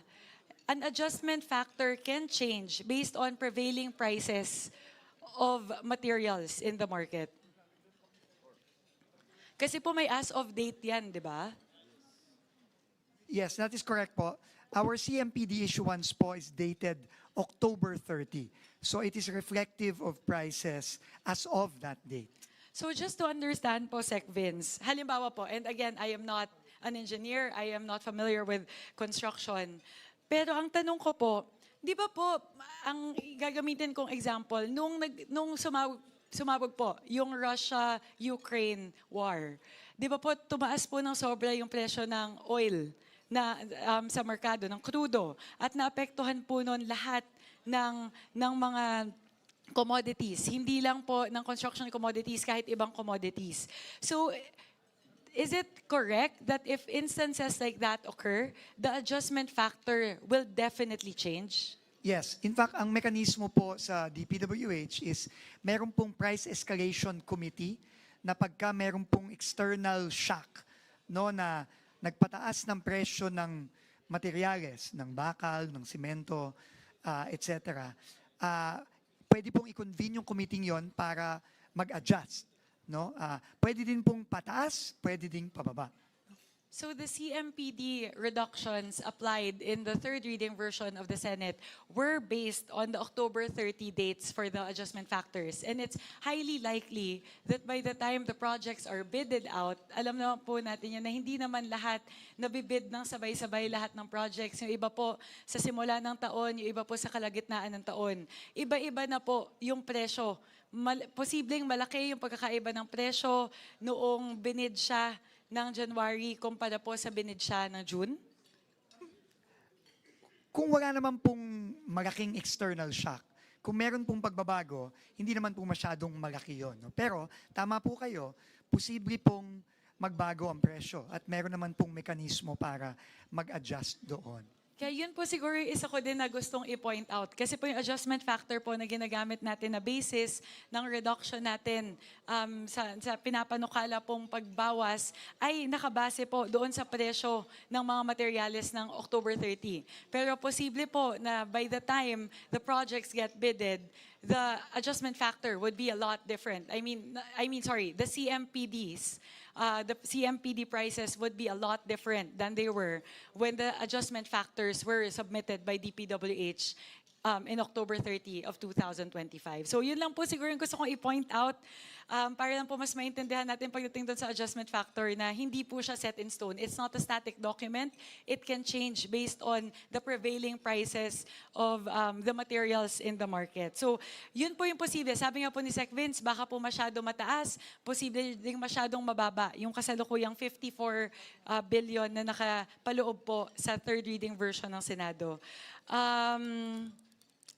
Siguro po yung sunod na tanong ko lang, Sec Vince, yung safeguards.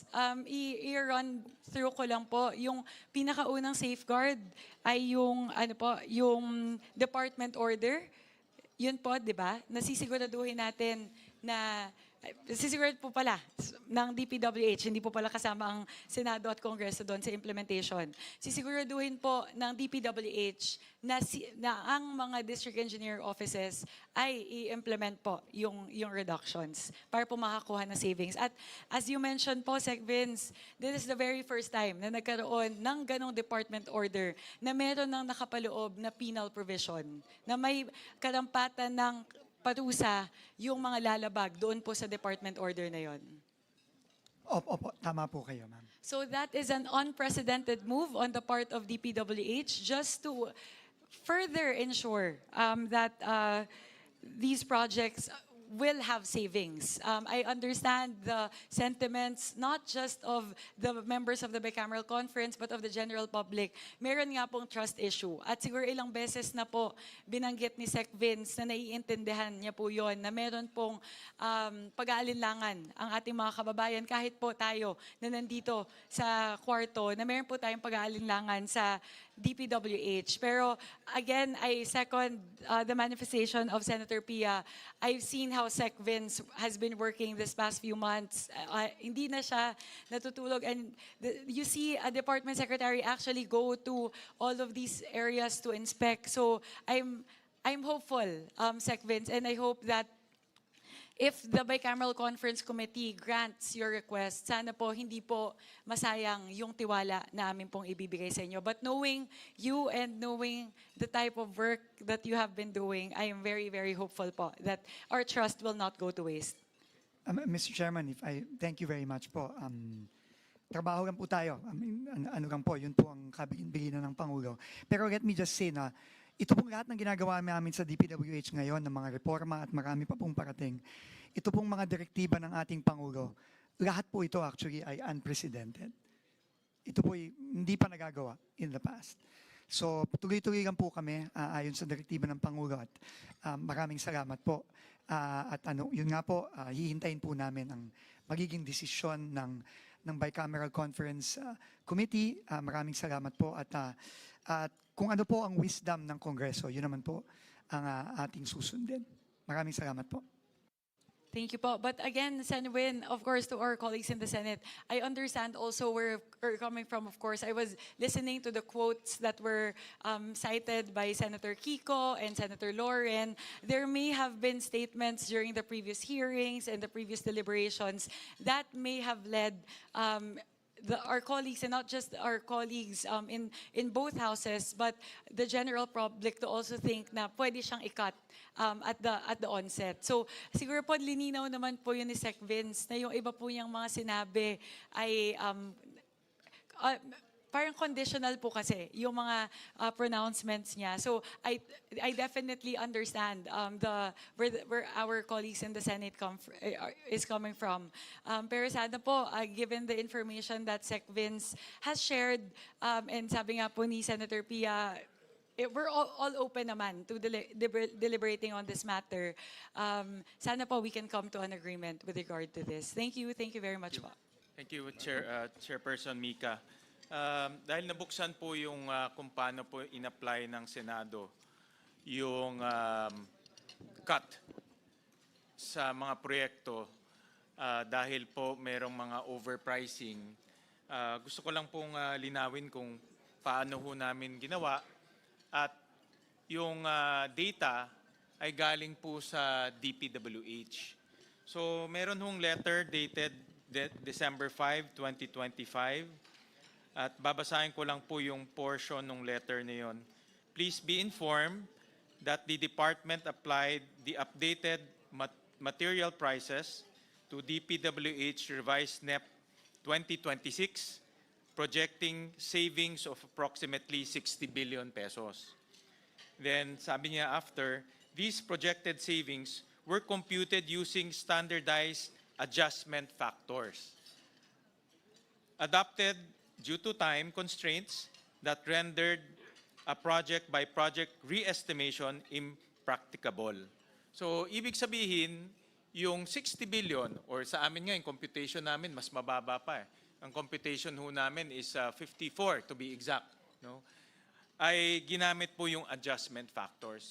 In other words, kung ano po yung ginamit ng DPWH para mag-arrive ng 60 billion, yun rin po ang ginamit namin pag-arrive nung 54 billion. Exactly the same.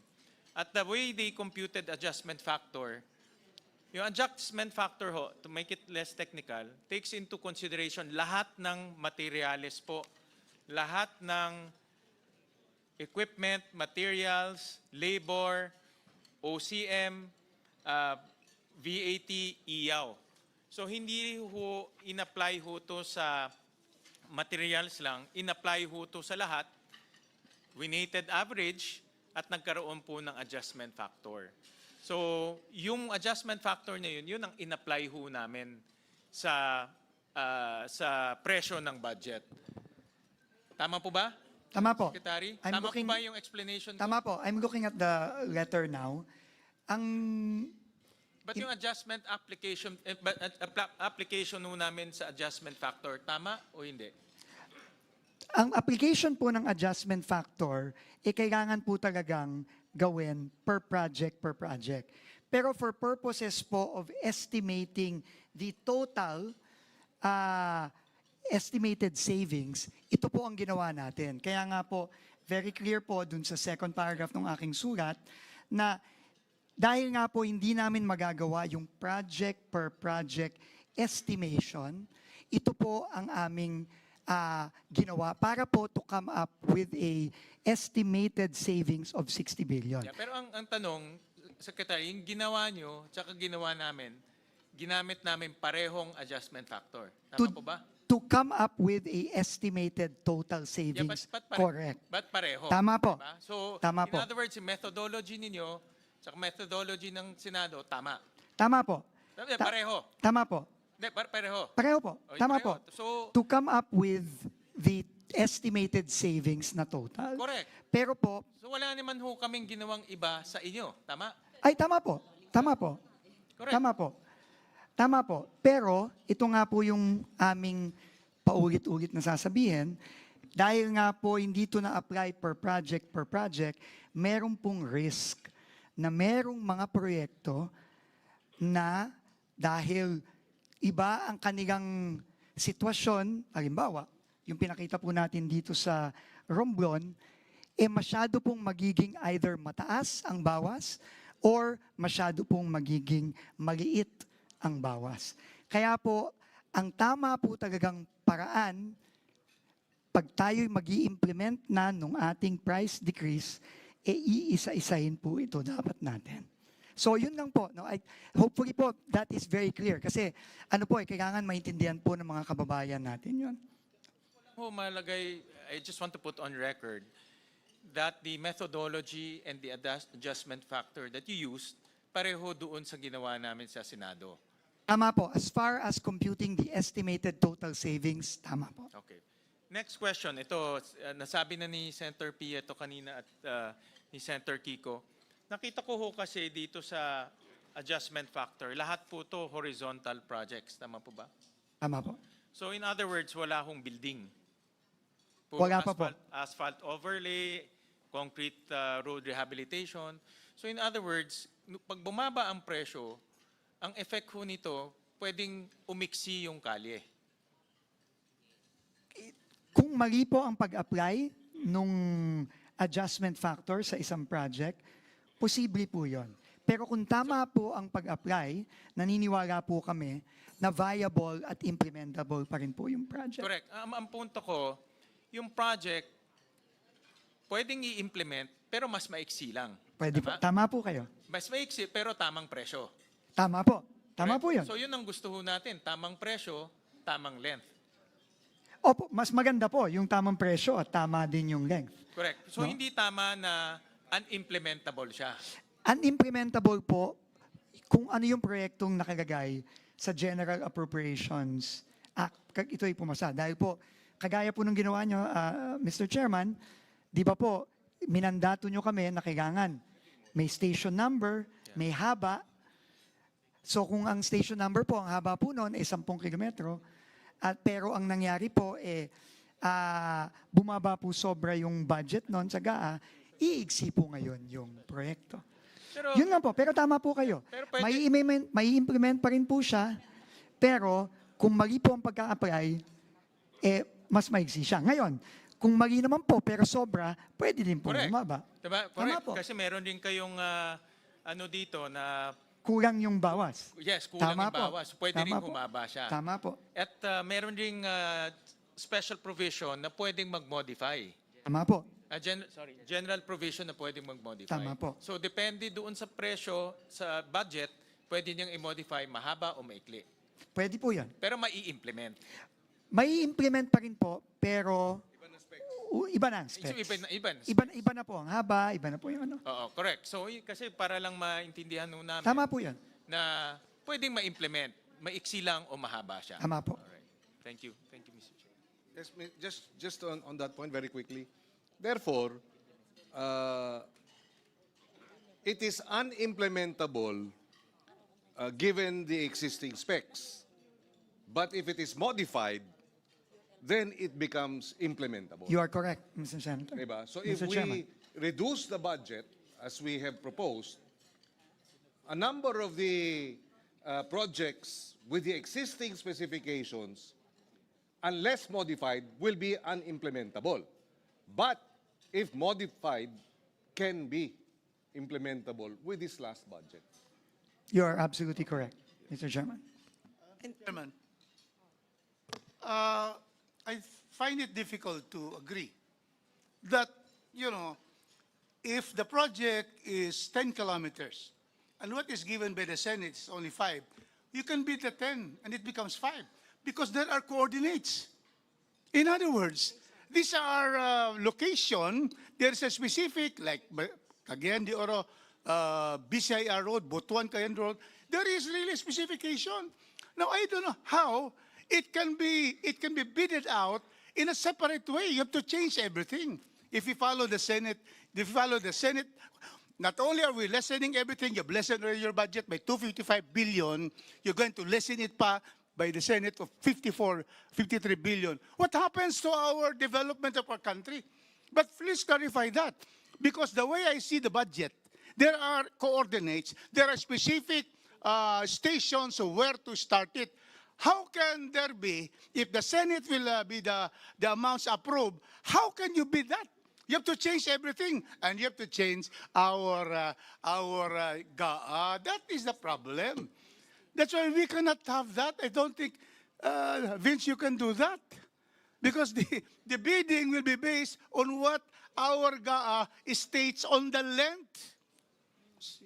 That is, that's my Mr. experience, Chairman. in the projects that we have in Cagayan de Oro. Lahat yun, mayroong specific meters, specific coordinates, specific lengths. So can we get a clarification? Yes. Na pwede pala yun na i-reduce ng Senate, we continue with the budget? There is a general provision po, Mr. Chairman, it has been explained to me, on modification. Meaning, halimbawa po, yung pong kaninang proyekto na 13 million na lang ang natira out of 41. Pag yun po ay pinabid, sigurado po yun, in its present form, wala pong magbibid doon. Pero, allowed po ng ating General Appropriations Act na mag-modify ang DPWH. Ibig sabihin, sasabihin po ni DPWH, okay, walang nagbid na ganito sa presyong ito, pwede naming paigsiin, pwede naming bawasan ng lane, doon po magbabago na po. Hindi na po magiging kapareho nung line item ng General Appropriations Act, yung project na i-implement because of that modification. At pag yun po ay minodify at meron pong nagbid, ibig sabihin po, may implement na po siya, pero iba na po. Tama po si But Congressman Rufus. we are talking here of implementing projects as soon as possible once there is already the budget and there is already the reduction and there's the procurement. We are talking here of delaying all the 10,000 projects because you will be modifying everything because the Senate has reduced everything. Ang magiging impact po nun talaga ay, syempre po, may iigsi yung kalye, hindi makakakonekta agad kung saan dapat i-konekta. Yun po ang magiging impact nun. Pero kung ang tanong po ay, pwede bang i-implement kung ito ay i-modify? Pwede po. Pwede, but it has all the complications and difficulties that we are avoiding. We are avoiding so that, na-delay na nga tayo sa 2025, Secretary, we don't want to delay these projects. I-reduce na nga yung amount natin eh. I-reduce why? Because of the costas materiales reduction. And so, that is why we appeal that we continue with the HGAV figures, but it will be reduced clearly. Yun ang mga, yun ang ano, there's no other option, Secretary. And Otherwise, we don't have this, wala eh, you know, you will practically be talking about 2027 already. Kasi matagal yung modification, there's so much to be done. We know that, we have been in the district for so long. Tama po. There will definitely be huge delays, Mr. Chairman. And at the same time, of course, there is the corresponding economic impact of that situation, where you were supposed to build a 10-kilometer road, now you are just building 5. There will be less laborers who will be hired. There will be less cement that will be bought. I mean, those are all consequences of that, Mr. Chairman. But I think the question po was, can it be done? And the answer is yes, it can be done. Thank you po. Madam Chair, to add, Last one po, Senwin. Okay, just if it following the line of discussion. So kung modification, discretionary na naman po ito ng regions and districts. So kung may discretion, this can be another area that is prone to corruption. So we might be creating another problem by doing this. Kasi discretionary na naman yung modification eh. So yun lang po, Madam Chair. Thank you.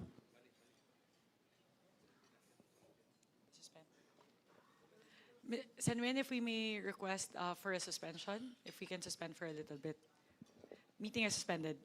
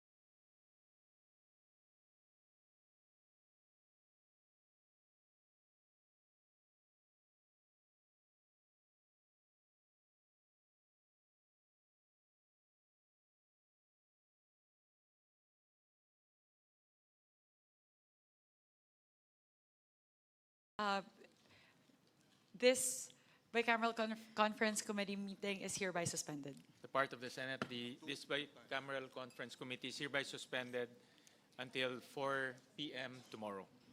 Thank you, everyone. Good night. Thank you.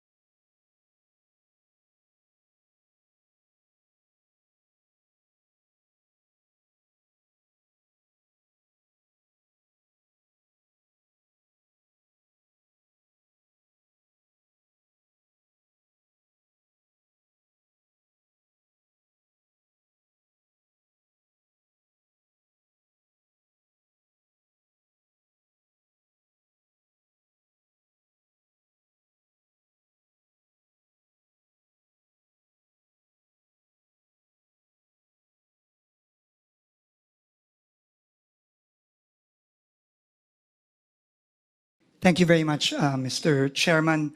To the Chairman of the Senate Conference for the BICAM, Senator Win, to the honorable senators present, to Chairperson Mika Swan Singh, the head of the House Bicameral Conference, and the members of the House of Representatives, good afternoon. I will be very brief, just a few slides po to present. But before that, I think it's very important po for me to make it very, very clear why we are all here discussing this very, very important and, quite frankly, unprecedented reform measure that the President initiated this year, which is the reduction of the construction materials price data, which has never been done at this level and in this breadth. Ang Pangulo po mismo ang nag-instruct sa akin na ibaba ang presyo ng simento, ng bakal, ng asfalto, ng graba, ng buhangin, at iba pang mga materyales na ginagamit sa pagpapagawa ng ating mga kalye, mga tulay, mga classroom, at iba pa. Hindi pa po ito ginagawa in the past. No, dati po, nagbababagang ng budget by 10%, pero yung level of detail po na ginawa ng administrasyon ni Pangulong Bongbong Marcos ay ngayon pa lang po nagawa ito. Importante po ito dahil nung kanyang SONA, ang Pangulo po mismo ang bumulgar sa isa sa mga pinakamalaki o siguro pinakamalaking corruption scandal sa history ng bansa. At sabi niya, enough is enough. Kailangan reformahin na natin ang DPWH. And this is a testament to the President's vision of making the DPWH more transparent and removing all forms of corruption, beginning with the overpriced materials. So, tama po ang Senado at ang Kongreso. Sinabi ko po paulit-ulit na dahil sa utos ng Pangulo, binaba po namin ang presyo ng iba't ibang materyales sa pagpapagawa ng ating mga iba't ibang proyekto sa DPWH.